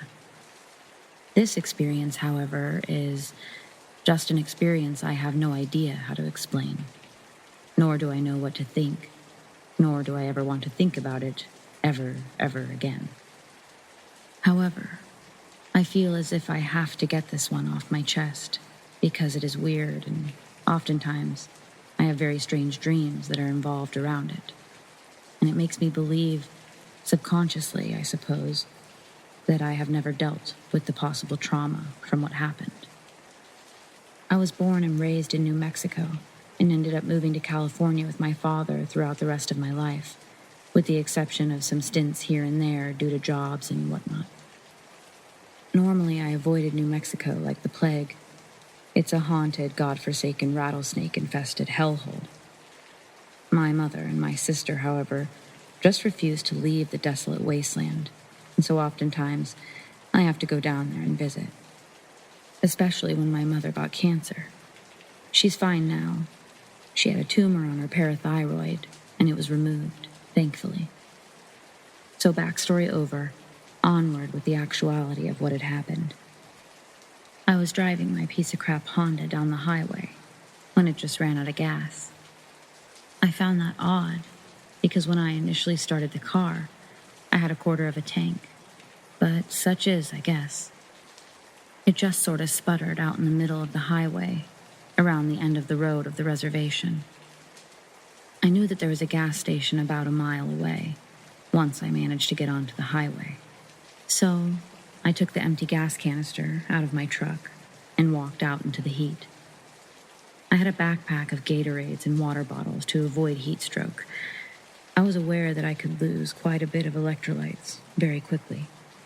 On the road I walked down, it was very complicated to call my sister Kelly to let her know where I was and what the situation was, because there just didn't seem to be a signal anywhere. I walked and I walked, sticking my thumb out to no avail. There were no reservation police or other passerby trucks. It seemed as if I was all alone, out in the brightness, the heat, on the most sunshiny day, in the middle of friggin' nowhere, New Mexico. As I walked and I walked, I saw a dead hummingbird on the ground. I found that very sad, at first. Yet as I walked further and further, I found it odd that there was even a hummingbird there in the first place. They're not typically seen in the area where I come from. They're not non-existent, but they're just super duper rare to see. There's not a bunch of what I would consider to be nectar that they seek, nor pollen from flowers which they desire. Further along, I continued down the open road with the sun beaming down on me. Soon after that, I saw another dead hummingbird. Now, I thought, this is getting weird. Weirder and weirder, perhaps. I suppose deep down I sort of subconsciously preferred to consider it just a coincidence. It was only after a few hundred yards more that I saw another one. And then shortly after, another one, and another, and then another, and then more, and then even more. It came to a point where the dead hummingbird started to trail away from the side of the road, and then make a trail off away and into the berm. This may have been a bad idea on my part, but my weakness has always been that my curiosity has preferred to get the better of me, which is what killed the cat. So, I followed the trail of dead hummingbirds. It was almost like a Hansel and Gretel breadcrumb trail. It seemed as if it was some sort of methodically laid out plan. Follow the dead hummingbirds if you dare. It went on until I passed the berm and completely away from the road, and now out in the arroyo and deep down amidst the few sparse trees to and fro. And that was where I found it. It was something. I'm not sure I could ever describe it fully. It was just like this strange pile of dead hummingbirds. Like, it was friggin' huge. Maybe about 2 feet from the ground. A huge, massive, disturbing pile of them. I sort of stood there rather perplexed, and I scanned all around the place to see if there was some sort of indication as to what had transpired. Yet, there was nada, nothing, zilch. It seemed as if there was just an inexplicable pile of dead hummingbirds out in the middle of the desert. That's when the real weirdness happened. There was this very strange, shaky, quivering sort of hum that was more than just audible. No, this was also physical. I cannot say that the ground was shaking. I would rather say that it seemed as if my head was. I began to feel a bit nauseous, and the first thing I thought to myself was, get up on out of here. Like a coward, I did. I ran, and the worst decision I didn't even realize that I had made is I just started running randomly without any adherence to where I'd originally come from. Basically, I was just running in a direction without any regard. It took me a solid 30 to 40 minutes running through the arroyo to find the road again. Some native was driving down the road when I stumbled out from the side, and he picked me up, gave me a ride to the casino that had a gas station, and when I filled up, he offered to give me a ride back to my car. He could tell that I was shaken up, and I could sort of sense that he didn't want to broach the subject, but sort of felt as if he should. So, he asked me if I was all right. I didn't want to go into too much, but I sort of explained a few of the details. But only a few, for fear of sounding like an absolute whack job. After what I told him, his silence is what unnerved me the most. He either thought I was nuts, or he straight up did not want to talk about it. Eventually, that hum, he said. Yeah, it makes me sick too. I filled up my tank. I went to work. I apologized for being late, and I explained what had happened. Nobody on my job site wanted to speak of it. Fast forward about a week or so.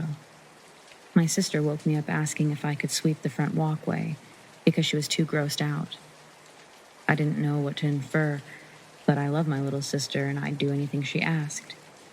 I suppose I wish she had told me that it was just ridden with dead lizards, just laying on their backs, with bluish, gross veins exposed upon their bellies, and ants upon ants, just completely devouring them. It was, at best, disturbing.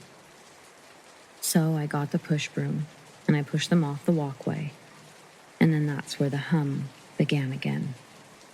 And I just sort of fell to my knees. I couldn't stop feeling nauseous and began vomiting a bit. My sister and I have always kept this from my ma, because I don't know how she would react. I do not know what happens out there in that strange part of New Mexico, but I will say this. If you ever stumble across tiny dead animals, like a pile of them, just out in the middle of the desert, just leave it be. And if you hear the hum, never, ever return.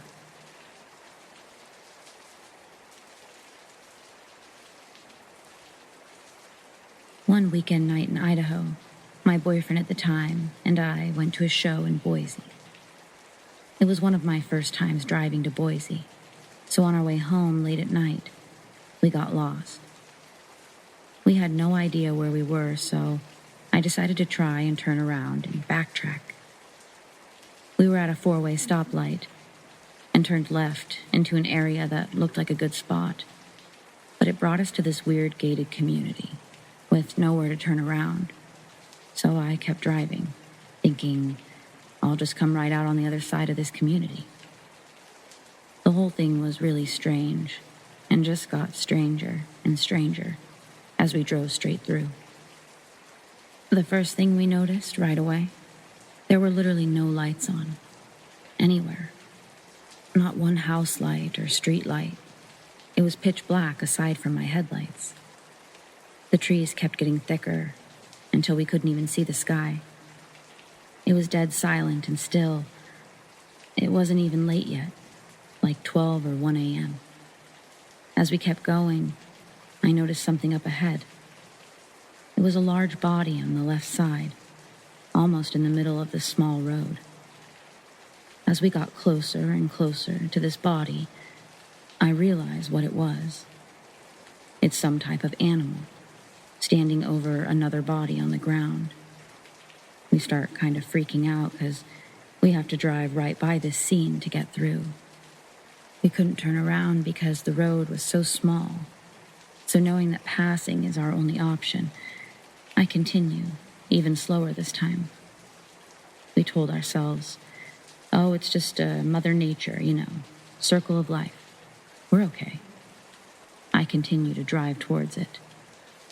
And I start shaking because as we get near it, we could see that it was actually huge, with very tall legs. We are freaking out, but I'm trying to be brave as the driver. I have our lives in our hands, I think to myself. So I still continue towards this very, very large animal. As we get closer, I roll my window up. That's how close we are to this animal. I could almost reach out and pet it. I can still picture what happened next. That image will never leave my mind. The animal was even bigger than we thought, way bigger than a man and taller than a car. And I was staring. I couldn't look away, and my eyes wide as hell, because they can't even believe what they saw next. Right as I'm next to it, it lifts its head up from this other body, and I swear to you, with so much thick liquid dripping off of its face and mouth. Pretty sure it was blood, but it was so dark, it just looked like dark, thick liquid. And it smiles at me, with all of its bloody, sharp teeth, grinning, and his eyes were glowing bright white. And like I said, there were no lights anywhere. My headlights were not even the reason for his eyes to be reflecting like that. I don't even remember how we got home. I don't remember much after that. But I know it was one of the wildest things I've ever seen. And though we got home safely, I still have nightmares of that thing.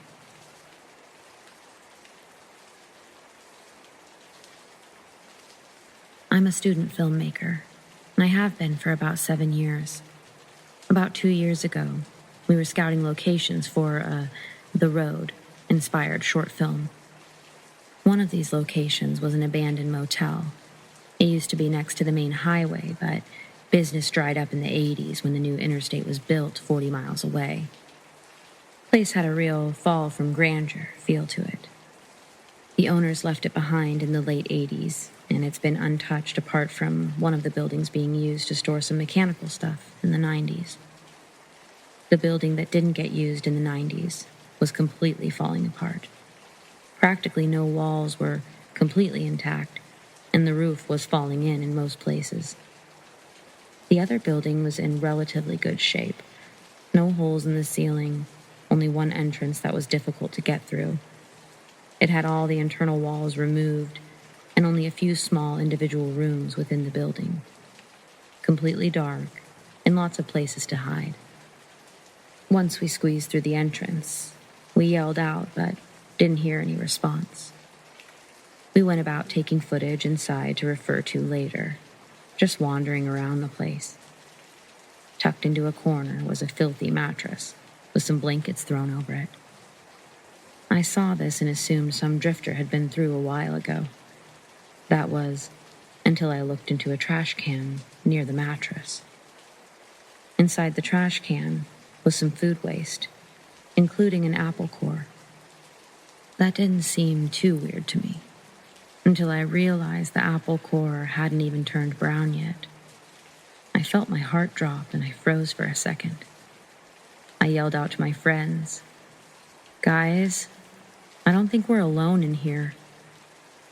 As soon as I finished speaking, we heard a large metal crash from one of the more hidden areas and heard footsteps running towards us. I shined my flashlight in their general direction on my way out, but the sunlight was really bright and blinded me for a second, so I couldn't see anything. All I know is whoever was in there didn't follow us out. We didn't stick around long enough to give them a chance to change their mind. I swear to you, I've never felt such dread as when I saw that apple core. Footage of this still might exist.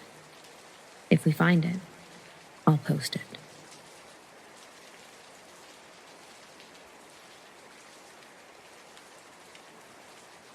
This story takes place in Sussex County, Delaware. This morning I dropped my father off at work. At the time, I thought it was strange that we hadn't seen any deer in or around the road, because the area surrounding the mill that he works at was usually swarming with them. There's no hunting allowed there, and there's no large natural predators for them to fear, really. Skipping ahead, after leaving the mill I dropped my father off at, I rode the winding road out, and to my left there's a massive field with 2 grain silos bordering its edge. On the leftmost side of the silo, there was a creature, about 50 yards out in the field. It was the size of a large dog. It had no visible ears, no tail. I couldn't make out any eyes or facial features. It had a relatively short muzzle. Its rear legs were longer than its front legs, making it almost slant downwards. It was black and seemingly non-reflective, almost giving me the feeling as though I was staring into a creature-shaped void. It was trotting along the field, but the way it moved was all wrong. It stepped first with its rear legs, and then the front, and the rear legs sort of flexed, as if they were wet noodles, which made me think that it was an injured dog at first, but it moved very quickly. I only saw the creature for 20 seconds or so, but I'm still shaken up. It's all I can think of, and I feel very unsettled and disturbed. What could this be?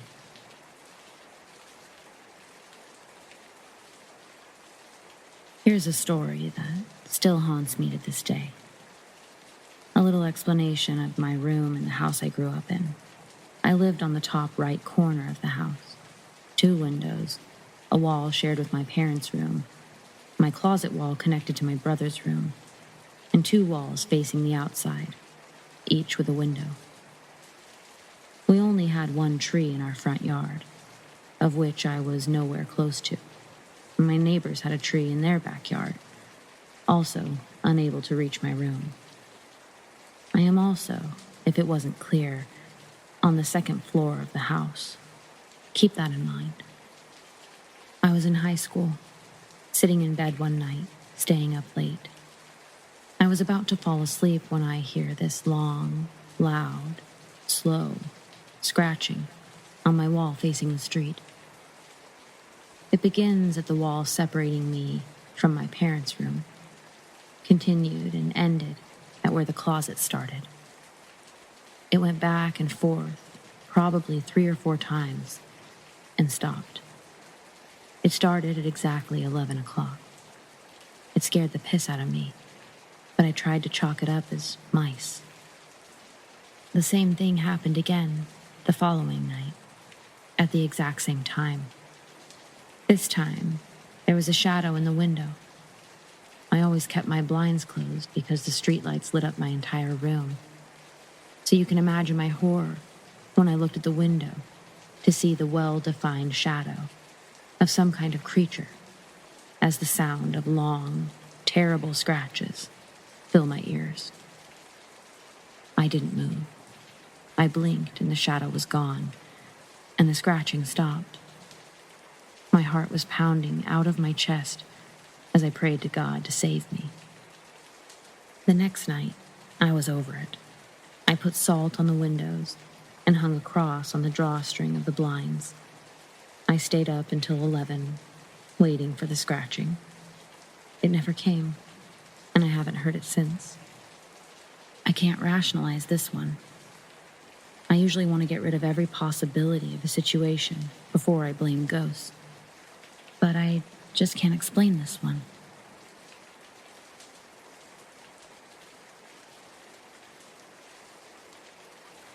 I grew up and lived in the same house since I was 3 years old, and I only moved to a new house about a year ago. A few creepy things happened in the years I lived there, and here I'll share a few of them. When I was in elementary school, there was a bump under the carpet where my closet doors used to be. I asked my parents about it, and they told me it was probably just warped wood. But I was convinced it was a dead body, and nobody could tell me otherwise. Ever since I could remember, I'd felt pressure on the foot of my bed before I'd fall asleep. The same sensation as someone walking or standing on your bed while you're lying in it. I chalked it up to an overactive imagination. But ever since my family moved to this new house and I moved into my college dorms, I have not experienced the same sensation. When I was in middle school, I was getting ready for bed as usual. The way our old house was set up was a stairway leading to the balcony, looking over the living room, and a long hallway leading to the only 3 bedrooms and a bathroom in the middle. I was walking toward the bathroom by the balcony. I turned and I saw a large, dark shadow jump from the balcony. I ran to the edge and looked down, thinking it was my brother or my dad. Nothing was at the bottom, and my dad walked out of his room and asked me what I was doing. I replied with a shocked, "Nothing." Maybe a year or 2 later, I was sitting in bed late at night, texting my friends as preteens do. My bed was a twin size, with a molded metal frame, and these wooden boards on the bottom to hold the mattress. I felt someone push up hard on the wooden boards and the mattress. I heard the boards impact on the metal frame. This scared the absolute crap out of me. It took me about 10 minutes to get the courage to look under my bed, rationalizing it as a prank my older brother was playing on me. When I looked under, nothing was there. I kept the lights on that night.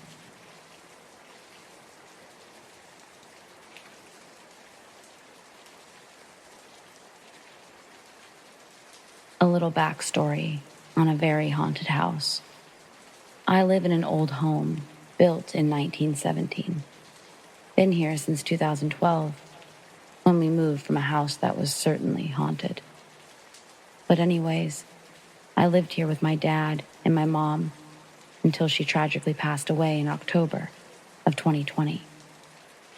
So about a year ago, as if out of the blue, I get a frantic call from my mom telling me of a demon in the house at around 4 a.m. in the morning. And she's saying that she called my dad to come home from work right then and there. He's a firefighter, so he works 24-hour shifts.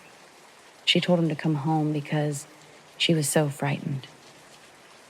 I won't go into too deep of detail on her story because so many events have occurred. But basically, something that took the form of my father was pacing around upstairs and outside her door. It imitated his voice, spoke of killing that bitch, and actually roared at her from outside of her door. Those were her exact words. This is what she recalled to us, but in my mind, I didn't want to believe it and half-heartedly shrugged it off as sleepless paranoia or something.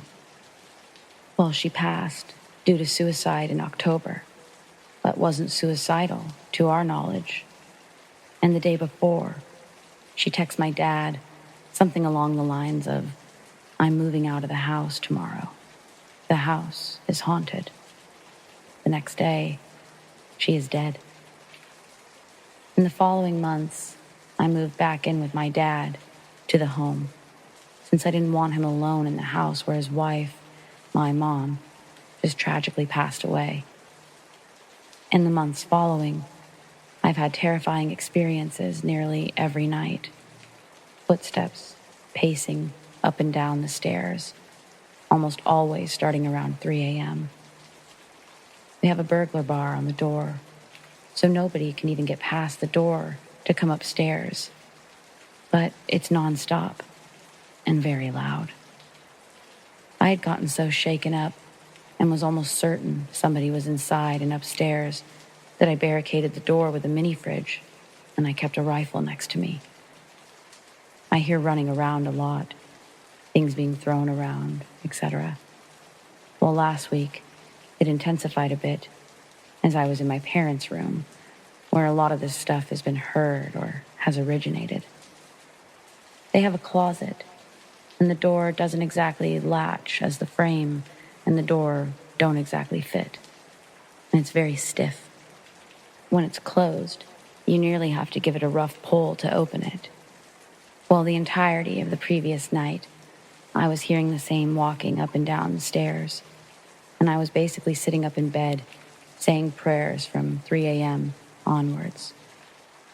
It's now 9:30 a.m., and I'm laying in bed. I have my head under the covers and the TV playing. All of a sudden, I hear a large bang in the room. My heart stopped, and I pulled my head from under the covers, and bam, the closet door is wide open and still moving from the force of it being opened. My mouth dropped, and after 15 seconds of sitting there going, "What the fuck?" I got the courage to jump up, and I ran outside from shock. Weird event. Well, today I got home around 11 p.m., and nobody was home. My dad had quadruple bypass from a sudden heart attack a week prior, but he was not home at the moment. I go upstairs to his room, and his closet door is wide open. I'm like, hell no, and shut it, and pushed it in real tight. I turn my back, not even 3 seconds pass, and boom, it flies open so hard that it nearly shuts from the force of being swung back. I start rebuking any spirits and praying, calling a friend, grabbing my cross, etc. Then I'm downstairs, still shook up about the fact, and laying on the couch, trying to forget about the whole thing, and it's nearing 3 a.m. This is when I hear the loudest, angriest stomps I have ever heard, coming from upstairs. It was extremely loud, like somebody was pissed off and stomping off to start a fight. I jumped off the couch, looked on the porch in case maybe it was my dad coming home or something of the sort. I look, and nothing. There is not a soul. At this point, I know for an absolute fact these stomps occurred upstairs, near where the door had swung open. I instantly started to panic and was shaking badly. I grabbed my most important things like my charger and shoes and literally fled the house as fast as I possibly could. I was shaken so badly that as I backed out of the house, the brakes were pumping due to my leg going out of control. I fell into tears due to how frightening this was. There is a dark and malevolent energy in my home, and I'm scared to be in the house after dark at this point. This just occurred about exactly an hour ago. Just wanted to share a piece of my story for anyone who's interested. Ghosts in the afterlife are a very real thing, and very terrifying at that. I'm not sure what to do besides sell the house at this point. I feel it's responsible, at least partially, for my mom's sudden suicide. Thanks for listening.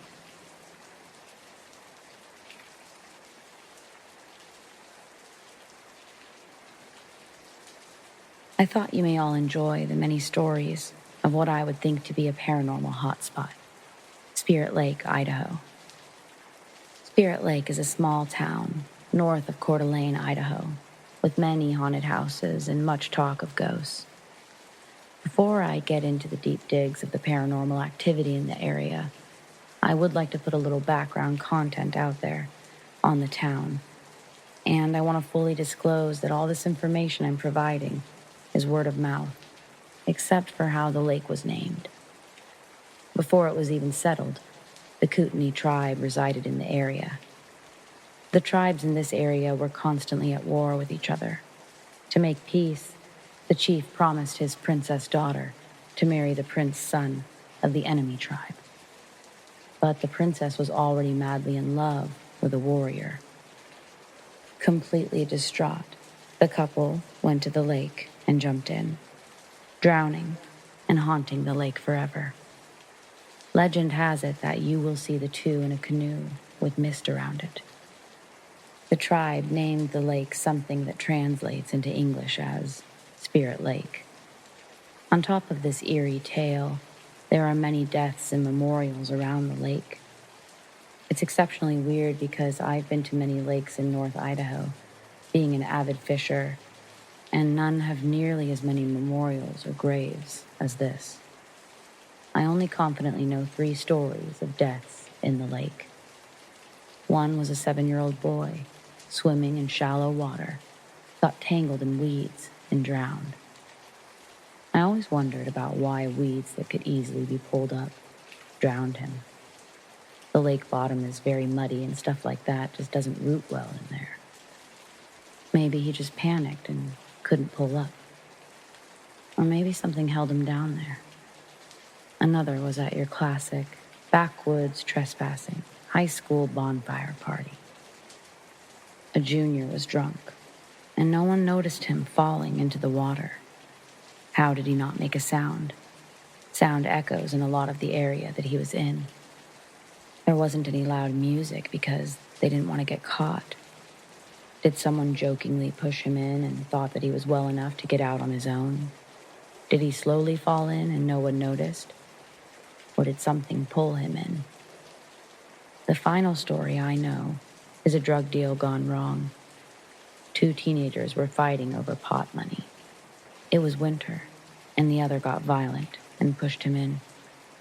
The water is very shallow and iced over, but he got trapped under the ice. Most of the memorials are male teens. The negative energy is added to by the negative witches that lived in Spirit Lake. They were known for animal sacrifices and sexual rituals. Many of them in the 60s would stop people on the highway at night and try to convert you. They're still there to this day. I lived 2 houses down, and I'd wake up to chants in no correlation to the moon cycles.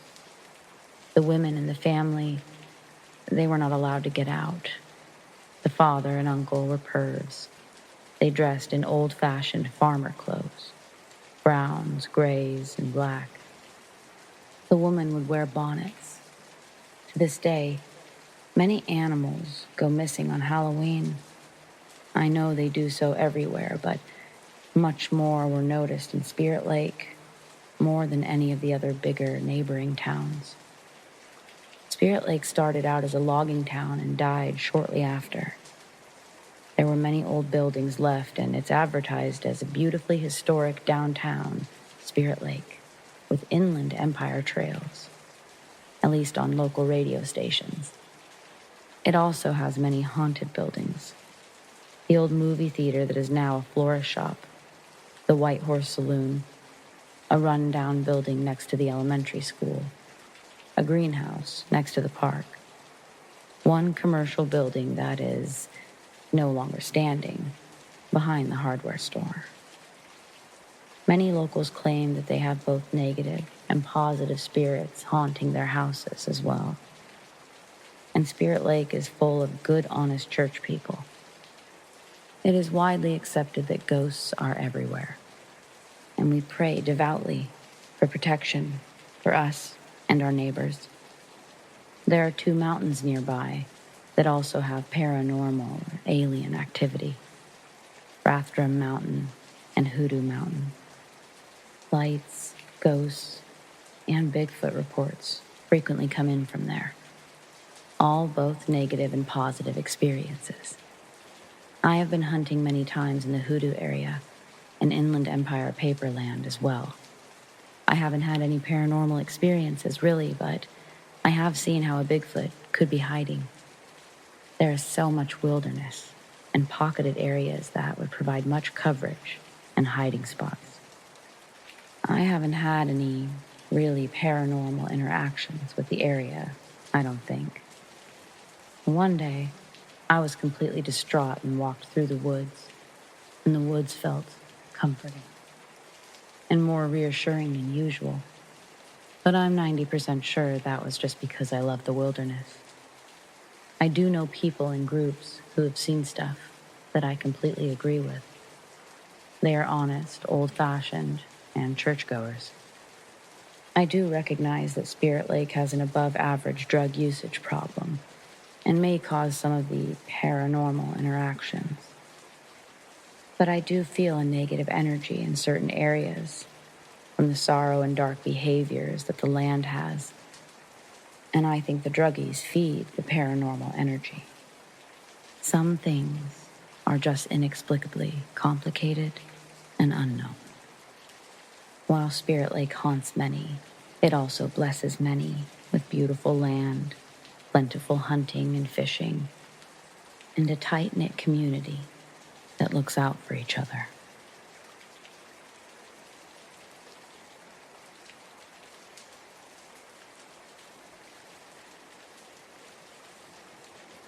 I'll start out with a little backstory. I became medically disabled in the Army in 2015. I served the rest of my time creating a private security team called SE-146 while I was in the reserve component. My name is Delta. I reside in Arizona, and I'm getting ready to retire SE-146 operations, being that I'm starting a family next year. Fast forward to 2019, my partner, Guardian 6, and I were hiking in the woods off the Rio Verde River at a recreation site. The park looks like it's a location from one of those cliché thrillers. Trees loom over the pathways, nearly blocking out the moon, and vegetation is so thick that light won't pass through, let alone a person if they needed to hustle through for any reason. Let me be the first to tell you that there are many of those reasons that you'd want to run off the trail into the tree line. 06 and I were walking the trail approximately 2 a.m. on a Monday. The air was crisp and it felt good to have the occasional cool breeze in the fall. The trail winds around 150 meters before ending, but it was our first time and it seemed indefinite. As we rounded one of the long curves, we heard some loud movement in the trees. We quickly crouched down and went dead silent. Suddenly, my heart leapt through my skin as we heard what sounded like a woman in distress, being assaulted and screaming. We slowly encroached on the sound and came to a parking lot.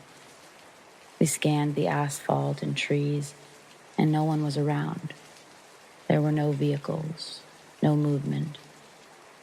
We got in the car and left hurriedly toward the classic midnight snack joint, Mickey D's. 6 months later, 06 and I were back on the trail. This time we came from the Screamer Trailhead, as we affectionately call it. As we finished up the trail, we noticed a gray Mustang drive up fast, and we quickly dove into the trees, started crawling under the canopy. 2 men got out.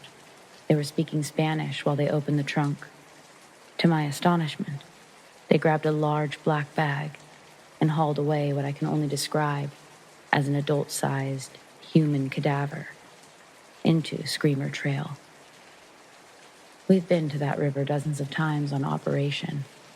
We've been shot at. We've heard trees knock as if there were a Sasquatch moving around. We've been hunted by mountain lions. A myriad of insane activity has gone on there, and the craziest thing is we've hardly ever seen police presence. I'm talking 3 times from 2019 to 2021. Always remember, if you're going to hike the Rio Verde, prepare to get hunted.